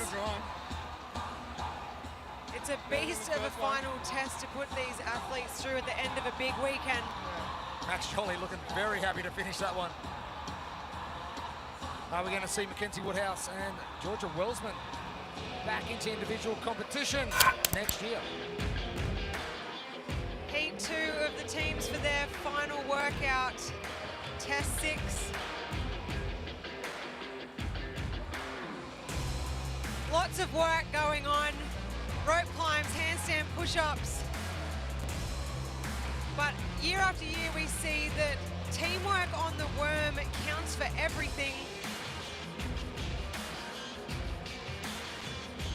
Those athletes who are able to push through those legless rope climbs and handstand push-ups, giving themselves more time for the worm burpees and worm squats.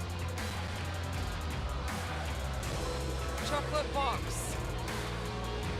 It was them and then Daylight. One of 2 teams to now finish Test 6.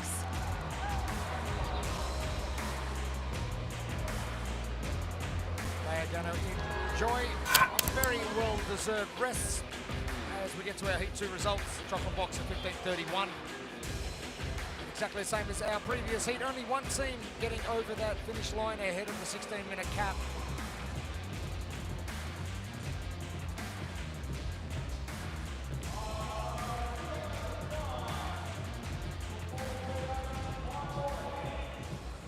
Tension building here at Pat Rafter Arena. Abby Osborne still in tears coming off the floor. Let's look at our standings after 5 tests. Coming into this last test, Torian Mayhem. They finish ahead of 6'4" Army Endgame in this final test. They will take that #1 spot. PFC 3076 and Torian Black, our only 2 teams mathematical chance of making it to the CrossFit Games. And it is going to be tight. Torian Black need to beat PFC by 4 places.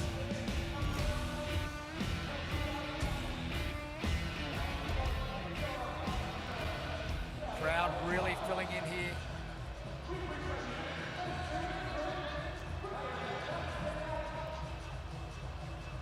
DJ pumping the tunes. The vibe is great and has been all weekend.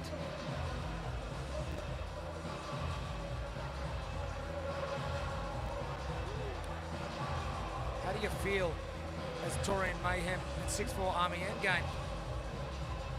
You know you've clinched. You're going to the CrossFit Games. Is it, I'm going to win at all costs? Or is it, I'm going to be a little bit smart here and not send it as hard as I normally would? You're at the Torian Pro, Jeremy. You send it. We have fire. It's never a done deal. You've got to finish strong no matter what. Oh, Bella Martin on fire here as well.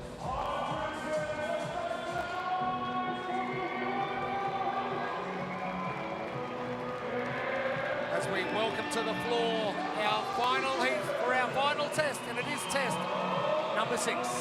Team test 6, 15 worm burpees, 15 worm squats. The women do 1 seated legless rope climb each, and the men do 10 strict chest to wall handstand push-ups each. They then switch. They do 15 worm burpees, 15 worm squats. The women do 2 legless rope climbs each. The men do 15 strict handstand push-ups each. They switch again. And they do 15 worm burpees, 15 worm squats. The women do 3 rope climbs each. The men do 20 handstand push-ups each. They switch and they finish with 15 worm burpees and 15 worm squats. 16-minute time caps. Only 2 teams have finished so far. I think you'll get a few more now. Oh yeah. Brody Preston. Concept Crew. Sheree Myers, Alessio Angelucci from Tribe HQ, and Tribe HQ in lane number 7. We will be keeping an eye on Torian Mayhem and 6'4" Army Endgame to see how that battle unfolds for first and second. But keep your eye on lane 3 and lane 6 and find out which of our other teams is heading to the CrossFit Games. Feel nervous for them.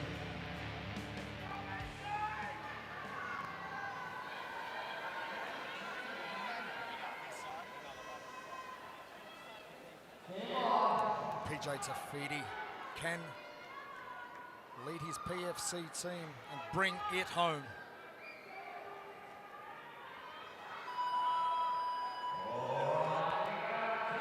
Underway. Our recipes for success, all thanks to RP Strength.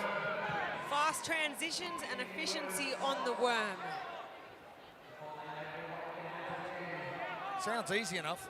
But it seems to probably be one of the easiest components of test number 6 for the teams. That's right, they've got a lot of technical gymnastics to do in between all that worm work. But we know our top teams are all very good at gymnastics. As teams, it's important that they don't get complacent on the worm and do what's required. As I mentioned, PFC have to finish just ahead of Torian Black, and they will go. Torian Black need to beat PFC by 4 spots. 20% off NOBULL with purchase of any 2023 NOBULL CrossFit Games Semifinal tickets. Just scan the QR code.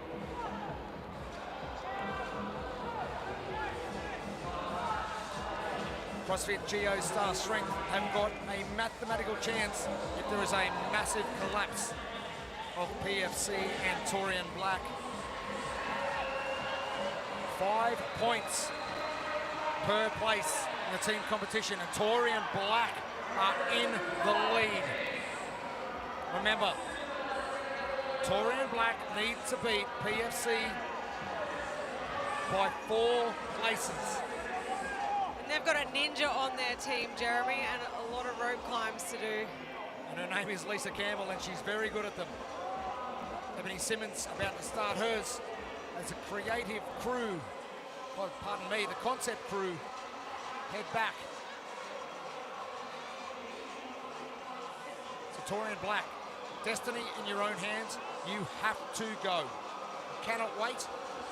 You cannot pace this. It's hammer down time.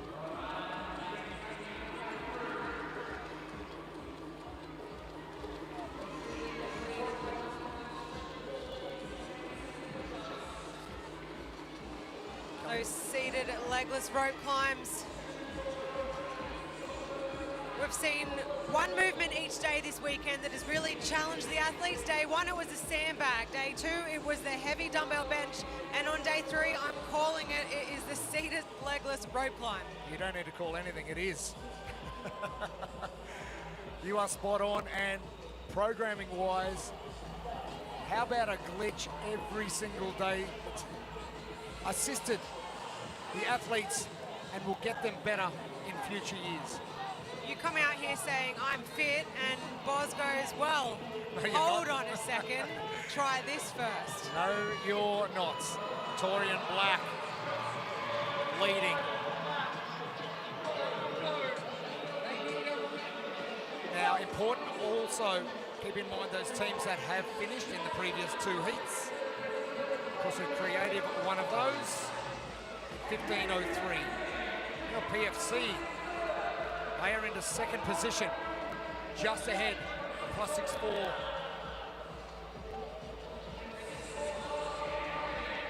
Now, this is where panic's going to set in for Torian Black, not so much for PFC. 4 spots is a lot to make up, considering you need 20 points to jump them. An event, or a test rather, a test win for Torian Black could send them to the CrossFit Games, making sure they're smooth on all their reps now, and trying to not get any no reps is going to be critical. Now, another thing to keep in mind, if they get 4 spots ahead of PFC, they have to rely on countbacks as well. So every other result this weekend is going to matter. If they go 5 spots ahead, they are in the clear, and they're doing exactly what they need to do, and they need to win and need to get 100 points. Now, here's another scenario for you. Does Torian Mayhem back it off a little and allow them the opportunity? I don't know, something to think about. Probably not. I know how Swanee works. He wants to win everything. Torian Black, they are well and truly underway. Lisa Campbell up and down that rope. Jack Jeffrey, wow, look at those handstands. Talk about wheelhouse tests. Torian Black have probably been waiting all weekend for this. Now, PFC CrossFit just got a no rep on their last worm squat. Just set them a little bit further behind.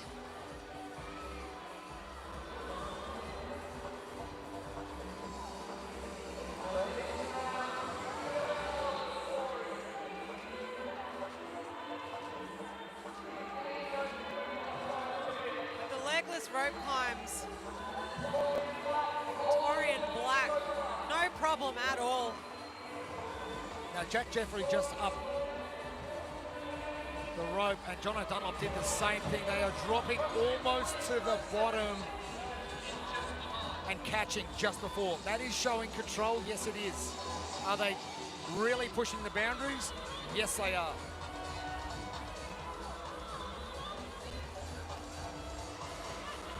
Another quick change from the Torian Black team, PFC. Holly Heine bossing everyone around. Oh, you go here, you go there. We got stuff to do. Holly Heine, no problem on these strict handstand push-ups. She's a pocket rocket.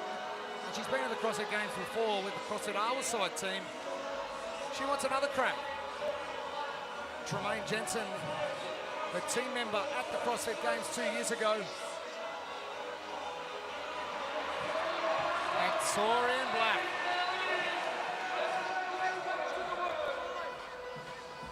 The local team here. And Plenty of support for them.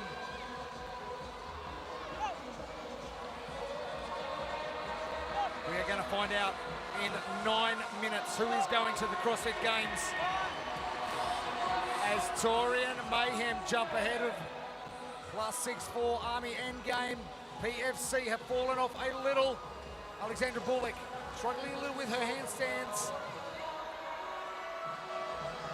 As Torian Black, Torian Mayhem and the 6'4" Army are almost in sync with their burpees.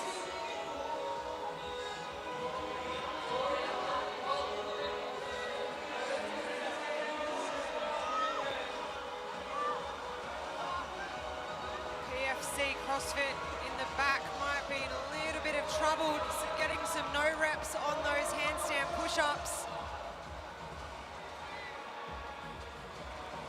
Torian Mayhem, they have made up some serious ground in the last couple of minutes as PFC now come to play. Things stand where they are. PFC go to the CrossFit Games.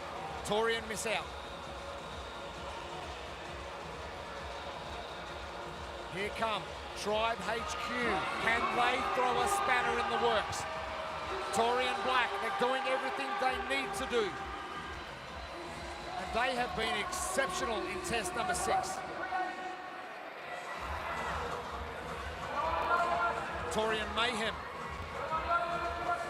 Second, they will go outright winners. And Brandon Swan will get the treble. 2 individual titles, 1 team title.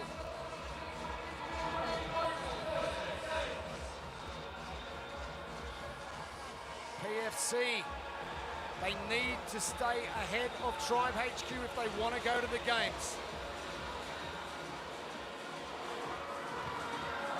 Less than 5 reps for PFC 307.6. 6'4" Army Endgame are heading back. But Torian Black, they are on a mission. PFC, they are ahead of Tribe HQ as Torian Black continue their progress in the lead.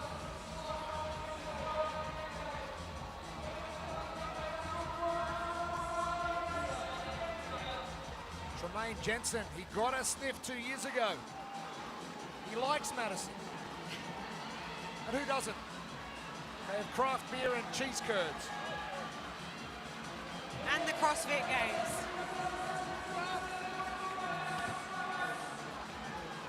PFC, their destinies in their own hands. They're ahead of Tribe HQ. As it stands still, PFC go to the CrossFit Games. Torian Black will finish.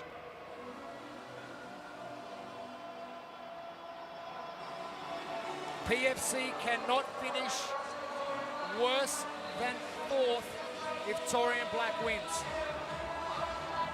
So PFC need to stay ahead of Tribe HQ, or we've got some juggling going on.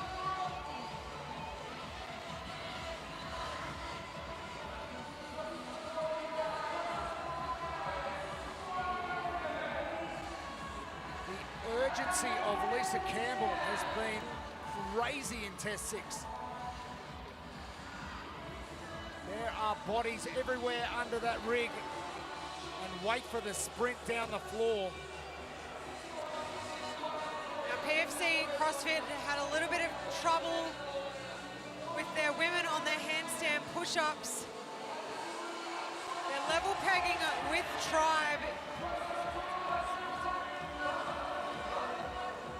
Keep your eyes peeled. There's going to be some movement, and it's Torian Mayhem. Now, this throws a spanner in the works, because Torian Black needed to win.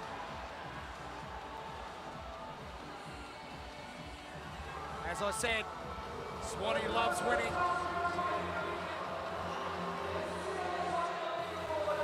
No rep, Torian Mayhem. I don't think it's going to matter. 6'4" Army Endgame are coming.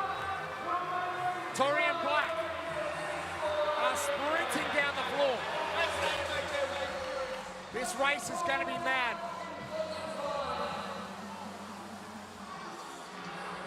Oh. don't think the judge could have done much more to help the men get on the floor. Torian Mayhem.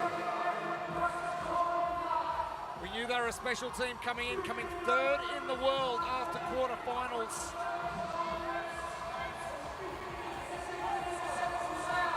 PFC. Remember the placings.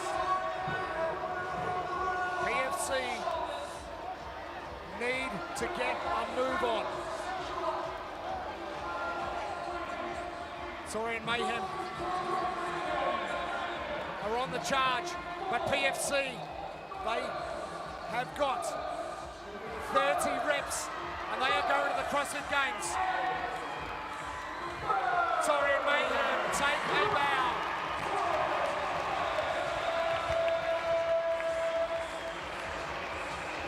Four athletes that have been to the CrossFit Games before. Brandon Swan, the dream, is going back.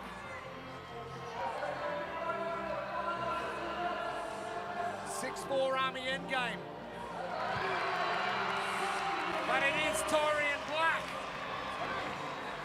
Placing's important coming up. .64 Army endgame will finish next. Last 5 reps on the burpees for PFC. .64 Army endgame are on the plane. They have a ticket. We will see them in Madison, Wisconsin. Kelly Benfrey can sleep at home in Milwaukee. PFC moving on to their worm squats. Straight into it, wasting no time. They need to stay smooth. You can see how bad these teams want it. PFC, they're close. Tribe HQ, they're going to pick up the worm and do their squats.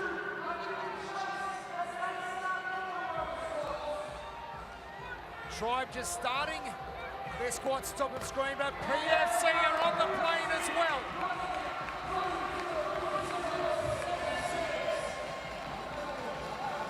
I don't know if they know that yet. They probably don't. Alexandra Bullock doesn't care. She's going to lie on the floor until they scrape her up. Massive effort, massive shift. Alexandra Bullock and the team from PFC. Tribe HQ finishing up under the time from CrossFit Creative in Heat 1 of 15:03.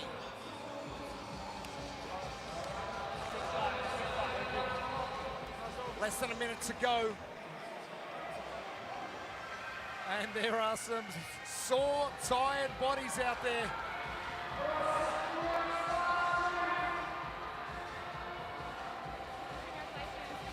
Oh man, good job, brother. Tremaine Jensen goes back to the CrossFit Games. So does Clint Cole. Oh, I think Tremaine, he's got an inkling.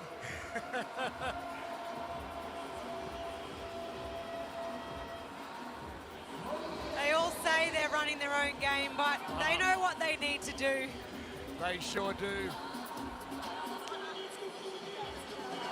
Jetta Hansen will go to the Games for the first time.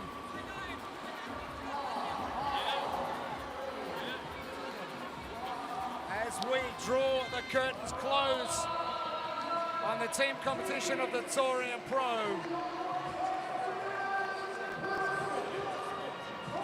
What an outstanding 3 days we have witnessed.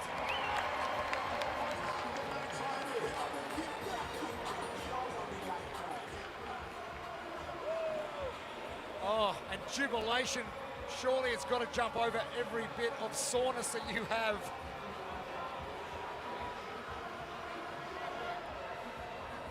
PFC getting the job done. Torian Black, I think they know the dream is over.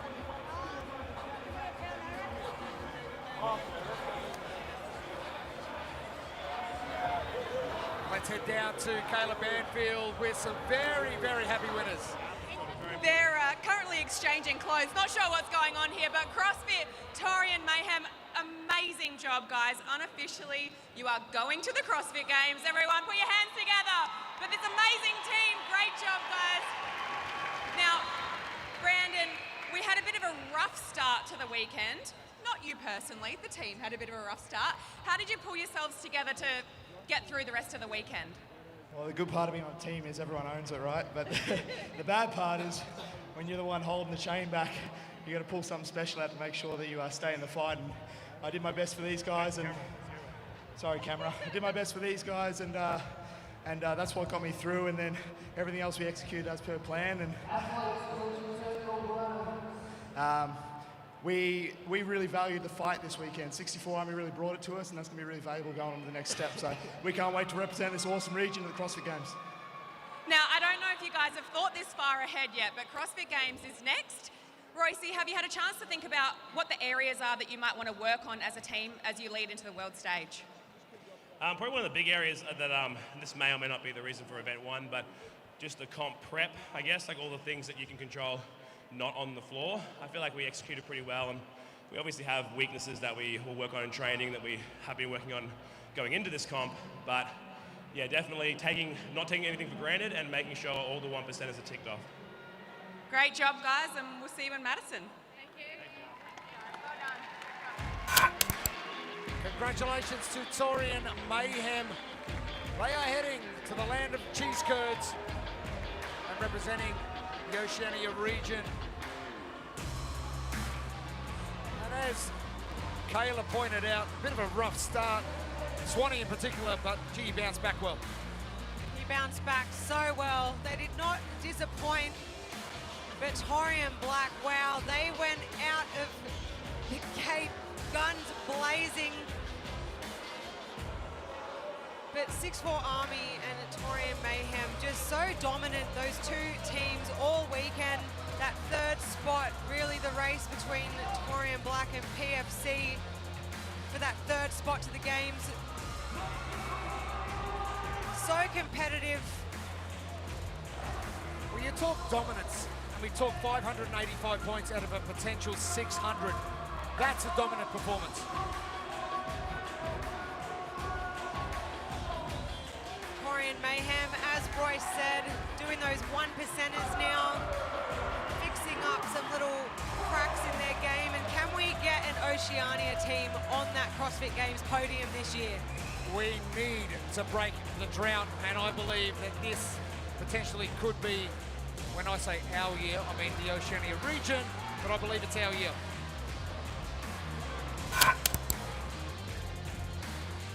Our results from heat number 3, Torian Mayhem at 12:51. Torian Black, they came out of the gates hot. 13:18 and plus 6'4". Great weekend for plus 6'4", finishing in 13:37. PFC, they will be on the plane as well. And Tribe getting done just under that time cap of 15 minutes.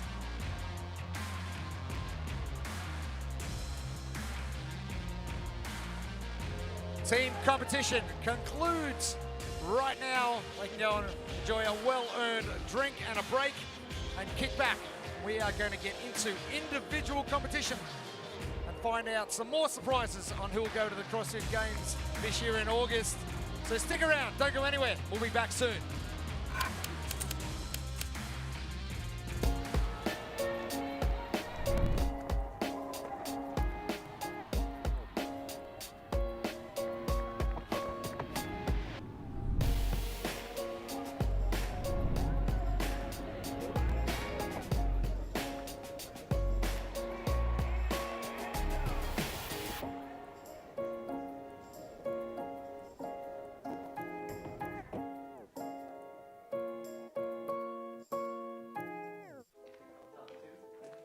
Do you have to be fit to start CrossFit?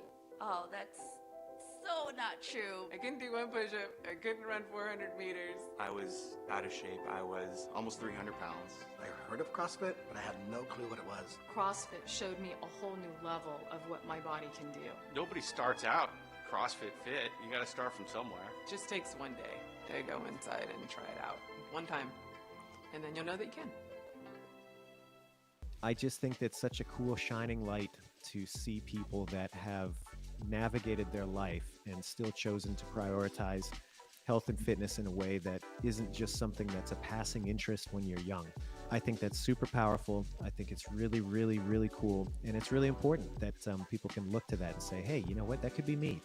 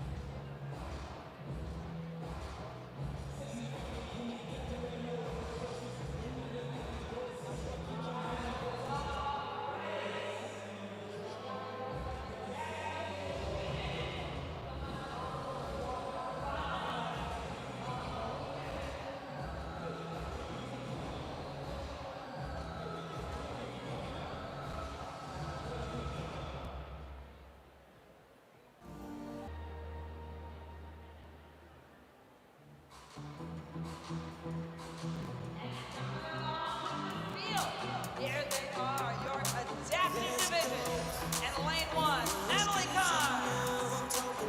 In lane 2, Eric Brown.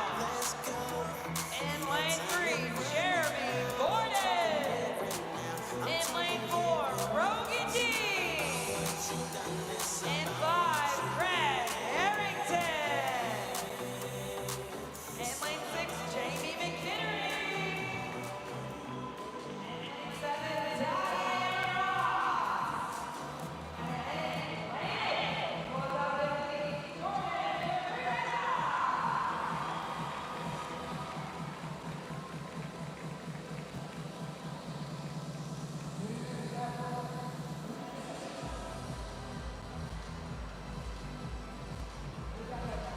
Test of the weekend for these athletes. It's a quick one. 3 rounds, 8 minutes. We've got echo bike, we've got total bar hanging knee raises, and we've got a big old bear hug carry. It's gonna be quick, it's gonna be spicy.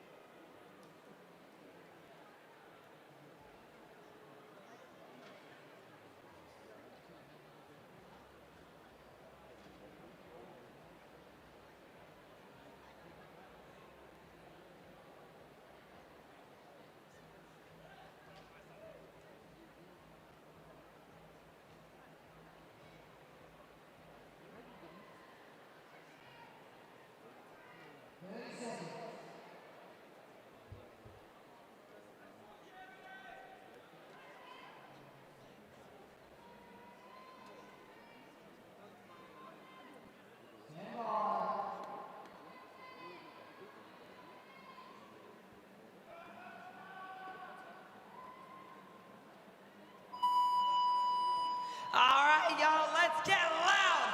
Let's let's get crazy. It's the final test for these athletes this weekend. It's starting out with a 15 or 10 calorie echo bike ride.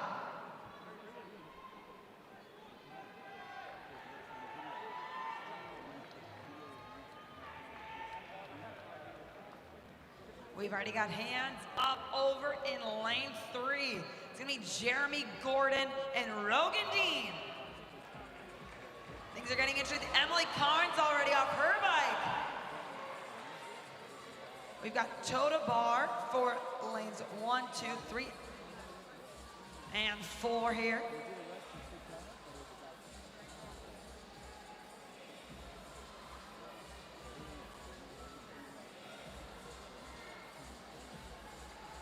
Hanging knee raises and toe to bars on the menu here. Once again, it's a quick 3-rounder workout. Only 8 minutes on the cap. It's gonna go by fast. First athlete to get to the sandbags will be Emily Carnes, followed by Rogan Dean. It's a quick 60-foot sandbag carry.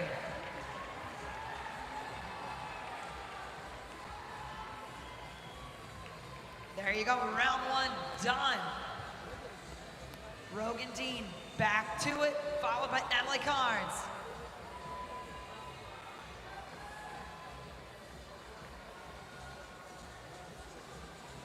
Jeremy and Eric Brown almost done with their first sandbag carry. Rogan, Emily already on round 2 of that Echo bike ride. Come on guys, get loud in here, come on. This is the fast one. Diane Ross going to carry her dumbbells down for the 60 feet.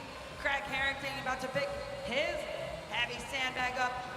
Jordan Cabrito working on his hanging knee raises. Let's go, let's go, let's go!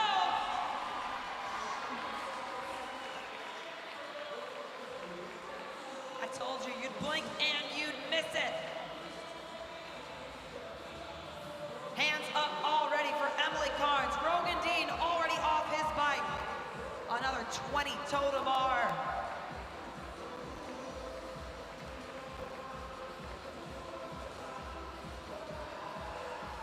There you go, Craig Harrington working his way back to begin round number 2. Jordan Cabrita, here he goes. First sandbag carry, let's go. And that's gonna be a good 60-foot bear hug carry. Jordan Cabrita in lane 8. Rogan Dean going to pick his sandbag back up. It's only 3 rounds here today, guys. It's gonna go fast. Let's go. Jordan going back to the bike for round number 2. Eric Brown going to pick up his sandbag for round number 2. Emily Carnes going back to the back for round number 2. We are almost halfway there. Time to get moving. Jamie McHenry going to pick up her sandbag. Guys, we only have 3 rounds here. Time to get moving, time to get loud. Let's hear it for them, guys, come on.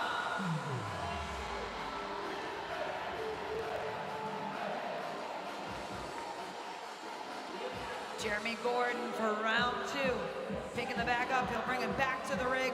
I already have hands up for Rogan Dean on the bike for round number 3.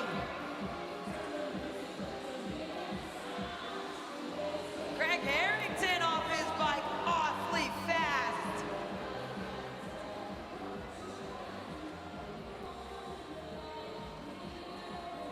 There you go, Diane Ross making her way so she can close out her 2nd round. Guys, this is test 7, it's fast, it's furious. We are at the Torian Pro.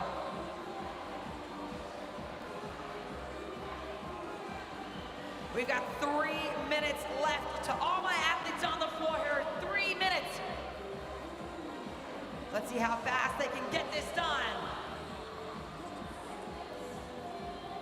Brogan Dean once again putting on a show in the middle of the competition floor. Flawless toe to bar, final set here. Come on guys, if you want to see Brogan Dean pick this up again, let's go, let's get it out, come on!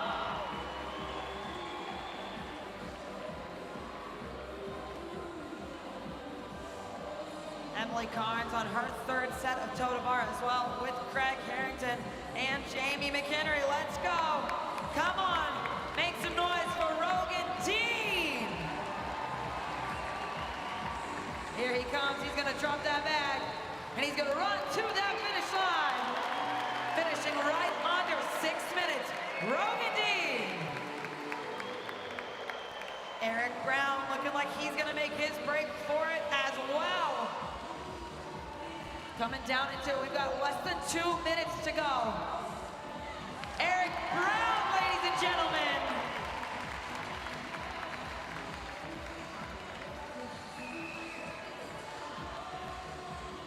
Things are looking good for these athletes as we're working on it. Emily Carnes, just one more toe to bar to go.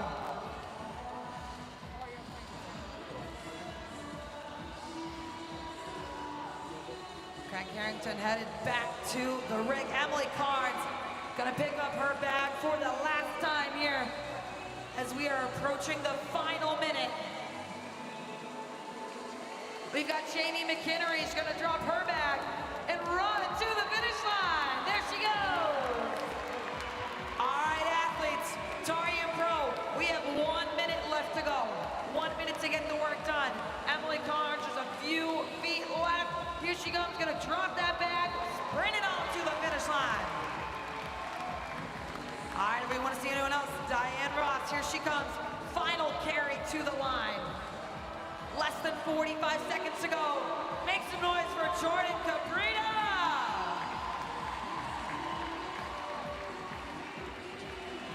All right, 30 seconds, athletes. Final carry for Jeremy Gordon. Can he get it done? Let's go, come on. Torian Pro on your feet, make some noise. Let's go. We got 20 seconds. Final carry for Jeremy Gordon. Let's go, Jordan!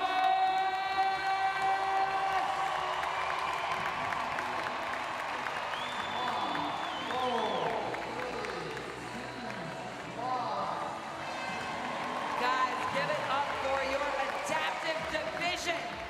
It's gonna call their competition here this weekend at the Torian Pro.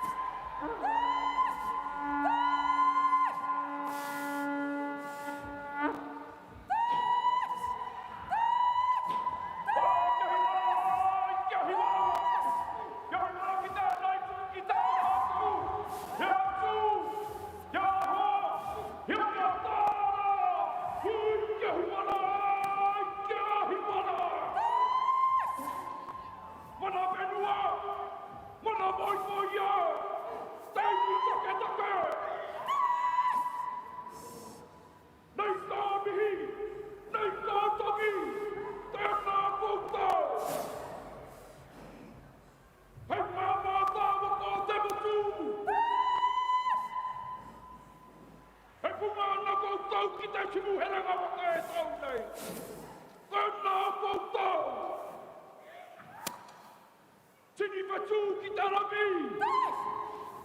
Me kon mauri ki te whenua. Te tai āpiti. Te urunga te rā. Te nā koutou. Mā tātua waka. Te rohe pātai atu hoi. Te whanau nepia. Te nā koutou. Ai kohu ki mai ki ta kuaka. Ui te ara. Ngāti rama mai. Ngāti. Tū ki te rapi.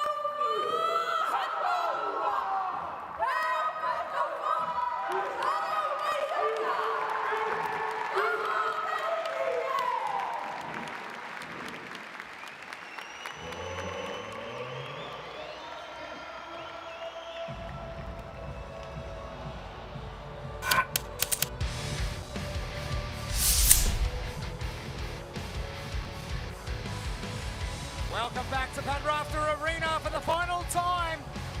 We've got some exciting tests coming up, male and female. And we'll find out who is going to the CrossFit Games in August of this year, 2023.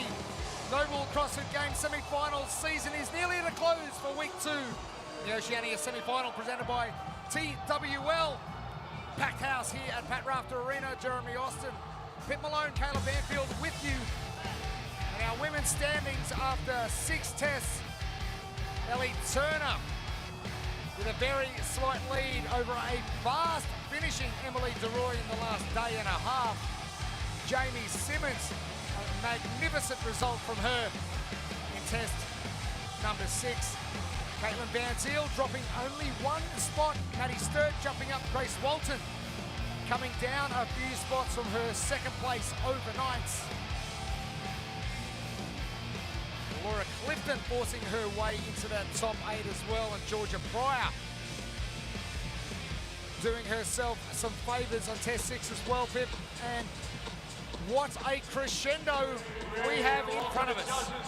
I've been saying it all weekend, Jeremy. The leaderboard has just continued to jumble. And even just from test 6, it's jumbled again. It is going to come down to test 7. Packed house here, because no one knows who's going to the CrossFit Games yet. Not one female has clinched their spot. We've got like a can of worms. You've got the can opener. We're going to rip it open, find out what flies out of it. I can't wait to see what's going to fly out of it tonight. Especially with our final test of the competition and the final test of today, test number 7. So welcome our athletes onto the competition floor for the final time. This is heat number 1.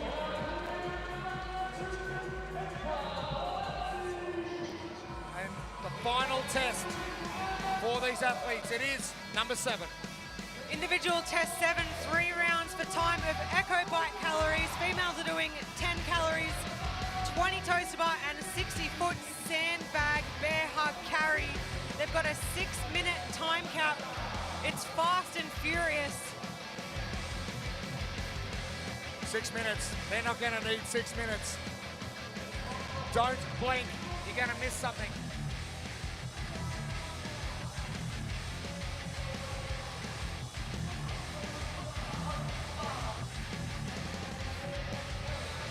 Heat 1. Erica Palasti, Amber Cohen, Rachel To'omore, Falmoina, Jaylee Manzi and Beck Lannister make up the ladies that are going to take on this test. And I say nasty in a good way. This is really going to test these athletes. This is going to burn. They have to put the foot down and they can't take it off. But we have spoken to a few athletes about this test. They said they've got to go at it at about 90% at the start and just leave that extra 10% for the back end where it's really going to count over that finish line. Underway for the 7th and final test of the weekend. And this is what it comes to and the recipes for success next to RP strength. Go out hard but save some for a big finish and unbroken toes to bar. When you look at a test like this, you don't have time to not go unbroken. 20 toes to bar for this level of competition. It's not a lot to ask for. Erica Plasty, CrossFit Woolgoolga, straight out of the blocks. She's fortunate she's not a little bit taller. That sun will be streaming straight into her eyes. What if that will come into play in later heats?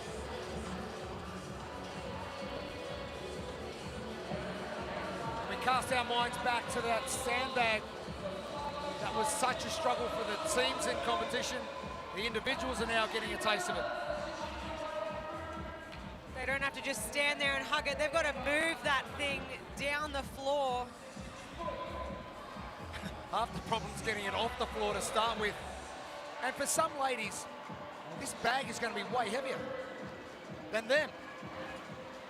That sandbag, getting it into a good position, absolutely crucial for this walk. Now, some athletes are going to be able to link their hands all the way around, and the ones that can do that are at an advantage. Our smaller athletes with not as much of a wingspan, they're going to have to use their biceps more and squeeze it in tight. Plasti back onto the Echo Bike round 2. Rachel To'omua-Faumuina, our split time of 1 minute 40 for the first round. Jaylee Mansi, built athletic from the Gold Coast. Different competition for her this year, coming out of teams and individuals. Jaylee Mansi has impressed me all weekend with how composed she is and just calm and enjoying herself. We love to see it. Beck Glenister, 24th last year at the 2022 Torian Pro, all chasing down that time from Emma Carey of 4 minutes and 5 seconds. Can you believe that?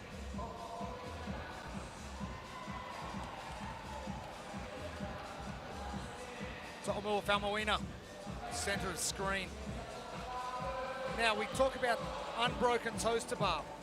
Which of these 3 sets are going to be the worst? The first, because you've got some energy in the tank and you'll probably go a little bit faster. Is it the middle section where you go, should I hang on, should I get off? Or the last section where you gotta go hammer down, we're at the end. The middle set hurts the most. There we go. Because the end, you can see the finish line, you know you need to hang on. The middle set, if you can hold on and get ahead, like Erica's just done. Erica Plasti coming down, had a little bit of trouble getting it off the ground. Rachel To'omua-Faumuina about to pick her bag up. And she got a little bit of a hustle on Rachel. She's seeing that door being open with the struggle to get it up into position. That sandbag weighing 150 pounds at 68 kilos. That's heavier than a lot of our girls out here. Beck Glenister and Rachel To'omua-Faumuina battling out for that first spot. 3:35, our second split.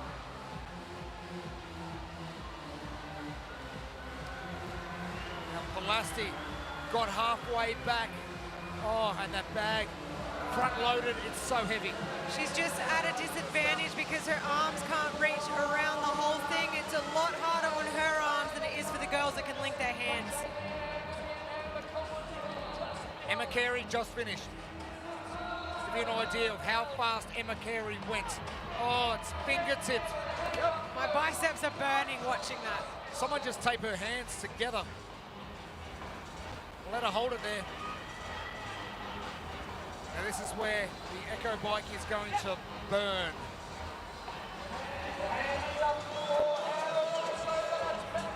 Glenister, Anchor Fitness. Just ahead of Rachel To'omua-Faumuina. CrossFit Newstead, local here in Brisbane. Jaylee Mansi heads to the bar. Now this is their last bit of work for their 3-day weekend here at the Torian Pro. They're going to empty the tank, put the foot down and go. Athletes now breaking it up. I'm not sure that's deliberate. Less than a minute to go. Beck Glenister, few reps left. To'omua-Faumuina, no rep. That's crucial. Glenister, can she finish under time cap? It is going to be a mad dash down the floor. All that work they've just done this morning on the gymnastics, feeling it in those forearms on the toaster bar. As Beck Glenister finishing 24th last year, wanted to come out and just perform better. And Glenister will get done under that 6-minute time cap. Mansi coming now. To'omua-Faumuina. She's got time if she runs.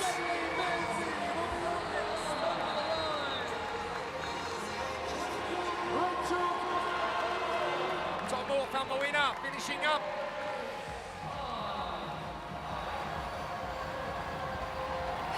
Jaylee's happy because she's finished.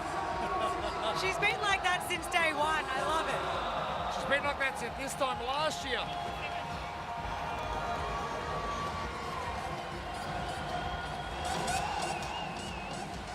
And heat 1 of the ladies. We've got 3 to come.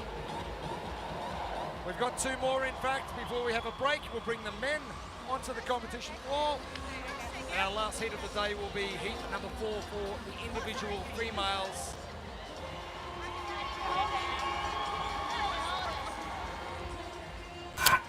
And a test that is honestly going to test them. Our first heat of female athletes on their final test for the weekend, test 7. It's a quick one, but it's a challenging one. Getting that heart rate up on the Echo bike, straight into 20 toes to bar. They've got no grip left from this morning's test. And then that dreaded sandbag carry. And a start just with that longer arm span, good reach around the sandbag. Jaylee Menzies, what an awesome individual showing for her this year.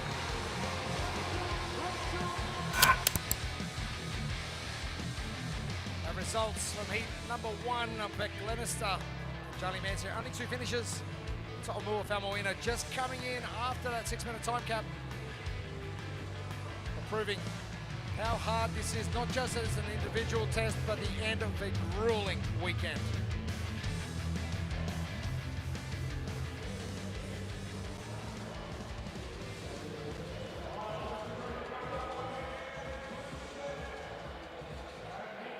And the crowd here at Pat Raft are getting a taste of what is to come. That was only 1 heat. We got 7 more of that to watch.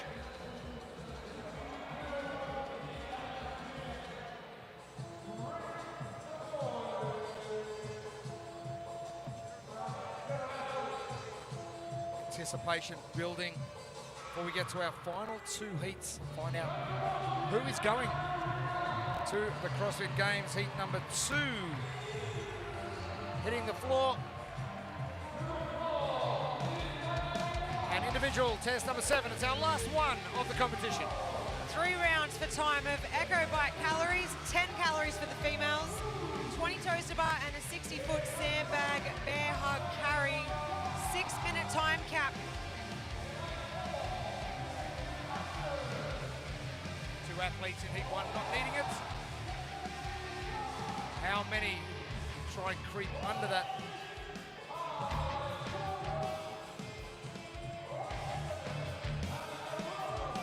Our heat lists for heat number 2. And one lady who's going to have no trouble carrying this sandbag down the floor is in lane 7, Annika Roberts. But as you say, the shorter athletes are struggling trying to get around the diameter of that sandbag. That's probably the hardest thing to do, is hold it in a position of support when you can't actually reach both hands. That's right, they then have to rely on their biceps. Our girls with bigger upper bodies having no problem with that. Katie Brock said to me downstairs before that she's at, quote, she's frothing for test number 7. So let's see what she can do, but she was really looking forward to doing this.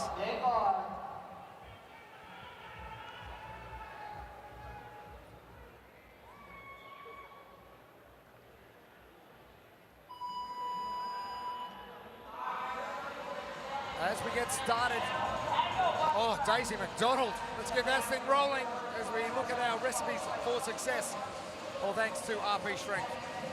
Go out hard, but save some for a big finish and unbroken toes to bar. Now, there's a point when you go too hard, and we've seen that many times in competition. CrossFit Games, James Newbury did it when he was on the assault bike, the Align Energy Centre, and he had nothing for the second round, but he sent the first round, so you've got to be careful how close you dice to that red line. Gymnastics, important. Daisy McDonald, former gymnast for 11 years. Definitely helps on a movement like a toes to bar, but Katie Brock has got a look of determination in her eyes in lane number 5. Scared all the way up here. Well, that's what you need sometimes in tests like this, you need that grit, that grunt, as you called it on Friday. That little bit of Aussie mongrel. Katie Brock. She's moving quick. Wow, fast time. Closely followed by Daisy McDonald, who's also getting a move on. 20 seconds ahead of the split time in the previous heats from Beck Glenister.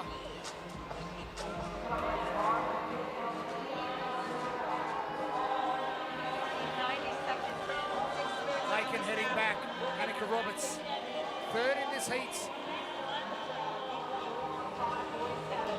And Daisy, coming out of team competition last year with Wolfton, is currently sitting 23rd. The best results over the weekend, 13th. Test number 5. Katie Brockdo, lane number 5. Has she got the core strength to hold on to these unbroken toe to bar? We know Daisy McDonald is going to. Katie Brock just bending those knees to kick the bar at the top, but Daisy McDonald's legs are almost straight. Just picking them straight up and touching that bar. As you mentioned, Pip, this second set's the hardest. Katie just looking at a judge going, can I get off yet? Oh, this is going to be a great race, both of these ladies.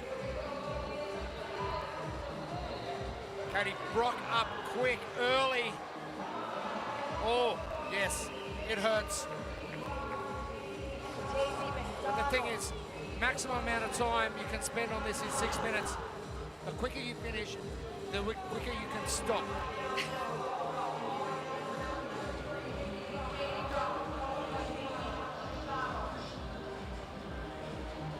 Lakin done in lane 2, Daisy McDonald. I don't know about you, but she's looking a little bit pale. This is one of those tests that would give you that horrible sick feeling afterwards. And when your central nervous system completely shuts down because your brain's going, what are you doing to me? It goes into protection mode. Brock McDonald.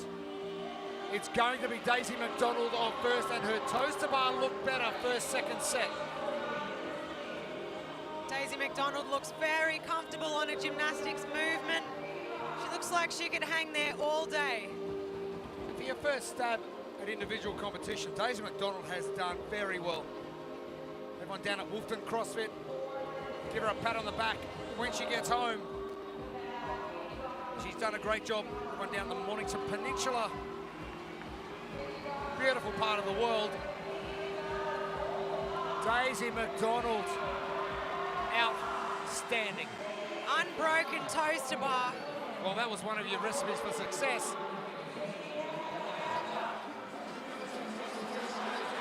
Katie Brock not too far away either. Daisy better get moving. The race is on down the floor. Who wants it? Katie Brock does, that's who.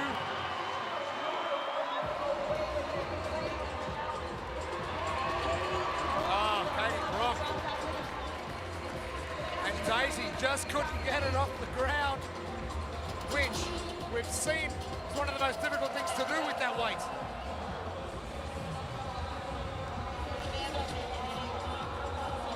Quick time, under 5 minutes.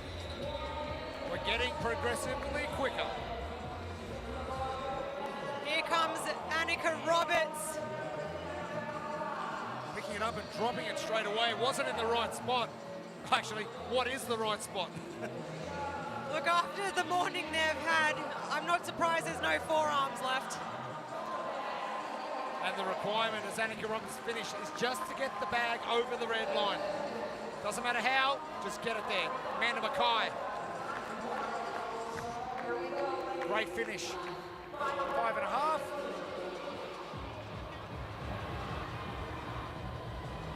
Now Emily Atten, Lakin McClue, Alice Scott, Talia Jordan. They're going to run out of time. Lakin will get closest, but it won't be close enough. And well done, Super Mama. Welcome back to competition. And that's how mums get it done. Don't they what?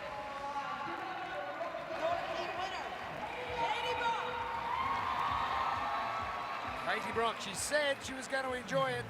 And she's lapping up every second of this. Oh, Stop it. Who's cutting onions? Oh, I want my mama. There it is. Pip's going to start crying here as well.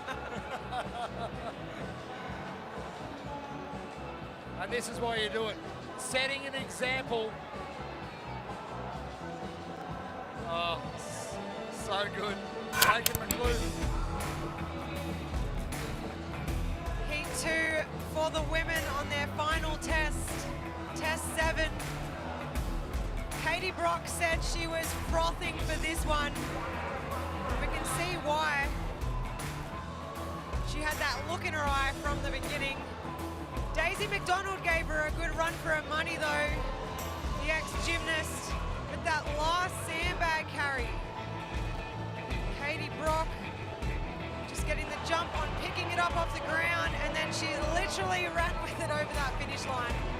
She was dicing very close to missing some total bar reps at the back end there, but held on.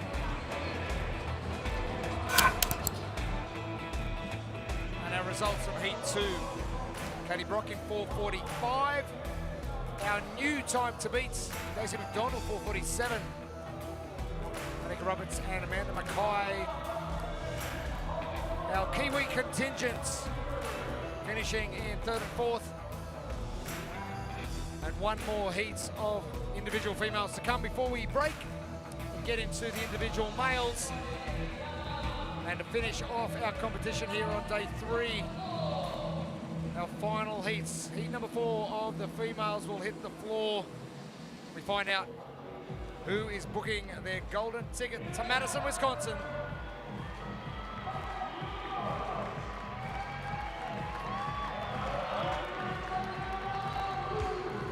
Individual test 7, 6 minutes or bust.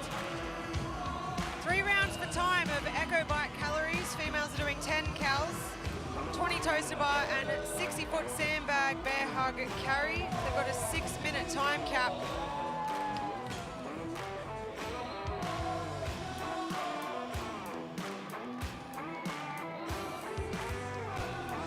Now, Bryony Chalice, who's going to be in lane 2, cleverly setting up her sandbag now, so when she gets to it, she's not battling with it like Daisy McDonald did in heat number 2. Keep your eye on Danielle Ford, who is going to move that sandbag up and down the floor very efficiently, but it is going to come down to toe-to-bar reps.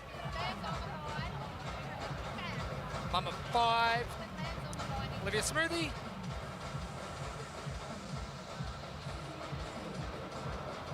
Currently sitting in 15th position. Chloe Gregory, those athletes traveling a long way, all the way from Vancouver, BC, British Columbia. So big shout out if you are watching all the way over in Canada or the US. We are so very close. And what time and standard are these athletes going to set?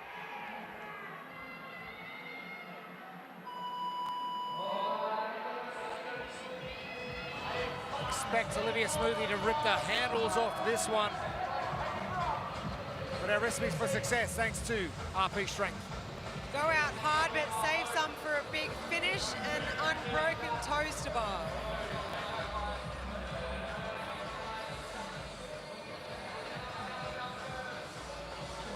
Maddie Schelling knows a little thing about competition, what it takes to get to the CrossFit Games.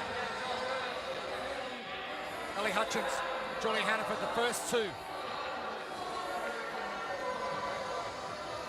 Julia Hannaford, her total bar are fast. Have a look at this, Pip Malone. Wow, she's not even swinging her legs all the way back. She's just lifting them up with her midline. And it's all about midline.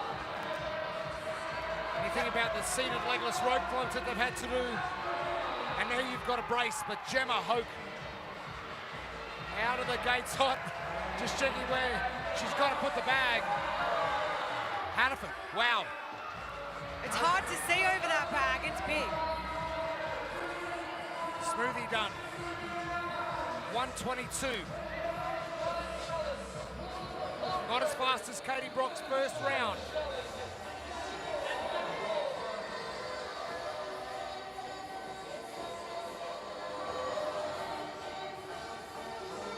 It's like the shock to the system the first round. It's like, whoa, what are you doing?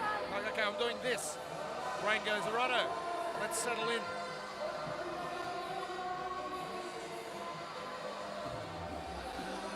Hoke off, second round, Echo Bike, 7 cals ticked off. Let's have a look, see what these total bar look like for the second set, which Pip Malone you said were going to be the most difficult. She can hold on to these 20 toes to bar, get herself off the bar before Julia Hannaford. Hannaford cycling faster.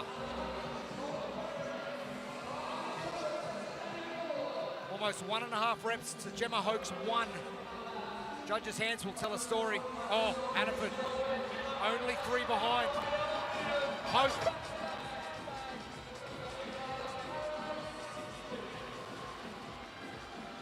Got a little bit of time, but as we've seen the previous heat, Daisy McDonald had a struggle picking it up. So forearms, Jeremy, they've done all that work this morning on test 6. It was all forearms, and now they've got to pick up a 150-pound sandbag. They don't need forearms, they need 8 arms. They need to be an octopus. Had to get a dad joke in there by the end of the weekend, didn't you? Oh, yeah, it's only 1 as Hoke gets on. Third and final round. Hannaford is coming at her.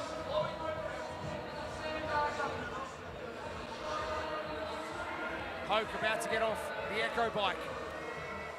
Sitting in lane 5 in the centre of Pat Rafter Arena. She's got a little bit of a lead on Julia Hannaford. The toes to bar, Hannaford cycling quicker. How much of a lead will Gemma Hoke get?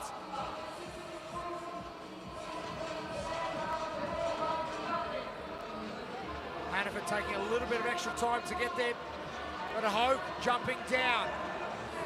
The Julia Hannaford punch off a big set here and play some catch up. Now your unbroken recipe for success for your total bar out the window.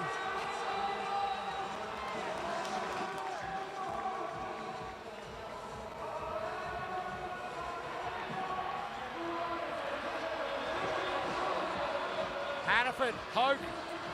Oh, it's tight. I think Gemma Hoke's going to get it. No, she comes down early. Hannaford. Hannaford's in front. Julia Hannaford, what a comeback. She's got it up. She dug herself a hole in day 1. She's back day 3. The cowgirl, ring that cowbell. And Hannaford, the girl from Tamworth, is in. Gemma Hoke finishes in 4:49.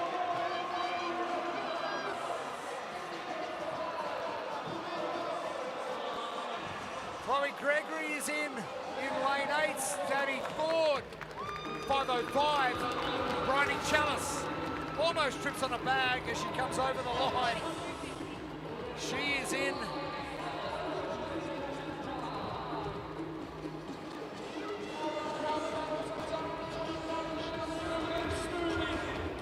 The last 35 seconds. Maddie Schelling, Livia Smoothie. It's a foot race. Oh, it's slipping. It's Maddie Schelling. Livia Smoothie running with it. Both girls over the line. And finish under time cap. Julia Hannaford. Bring back the cowgirl hats.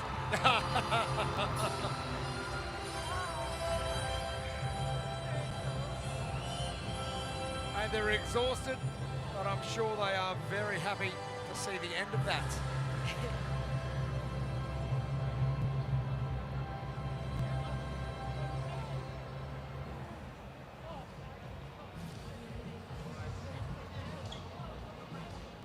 As we catch our breath.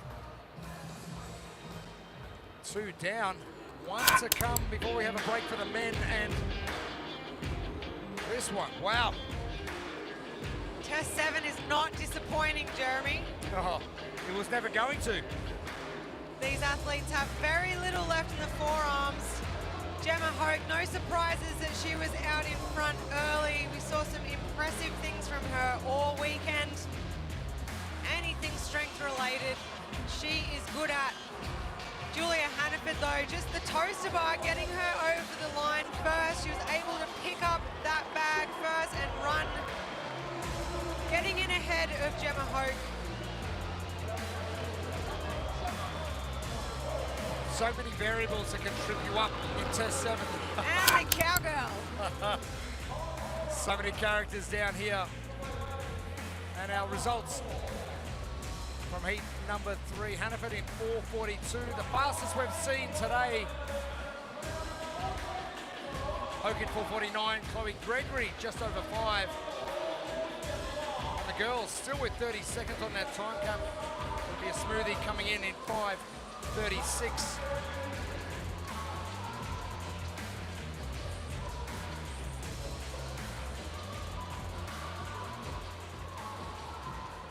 Tell you what, Pip, no one has gone anywhere. Packed house again here, 2 days straight, Pat Rafter Arena. And if you're jealous right around the world tuning in at this particular event, the Torian Pro, you should be jealous. It is the best.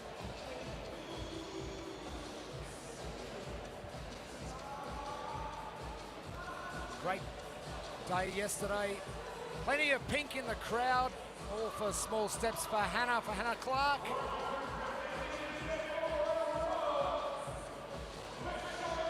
Great community event. Oh, we got dancing babies as well. Happy babies, you know what that means?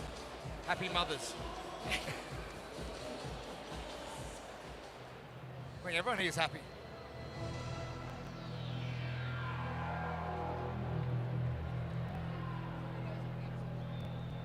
Our men's competition not too far away. We will run our 4 men's heats straight through. Come back for our final female heats when it is all on the line.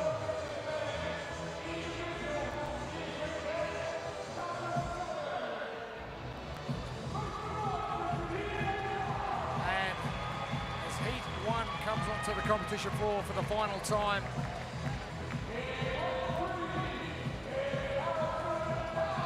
the last test, and it is individual test number 7.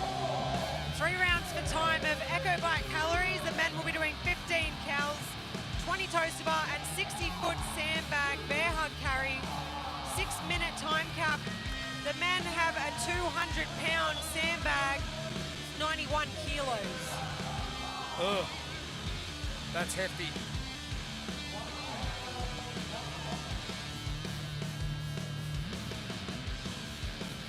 A heat list: Harry Cavalier, Benny Newland, Luke Fowler, Jason has a party. Jaden heading to Madrid CrossFit Championship later on this year. Out of CrossFit Botany in Sydney. Luke Fowler with a great result.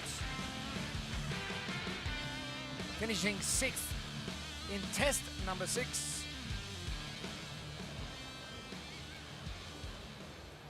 We await the start. There's Jaden there.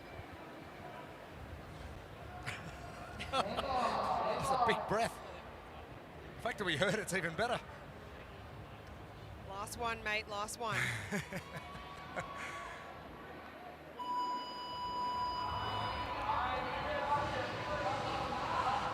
Underway. I know you will get to the recipes to success first, thanks to RP Strength, and then we'll get to something. Go out hard, but save some for a big finish and unbroken toes to bar. You know what boys are like? They are so competitive. And they'll probably be saying, oh, I bet you I can get off the echo bike first. I'm aware of how competitive boys are. And it's not a race you want to win, but it is. It is this weekend. Jane has a party. Looking pretty good early on the first set of 20 toe to bar. As you mentioned, Pip, unbroken toe to bar. It's got to be the goal, but sometimes it's just not achievable. Look, if you're capable of it and you've got enough forearms left after the last couple of days, then go for it. We saw some of the female athletes do just that and it worked for them. For others, it didn't. But we're in the final test of the weekend. You've got to empty the tank. Jaden has a party, getting overtaken by Benny Newland on the toe to bar. Benny looking pretty sharp once he got off the echo bike. Now Benny's a powerful athlete. He can snatch a whole lot of weight. Now there's ways to attack the echo bike on all 3 rounds. What's your strategy going in? Well, as when we spoke to a couple of athletes on day 1 about this test, they said they were going hard at it, but they were leaving a little bit in the tank to bring it home strong at the end. Can't send it too early on the echo bike, because you've got to hold on to those toes to bar after. What about this strategy? You go out hot on the echo bike early, cruise through the second round, and then hit the last one as hard as you can. There's no cruising in this test, Jeremy. Okay. I know you like to cruise. That's me trying to ease off. Benny Newland to the toe to bar first. Jaden has a party. Lane number 6. Second of our 4 athletes in this field. And I guess we're fortunate the Torian Pro, 8 lanes only. A little bit more intimate than other semi-finals around the world. Way easier to keep track of. Intimate with the crowd as well. The outside lanes, having the crowd only a couple of meters from them. Benny Newland about to pick up and bring the sandbag back for the end of round 2. 3 minutes down. Now, this is where Benny Newland needs to get to work.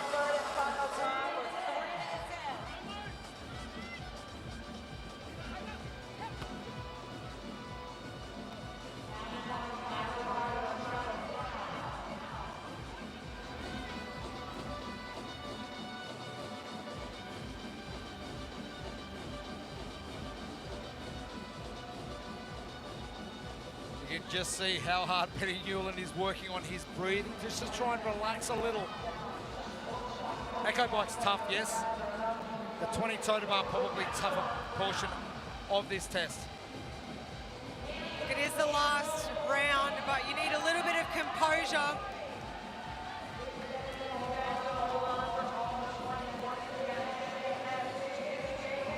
Benny Newland about to finish up, and that last calorie takes forever.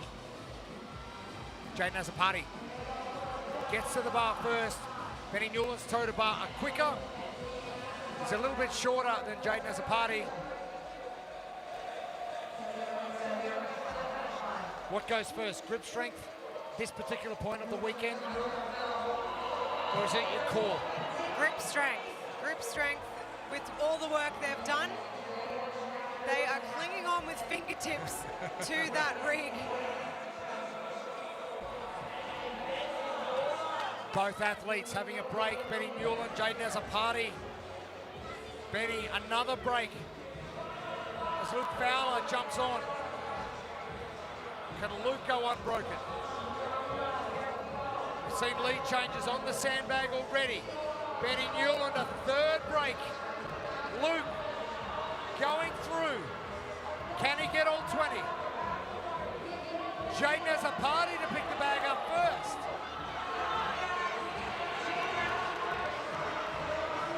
And the boy from Botany, father to be,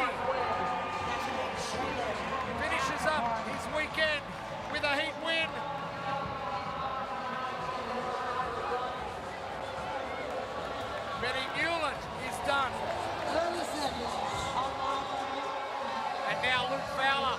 Harry Cavalier having a massive stumble with the sandbag. But Fowler will finish up. 20 seconds under time cap.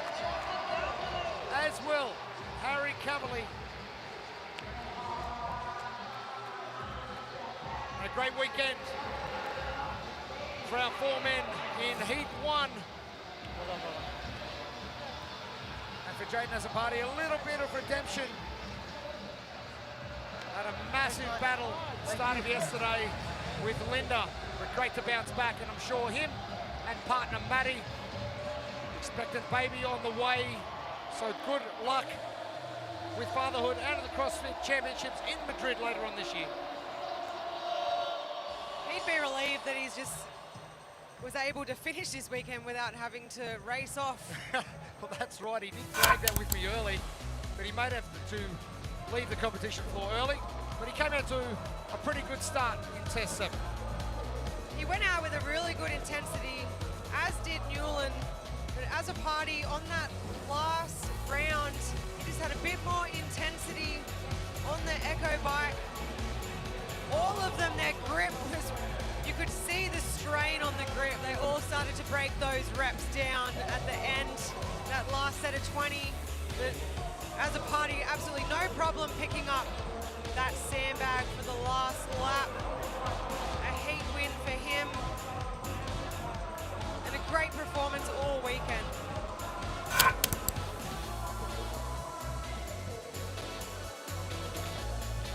Our results from Heat 1, Jaden Azzopardi in 5:18. The new time to beat. Benny Newland, Luke Fowler and Harris Cavalier. Commonly known as Harry. Great first competition for Harry Cavalier from Team Taurus. And the lessons you learn when you come into competition for the first time, especially as a youngster. And I'm sure your 2 kids learn lessons as they're growing up as well, what not to do. But you get better as an athlete, as a person. Your gauge changes a little bit.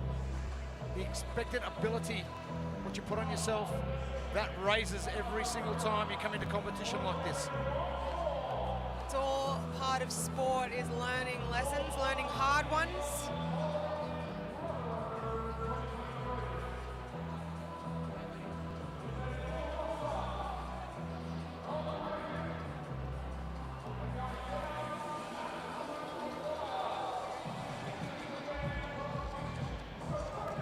Not too far away from the start of heat number 2. I hate to say it, Pip, but we have 4 more heats remaining, and then we've got to close up shop for another year. But first we have individual test 7 for heat 2 of the men. 3 rounds for time of echo bike calories. Males doing 15 calories, 20 toes to bar, 60-foot sandbag, bear hug, carry. 6-minute time cap. The sandbag for the men weighs 200 pounds. It's 91 kilos. Our time to beat, 5 minutes and 18 seconds from Jaden Azzopardi. Our test record, Dallin Pepper at 3:46. That's revolting. Our heat list for heat number 2. I saw on camera, Iko Tarangi Curtis. One of our youngsters is going to be around for a while. Wonderful to see Smiley Andrew Samble dig deep, get something done here. But Reese Machel, working with plenty of experience under his belt, he could be a special here.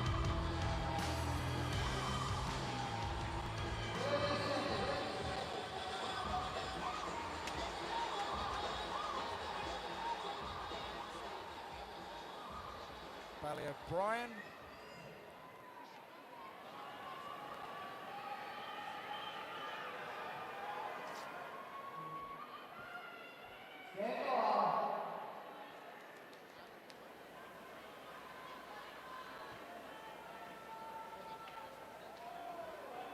He going 23rd and underway. And our recipes for success, all thanks to RP Strength. Go out hard but save some for a big finish. Unbroken toaster bar.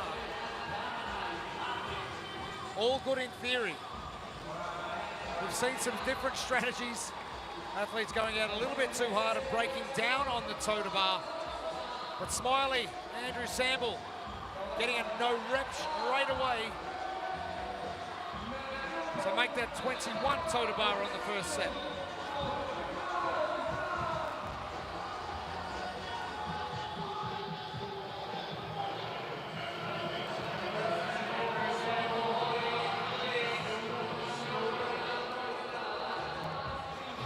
Test record from North American East Semifinal last week of 3:46.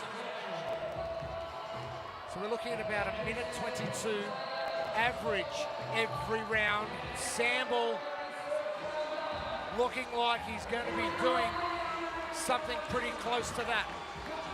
The problem is, can he back up rounds 2 and 3? We've seen some fast first rounds from the females as well. Holding on to it by that last round is the tricky part. George Rodriguez, now that's difficult, dropping it 2 meters from the end, having to pick it up again. Tico Tarangi Curtis in lane 1 finishes off round 1.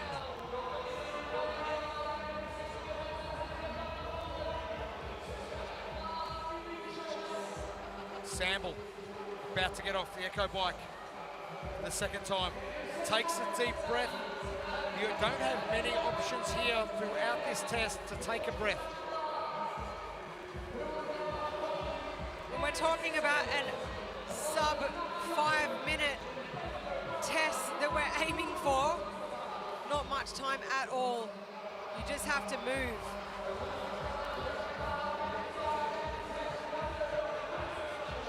Six-way battle across heat number 2.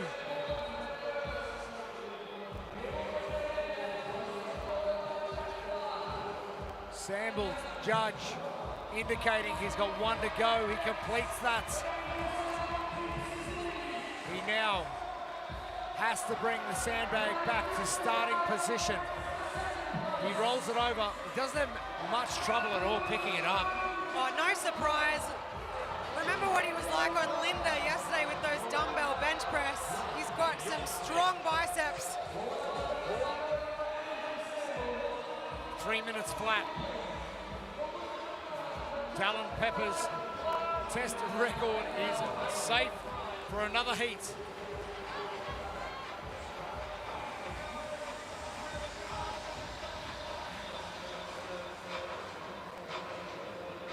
Samble, Steel Coast CrossFit in Newcastle. George Rodriguez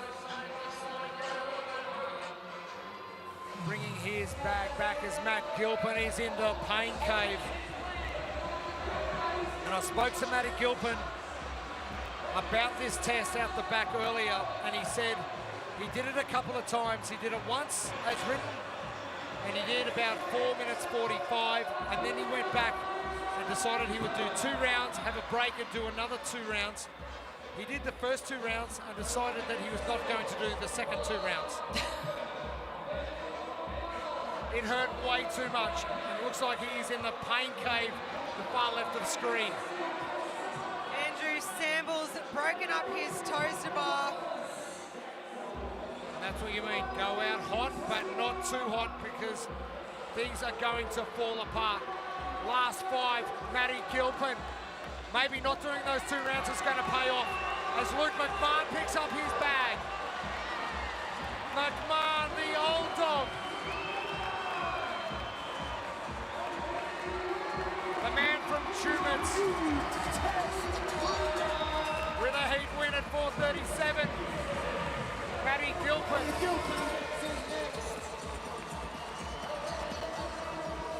And now Samble, who went out a touch, I reckon at about 93%.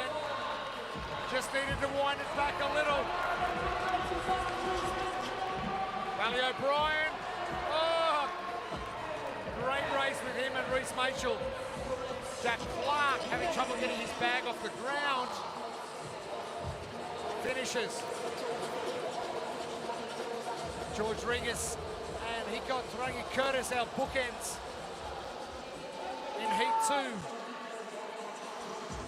Did you see me?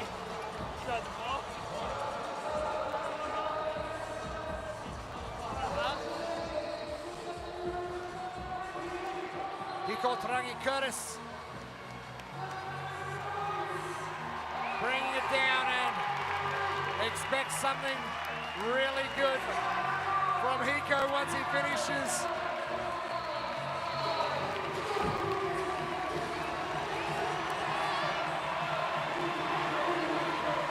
We are going to see this young man for a very long time. Regis finishing up. Heat number 2 is in the books. And Luke McMahon, the old boy.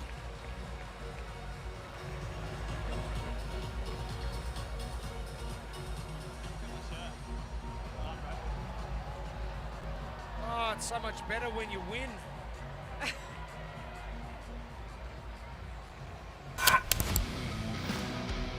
Heat 2 of the men did not disappoint. Andrew Samble went out hot. Maybe just a little too hot.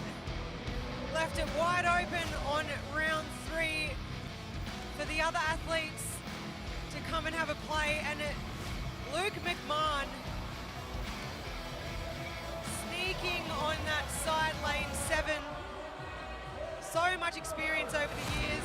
Great to see him with a heat win to finish his weekend. He's not so little Lukey anymore. Definitely not. He's taken a page out of Sneaky Pete's book. Oh, stop it, Luke McMahon. 4:35. Matty Gilpin, 4:41. Very respectable. And I'm sure he'll be happy to put that one away and not touch it ever again. Hiko Tarangi Curtis, I tell you what's a name we are going to hear for a long time. And another one we're going to hear a lot more from is Johan Roberts, who's coming up next. Oh. He's got some fans. He's got the best support crew ever.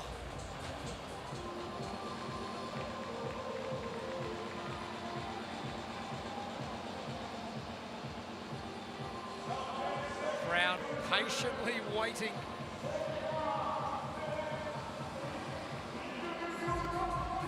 Great shots from our VIP area here at Pat Rafter Arena to welcome our second to last heat onto the competition floor.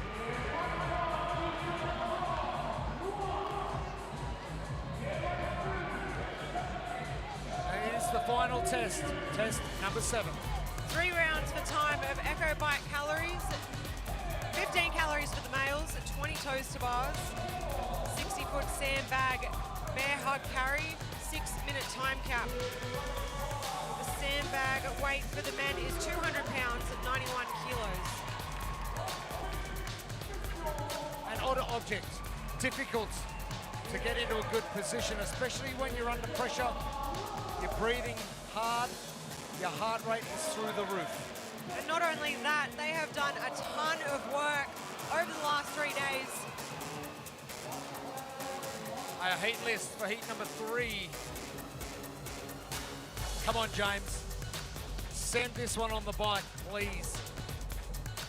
Let's see what he's got in the tank. It will come down to those toe to bar. The 3 heats of the females. The previous 2 for the males has all come down to the 3 sets of 20 toe to bar. How do you strategize that best? And if you've been doing your homework out the back and watching, you'd know exactly how to do it.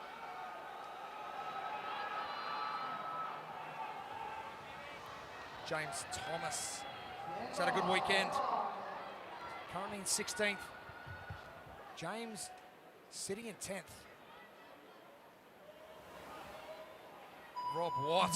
Oh, Cage Tiger. Let me at it. And this is what we came to see. Rob Watt ripped the handles of it. And the recipe's for for success thanks to RP strength. Go out hard, but save some for a big finish. I hope Rob Watt did. An unbroken toaster bar. Wow, that was Khan Porter-esque. He's just giving the people what they want here. I want him to do it for rounds 2 and 3 though. We've not seen anyone go flat out and smash that. But with a taller frame, Rob Watt, his toe to bar just a little bit more difficult because it's more time it takes for him to get his feet up there. He's got further to swing those long legs. No problem though. And this sandbag, it's going to feel like a beach ball. Rob Watt. I think he's annoyed that I said he was slow. Partner Jules was quicker than him. He wants to prove me wrong. 106, first round. Is he going to have a crack at Dallin Pepper's time of 3:46? Come on, James Newbury, time to lift your game. Oh, Rob Watt, yes. 2 from 2, we love it. I wonder at what point it's going to start really hurting. I'd say about 5 toaster bar in. Rob Watt's way out in front. But are the wheels going to fall off the apple cart?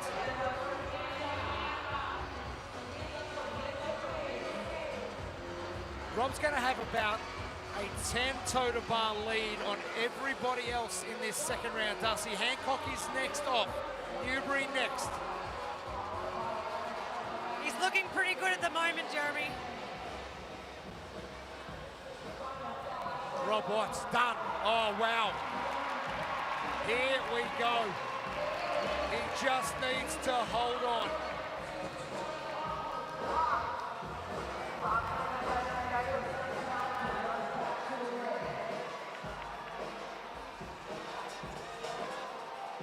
Missing the games in 2018 by half a thruster. We know he's capable of a lot. Rob, come on. You know what the people want. Give it to us. There it is. The crowd responding as Newbury brings it back and comes into second.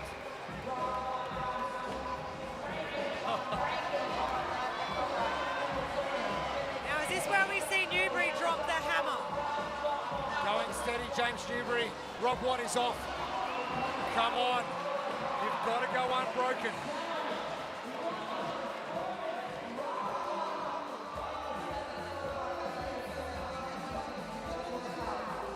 Rob Watt sitting in 15th. His best finish this weekend. 4th place finish in Test 5. Rob Watt breaks his toaster bar. Here comes James Newbury. Of course he is. Can you imagine the roar of this crowd if James Newbury can take the lead? The crowd are letting him know. Oh, Rob Watt. The core's gone. Can Newbury pull something out of the bag and give this Torian Pro crowd exactly what they want? Newbury, he's done it. James Newbury. Oh, you are an absolute superstar. And you, my friend, are not going anywhere.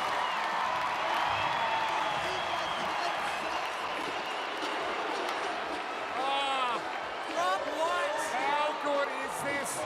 James Thomas getting in ahead of Rob Watt, but Rob Watt, he had to roll the dice.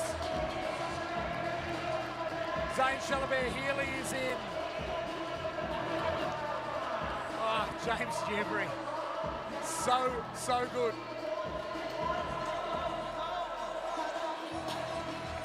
Mitchell Case finishes up. A minute to go on our time cap.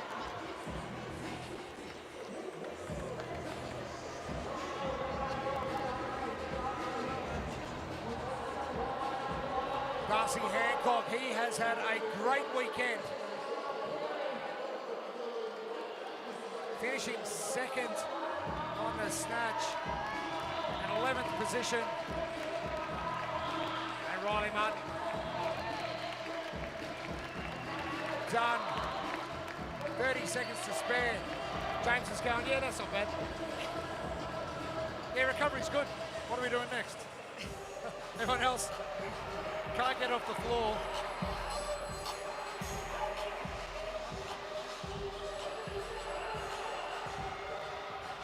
Oh, crazy times down here at the Torian Pro.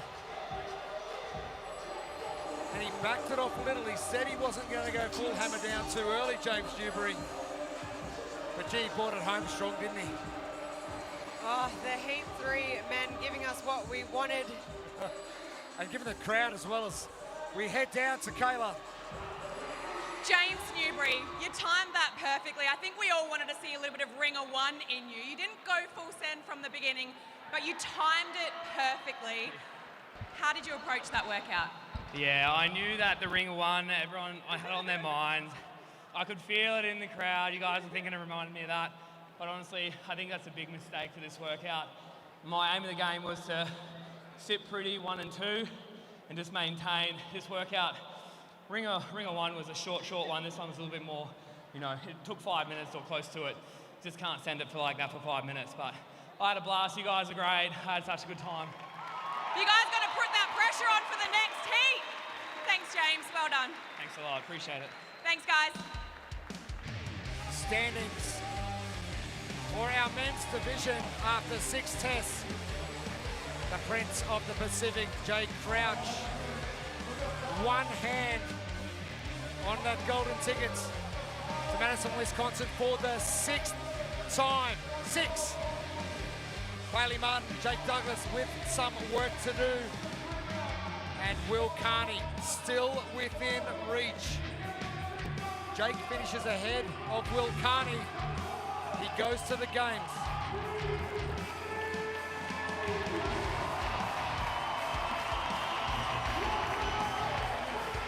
This crowd at Pat Rafter Arena has been incredible. And they are going to bring it for our final 2 heats of the day. Our final for the men's coming up in just a few moments, and then we'll turn our attention to find out which of our ladies will represent the Oceania region.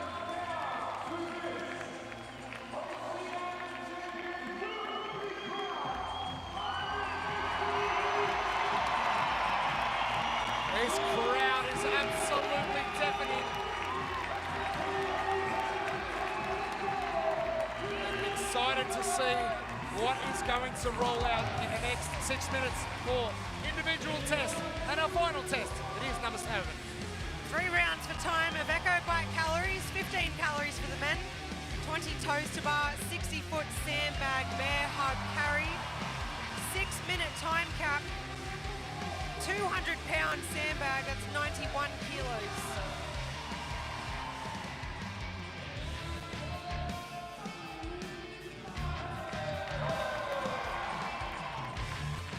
Zach Newman looking ready to go. And our heat list for our 4th and final heats. And our last heat for the men for the Torian Pro for 2023. Jay Crouch just needs to finish and he will go to the CrossFit Games for those 2 other spots. Who are they going to go to? Bailey Martin, Jake Douglas, Will Carney. It is going to be epic. James Newbury setting a very good time to beat. It's going to come down to which one of these men want it the most. Well, Will Carney said yesterday he wants it really bad. Zach Thomas wasn't even supposed to be here, and he's in the final heats. Great weekend for Zach Thomas, coming in 7th position after starting 30th.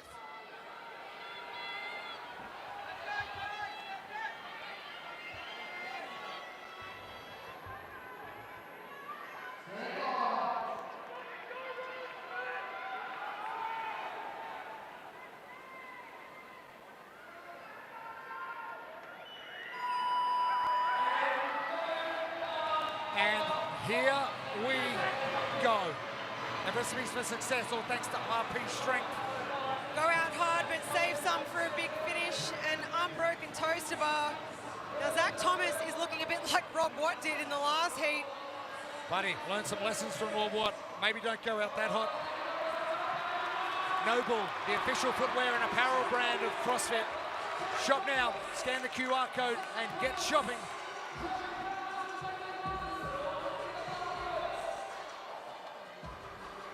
Crowd waiting. Who is going to get off the toter bar first?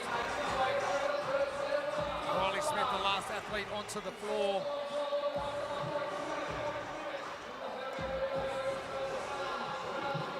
Wait for the judges' hands to go in the air and the absolute roar. And Jake Douglas is that man.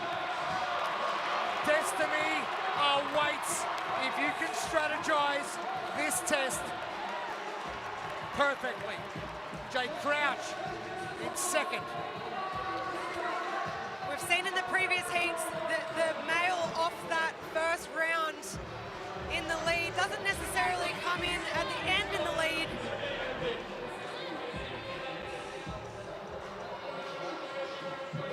Jake Crouch. Do you know why he's so special? Because he's been in the CrossFit Games 5 times, and he's going to go back for 6, and he's going to be one of the all-time champions of this region. That's why he's special. That's why he's special. And he's going to drag Jake Douglas along for the ride as well.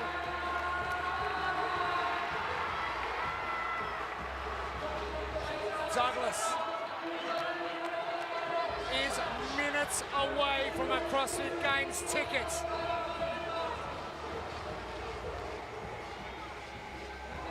Canada, the big unit from Tamworth, achieve a goal that's eluded him for so many years.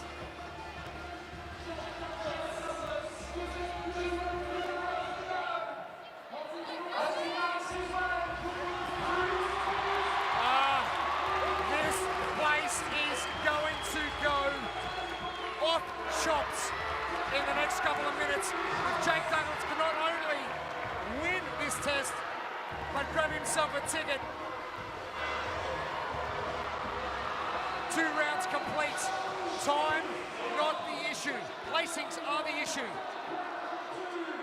Jake Douglas gets to work on his 3rd round.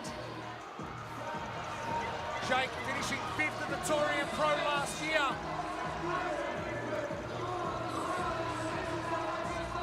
From State CrossFit in Tamworth.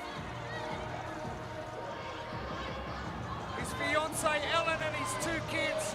We met Frankie yesterday, and Johnny, his 2-year-old boy. They are going to be so proud of Dad if he can achieve something great. And the crowd here at Pat Rafter Arena are about to witness just that.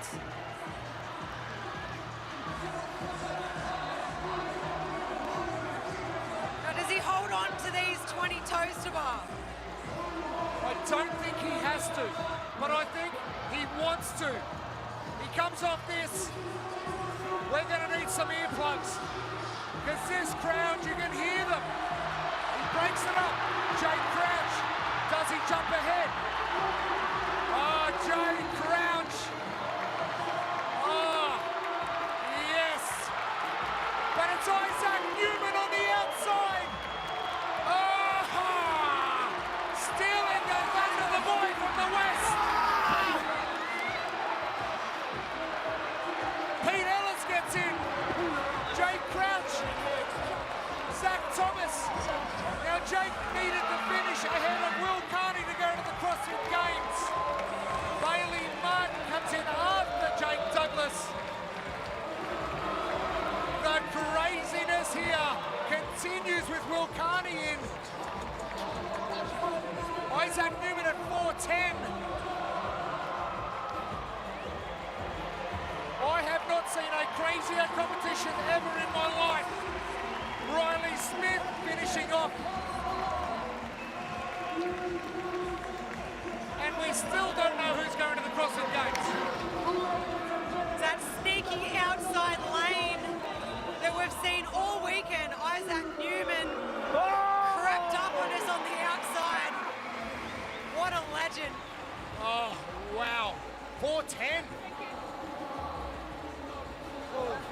And you talk about future athletes coming into this space. You're beating the entire field here in a test like that.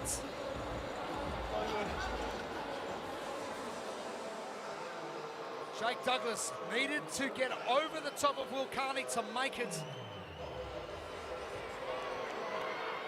The story of the weekend in the males competition has been how jumbled this leaderboard has been, and our final test did not help us at all. We still have no idea what is happening and who's going to the CrossFit Games. These guys have surprised us time and time again. Let's head down to Kayla Banfield. Jay, you've stayed consistent all weekend and you proved it to us in that final test. What was your attack leading into that test? Just to stay smooth from the start. I knew, like I seen last week especially, boys were sent in the first round and sort of couldn't maintain that in the third. So I was just holding a pace that I could maintain for 3 rounds, and yeah, I knew where I needed to finish to close the show. And that you did.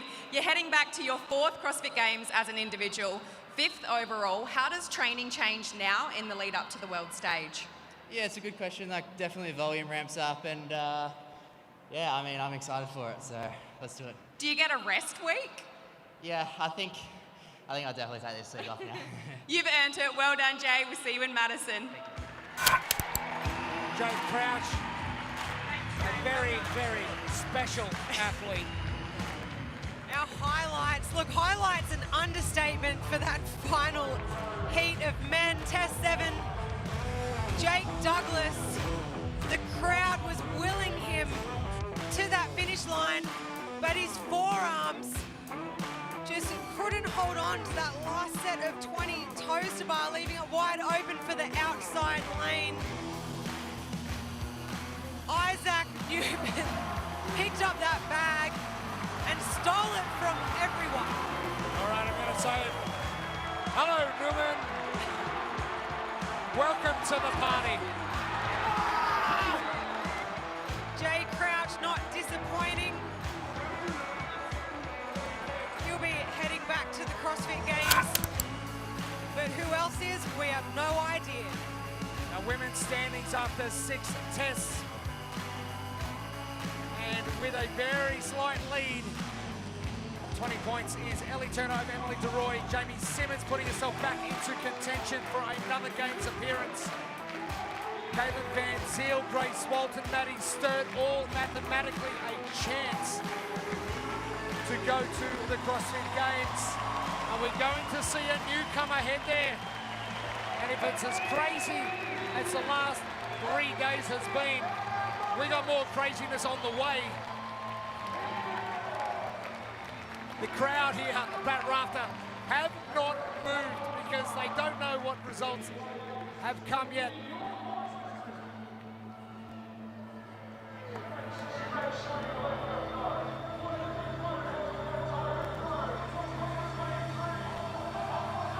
Oh, it's party time here in Brisbane, Australia, as we welcome our final heat of the Torian Pro 2023.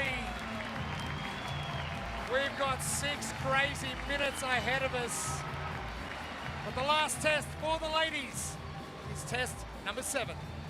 3 rounds for time of Echo Bike calories, 10 calories for the females, 20 toes to bar, and 60-foot sandbag bear hug carry.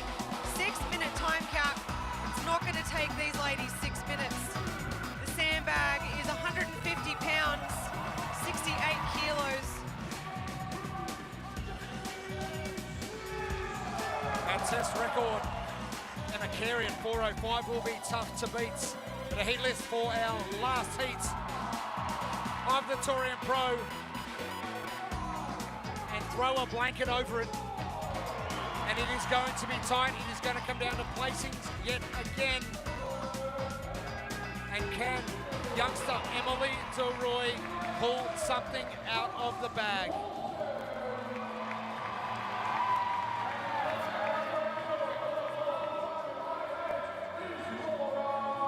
Grace Walton also one of those names on everyone's mind for this test. She comes in at 15th last year. Big jump in experience and composure coming into 2023. And Ellie Turner, two-time Games qualifier and your current leader.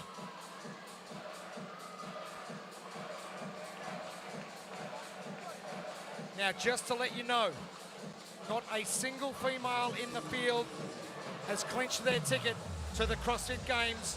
It is open slather. It is who wants it more right now.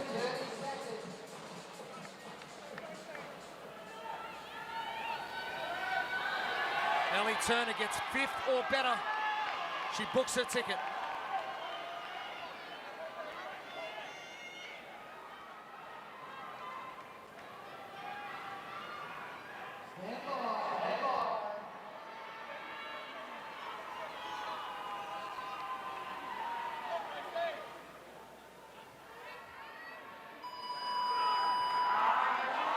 The final test, the final 6 minutes underway, and our recipe for success.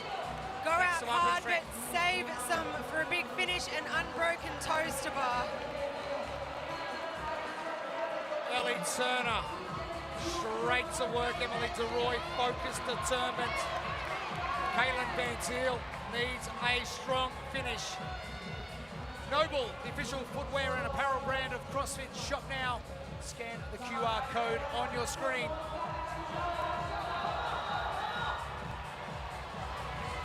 And we've seen over the previous heats that going out too hot is not going to be good for you. Not one of the athletes that have come off guns blazing on round one have finished this first. They've got to hold on for the 3 rounds. Now placing's the important thing. Grace Walton in a hurry, trying to catch Caitlin Van Zyl. Jamie Simmons needs to get to work, and I think she's going to benefit from the 3 sets of totem bar, as will Maddie Sturt, as will Georgia Pryor. Caitlin Van Zyl is going to work on that echo bike. She is not slowed down.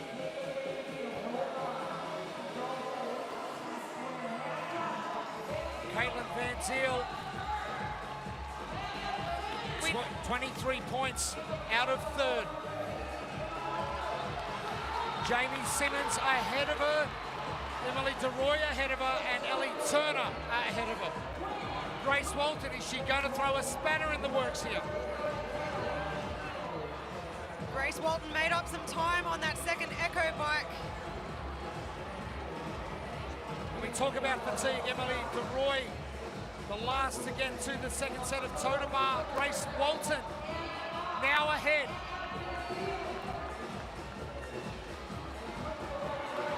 And Grace Walton is ready to stir things up.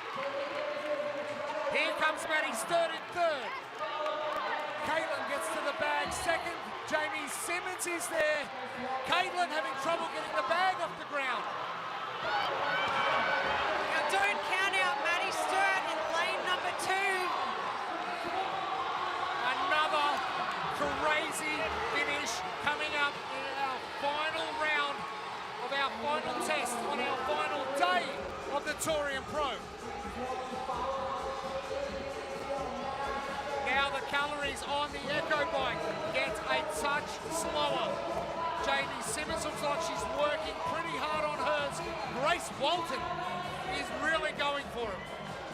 And smiling.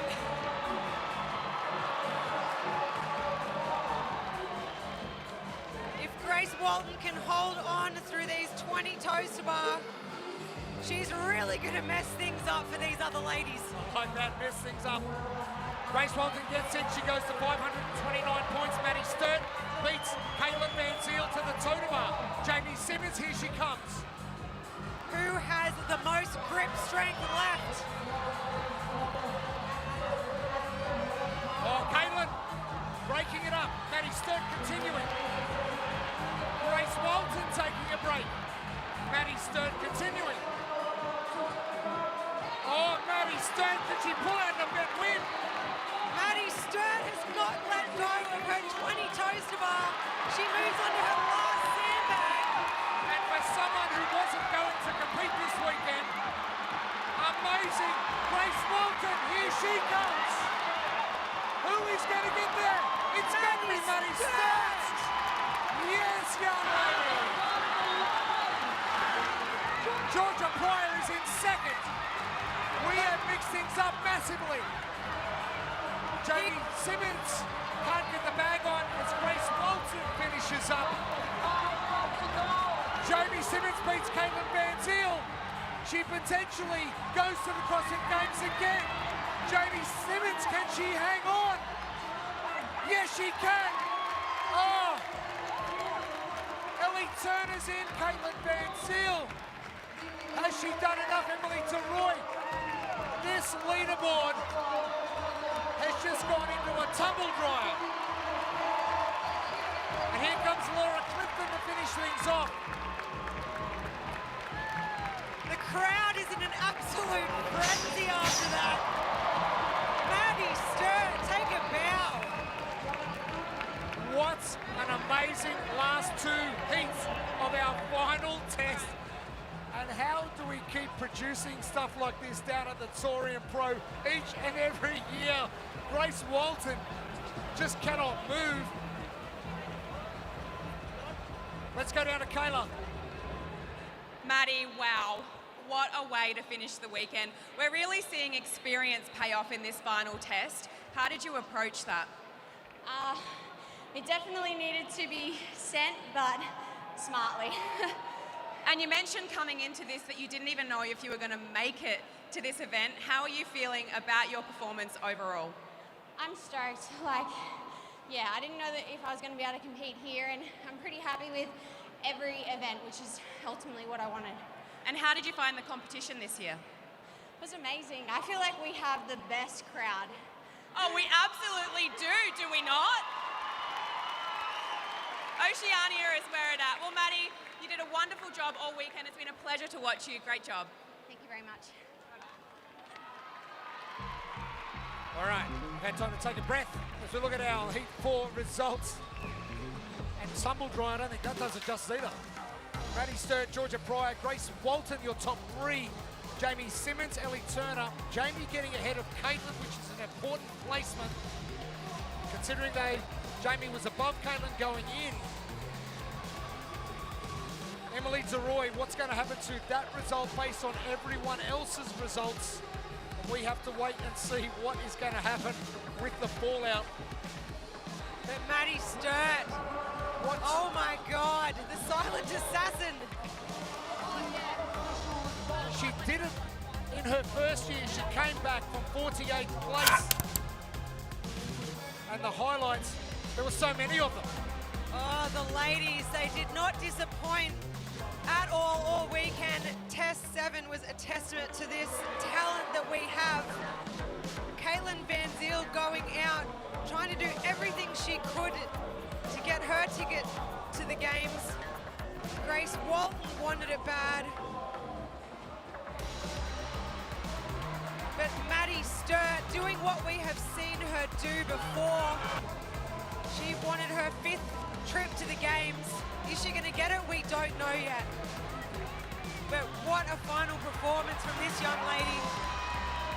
An absolute veteran at 26 years old. That's the crazy thing. 4 trips and you're 26. And experience and composure. And so much hard work and determination. Grace, what a great weekend she had. Her slow build from last year to this year. I can't wait to see her progression and where things go.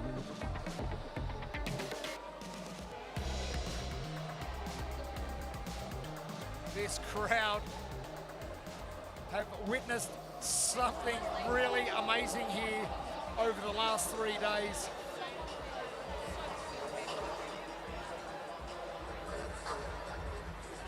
The party has already started. Team competitors coming back onto the floor. Torian Mayhem.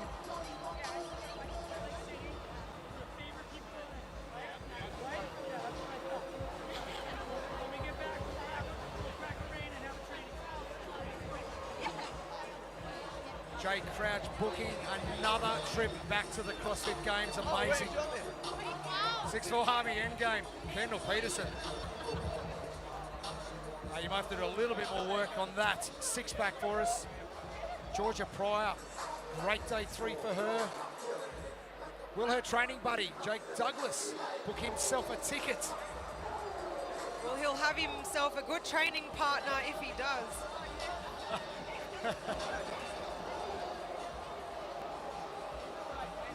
Marnie Sykes, 3-time Games competitor in teams, in 3 different teams in 3 consecutive years. And Isaac Newman, how about his test number 7? And Mr. Zach Thomas, they call him Snack Thomas. And apparently he's single, ladies. Ladies, so look out tonight. The after party, I think. It's going to be absolutely crazy.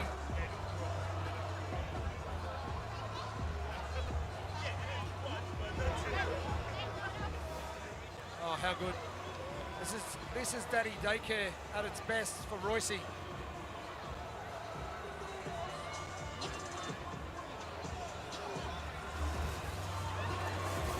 And we await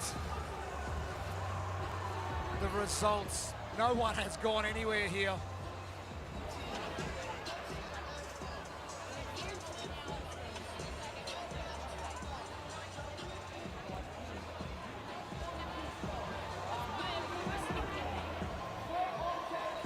Oh, the tears have started to come for Grace Walton. That nervous system has just shut down.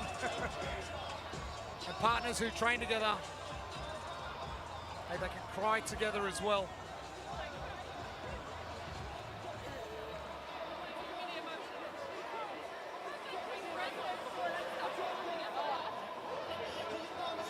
And the Rogue don't weaken moment of the day as the tears flow here. Rob Watts, outstanding. We've seen it from James Newman in the Games, Khan Porter at Regionals, but it is now Rob Watts' time to shine and stand up. And that is how you ride an Echo bike.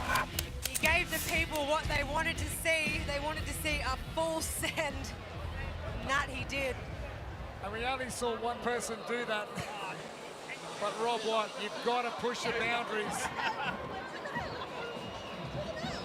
I wonder if Clint Cole's going to be drinking some champagne tonight in celebration. The front. All right, results nearly with us. So let's head down now to the competition floor and find out who's representing the Oceania region.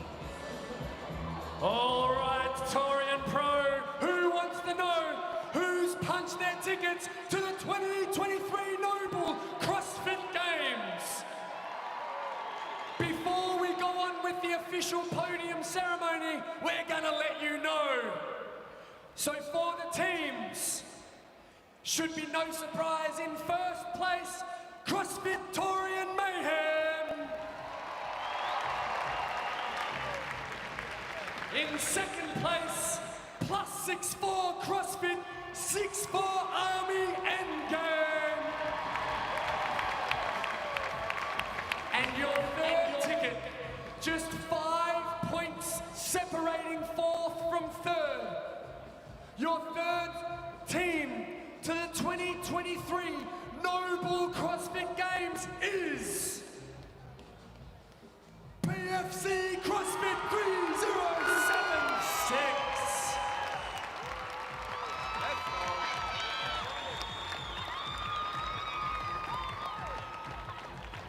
And now on to the men who will be representing the Oceania region. at the NOBULL CrossFit Games in first place, again, Jay Crouch.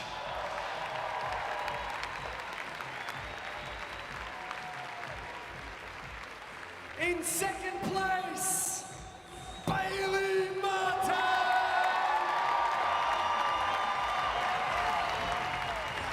And your third man, Jake Douglas.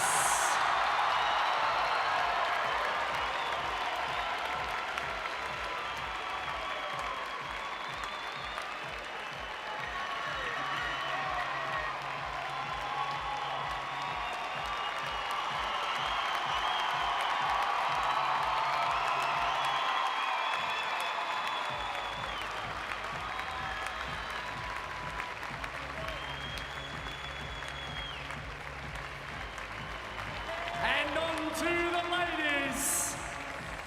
In first place, Ali Turner.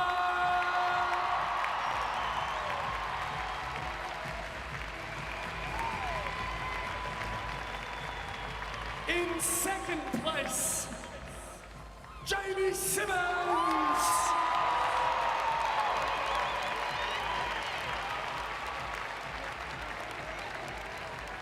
And in third, Emily DeRoy.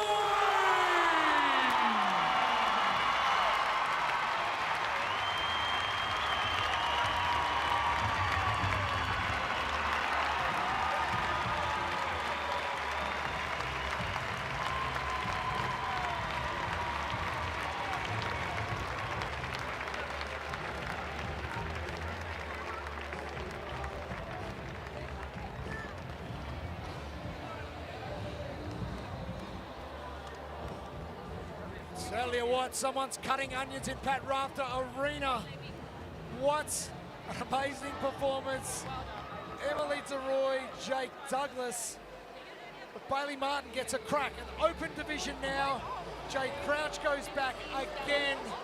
Jamie Simmons goes back again. And Ellie Turner 3 times at the CrossFit Games. I'm absolutely speechless on what has just happened in the last half an hour. And we are sending such a strong contingency from the Oceania region. Oh my God. And Jake Douglas, an absolute crowd favourite here. And daughter Frankie having a little bit of a chuckle at dad crying. But you cry all you want, buddy. A lot of blood, sweat and tears. His training partner, Georgia Pryor. She'll be so proud, but that's what hard work looks like. Sacrifice, everything goes into it. And Emily DeRoy, the youngster from CrossFit Townsville, the Stricklands will be cheering up north. 22 years old and such a bright future ahead, but it starts now because she's going to the CrossFit Games. Oh, it's only just the stepping stone. But I cannot believe the way those results shook up. Maddie Sturt finishing in 5th position, 1 point back from Caitlin Van Ziel and Will Carney. Finishing in 4th position, Pete Ellis in 5th. Great stuff. Great stuff ahead for Pete Ellis. As we head down to the competition floor now for our official presentations and our podium contenders for the Oceania region.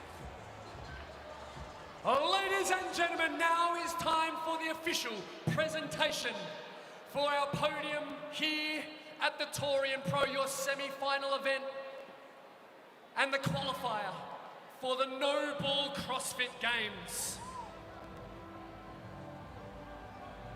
We will start with the teams. In 3rd place on 505 points. Heading to the games for the first time, PFC CrossFit 3076.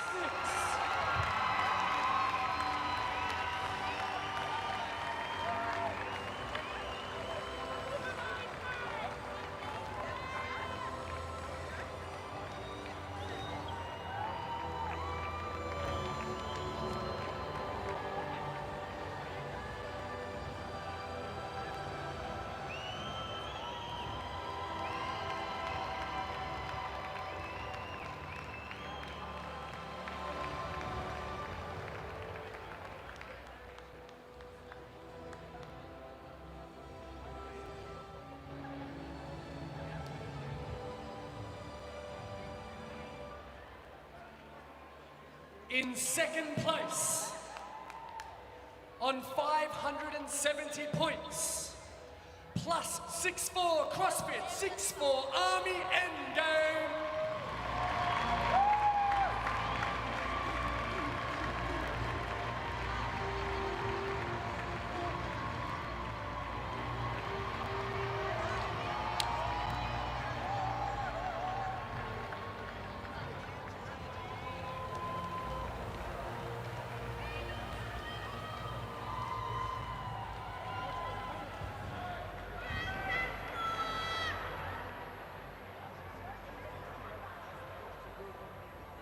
And your winners, in first place, on a score of 585 points, CrossFit, Torian Mayhem!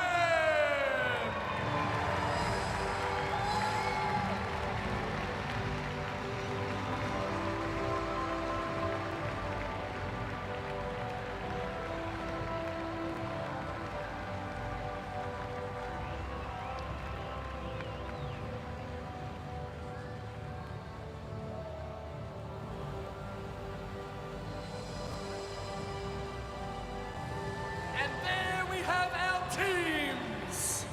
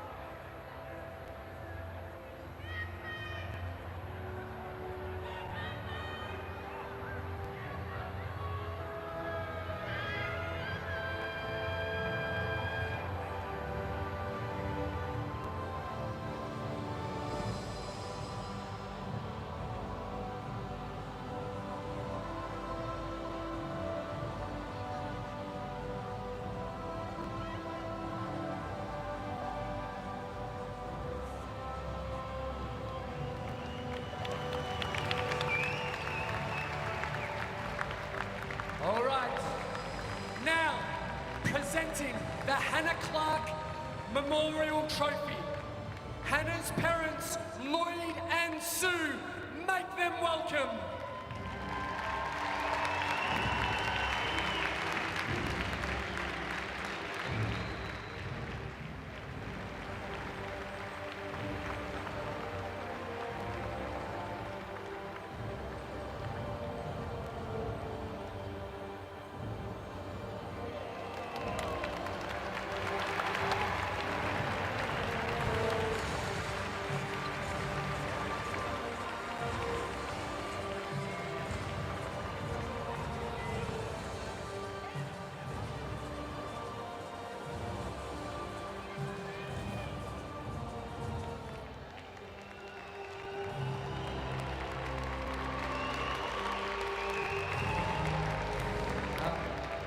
Now we move to our individual men.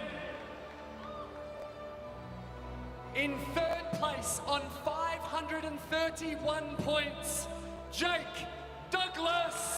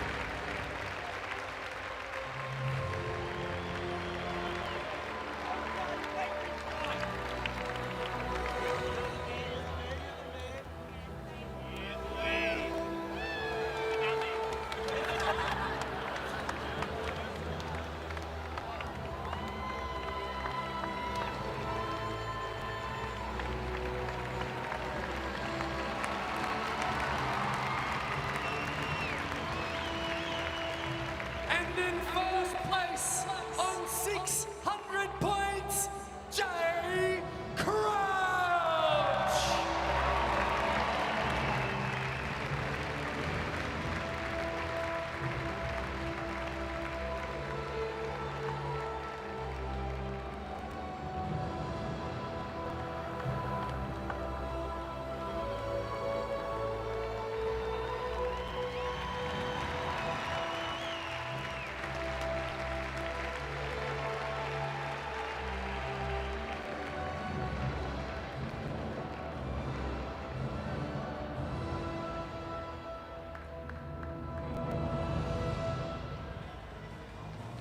And now presenting the Walker Cup, CJ Walker, your inaugural winner of the Torian Pro back in 2015.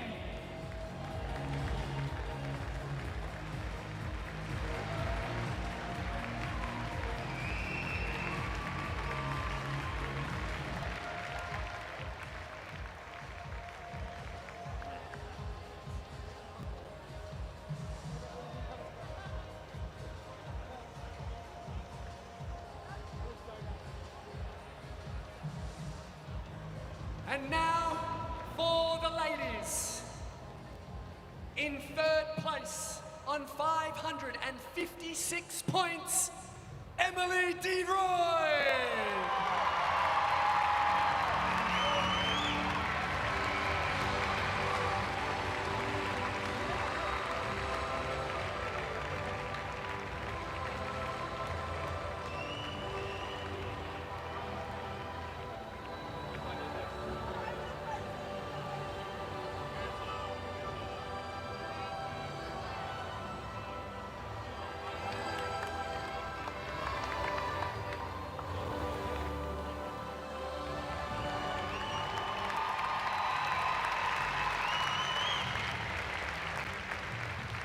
In second place on 568 points, Jamie Simmons.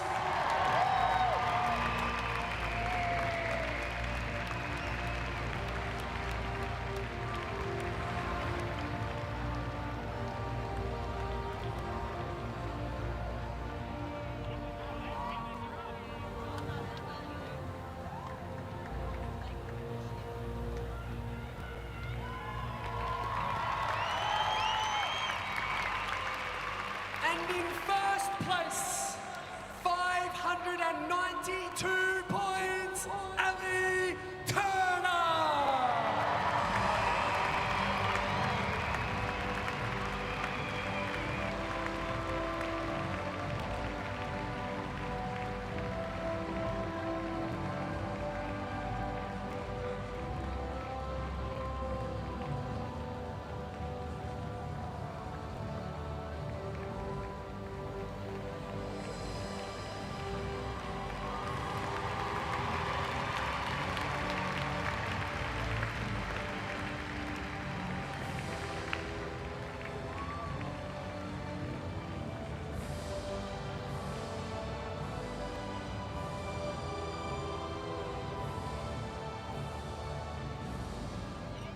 And now our winner will be presented with the Toomey Cup. Tia Claire Toomey, your inaugural winner of the Torian Pro.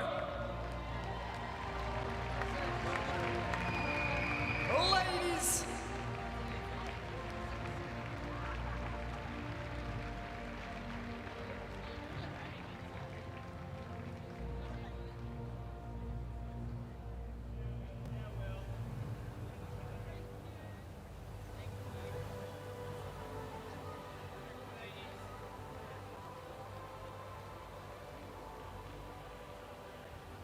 Ladies and gentlemen, we give to you the teams and individuals representing the Oceania region at the 2023 NOBULL CrossFit Games.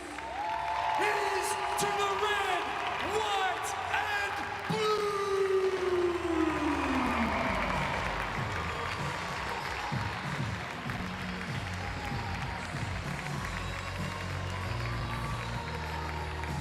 What a party is going to go down here in Brisbane tonight. Amazing performances right across the weekend. And I don't think you could have scripted that any better. You really couldn't. We came in here on day one saying how wide open it was, missing some big names, and we've just created a whole bunch of new big names. Absolute new superstars in the world are going to go, okay, who are you people? Bailey Martin, we know about him. Jake Douglas, we're going to find out shortly. Emily DeRoy, we're going to find out shortly. Jamie Simmons, she was just clinical in the stuff she had to do.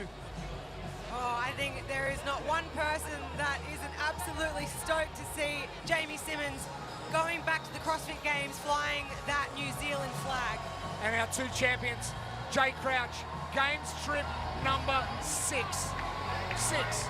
There's not too many people who do that. Ellie Turner back for her 3rd. And so much emotion on the floor. Marty Sykes getting choked up with partner Bailey Martin making Jake Douglas. He had the whole place crying here. Just shows you how much goes into these athletes' performances on and off the floor. Elliot, so happy. Grace is happy, trust me. She has improved a country mile in 12 months. Look out, Torian Pro 2024, because she's going to put her hand up. Grace Walton, definitely one to watch next year. Teenage Games competitor Bailey Martin gets his shot. What can he do once he does get to Madison, Wisconsin? Zane Shellabere-Healy. He had a really good first outing at the Torian Pro.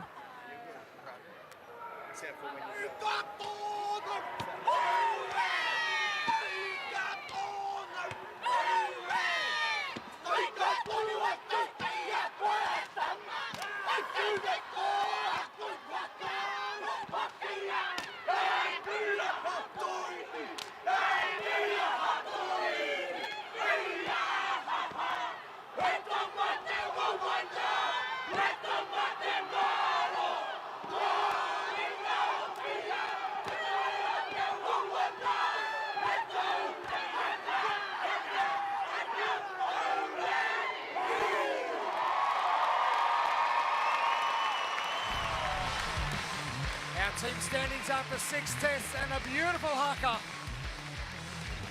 CrossFit Torian Mayhem, 585 points ahead of 6'4 Army Endgame on 570. PFC getting that 3rd spot and their first trip to the CrossFit Games, and PFC very excited. And we started with some cleans earlier on this morning. CrossFit Torian Mayhem, not disappointing on those heavy barbells, but closely followed behind 6'4 Army. The two dominant teams all weekend. And there was only 2 reps that separated them in the 6th test of the day. Pardon me, the 5th test for the teams. And time under tension for Chrissy Hollard, but Kelly Benfey said, hang on, wait a sec, I got more than that. And this is what we saw all weekend between those two teams, was just back and forward, back and forward. And great to know, Torian Mayhem 3rd in the world after quarterfinals. And Endgame really took it to them this weekend. Probably a push that CrossFit Torian Mayhem needed going into the CrossFit Games. It's like, hey, we need to work on a few things to get on the podium at the Games. Torian Black needed a strong finish in the final test, test number 6. And they tried their hardest, but it wasn't to be, unfortunately. And Torian Mayhem, 6'4 Endgame, getting done. Brandon Swan going back to the CrossFit Games. 2nd time as a team. And he'll add another Torian Pro championship to his tally. And just proved a lot of experience with Torian Mayhem.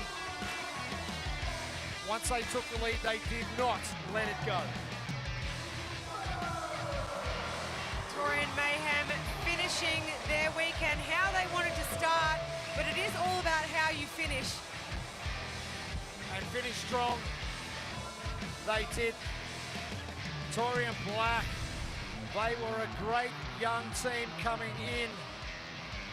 And with that experience under their belt, it's going to be really good to see them next year. The team competition, Torian Mayhem 6'4" Army Endgame and PFC 3076. And two of the team that have been to the CrossFit Games before as part of CrossFit our side, but Alexandra Bullock and PJ Tafiti, the two new team members, and they are absolutely ecstatic. Oh, PFC CrossFit put in a monster effort all weekend to nab that third spot. It's really well deserved, but what a fight all our teams put on this weekend. And individual competition, I tell you what, I don't think we had anything more exciting to give the spectators here and the viewers at home. I tell you what, they just kept delivering. And over and over again. Oh, over and over. Ellie Turner, 592 out of a possible 700 points. Jamie Simmons, she just proved that experience means everything in competitions like this. And Emily DeRoy, the youngster from Townsville. Now guess what? She needs to go and apply for a passport to get to Madison. She doesn't have one yet. She'll need one of those. Our ladies, as you said, did not disappoint. Showing gymnastics prowess as expected, Jamie Simmons. It was right here in test number 6 for the women where we really saw the Jamie Simmons we know and love shine. Excited to see what she's going to do at the games again this year. But Emily DeRoy, I was just so impressed with her all weekend, how she attacked. Came out here amongst the veterans, didn't let it get to her. She went, hey, I'm here to play. And just an improvement from last year to this year, working under coach Dan Strickland up there at CrossFit Townsville. And he's got a good head on his shoulders, and she's pointed in the right direction. Final test, test for 7. the women. Arguably a favorite moment of the whole weekend. Every single one of these ladies needed to pull something out of the bag. Caitlin Van Ziel, Grace Walton, Maddie Sturt, and it was Maddie Sturt at the end of test 7. And she just progressed slowly down the field of play each time. Grace out to a very strong lead. Jamie Simmons was steady. But Jay said in his interview that all he wanted to do was maintain a pace that he could for the 3 rounds, and Maddie Sturt maintained that pace as well and fully deserved that win in the final heat of the day. Grace Walton also with a very, very strong finish. Unfortunately, not enough to punch her ticket to the games, but she is going to be so exciting to watch in the next couple of years of competition. Well, if you think about untapped potential, Grace, a newcomer to competition, her second Torian Pro, she is going to skyrocket next year. Yeah, I can't wait to see what she can do. We know she's an ex-swimmer. She's got all the pieces. They just need to come together at the right time, and she's going to do big things. But she works on her homework. She had to do some homework last year. She's done it. She comes in again. She's got a little bit more to do, and she's going to be a dominant force in the years to come. Individual male competition was just as crazy. And our standings, Jay Crouch again. 6 trips to the CrossFit Games for Jay Crouch. And that is not a fluke. The 600 out of 700 points for him. Bailey Martin getting his first chance as an open competitor. He's been there before as a teenager, but now he's all grown up. And Jake Douglas, dead set, a fan favourite here in the house, but a favourite right around the Oceania region as well after that performance. Sure is. After a bit of disappointment last year, coming so close for Jake Douglas, he came in here with a lot of nerves. He told you, Jeremy, that he was very nervous coming into today. And with so many of these young rookie males we have down here in the Oceania that just come out here time and time again and just throw a spanner in the works. It's just putting that pressure on our top competitors. Bailey Martin being one of these new young guns coming through. Pete Ellis, I can't wait to see what he's going to do next year. Exciting times for the Oceania region of Bailey. They've got an inkling of where they're sitting in relation to every test that comes around. Jay Crouch not really perplexed. You don't see much emotion from Jay because he's all business. And I think we'll see a little bit more tonight in test number 8, which is going to be the after party, because he always wins that one, Jay Crouch. But it came down to the big man, Jake Douglas, to finish off what he started on Friday morning. That's right, Jake Douglas. He had a lot of work to do in test 7, but Isaac Newman, oh my God, unreal. He's got a big future ahead of him as well, and he's only just getting started. And Jake.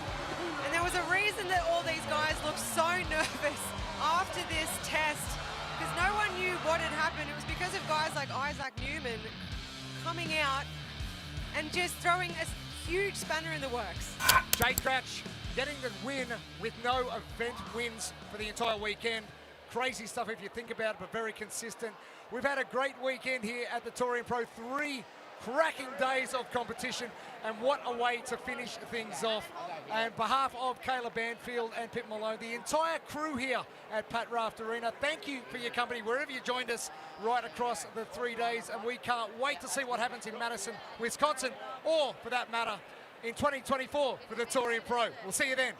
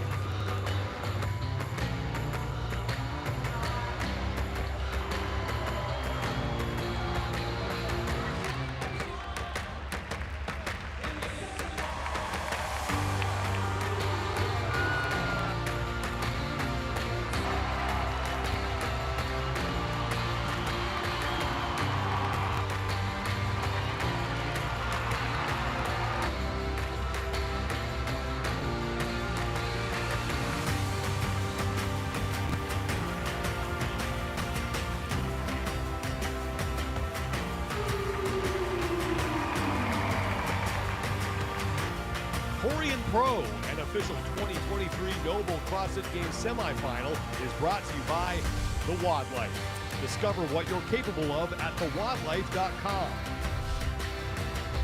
NOBULL, the official footwear and apparel brand of CrossFit.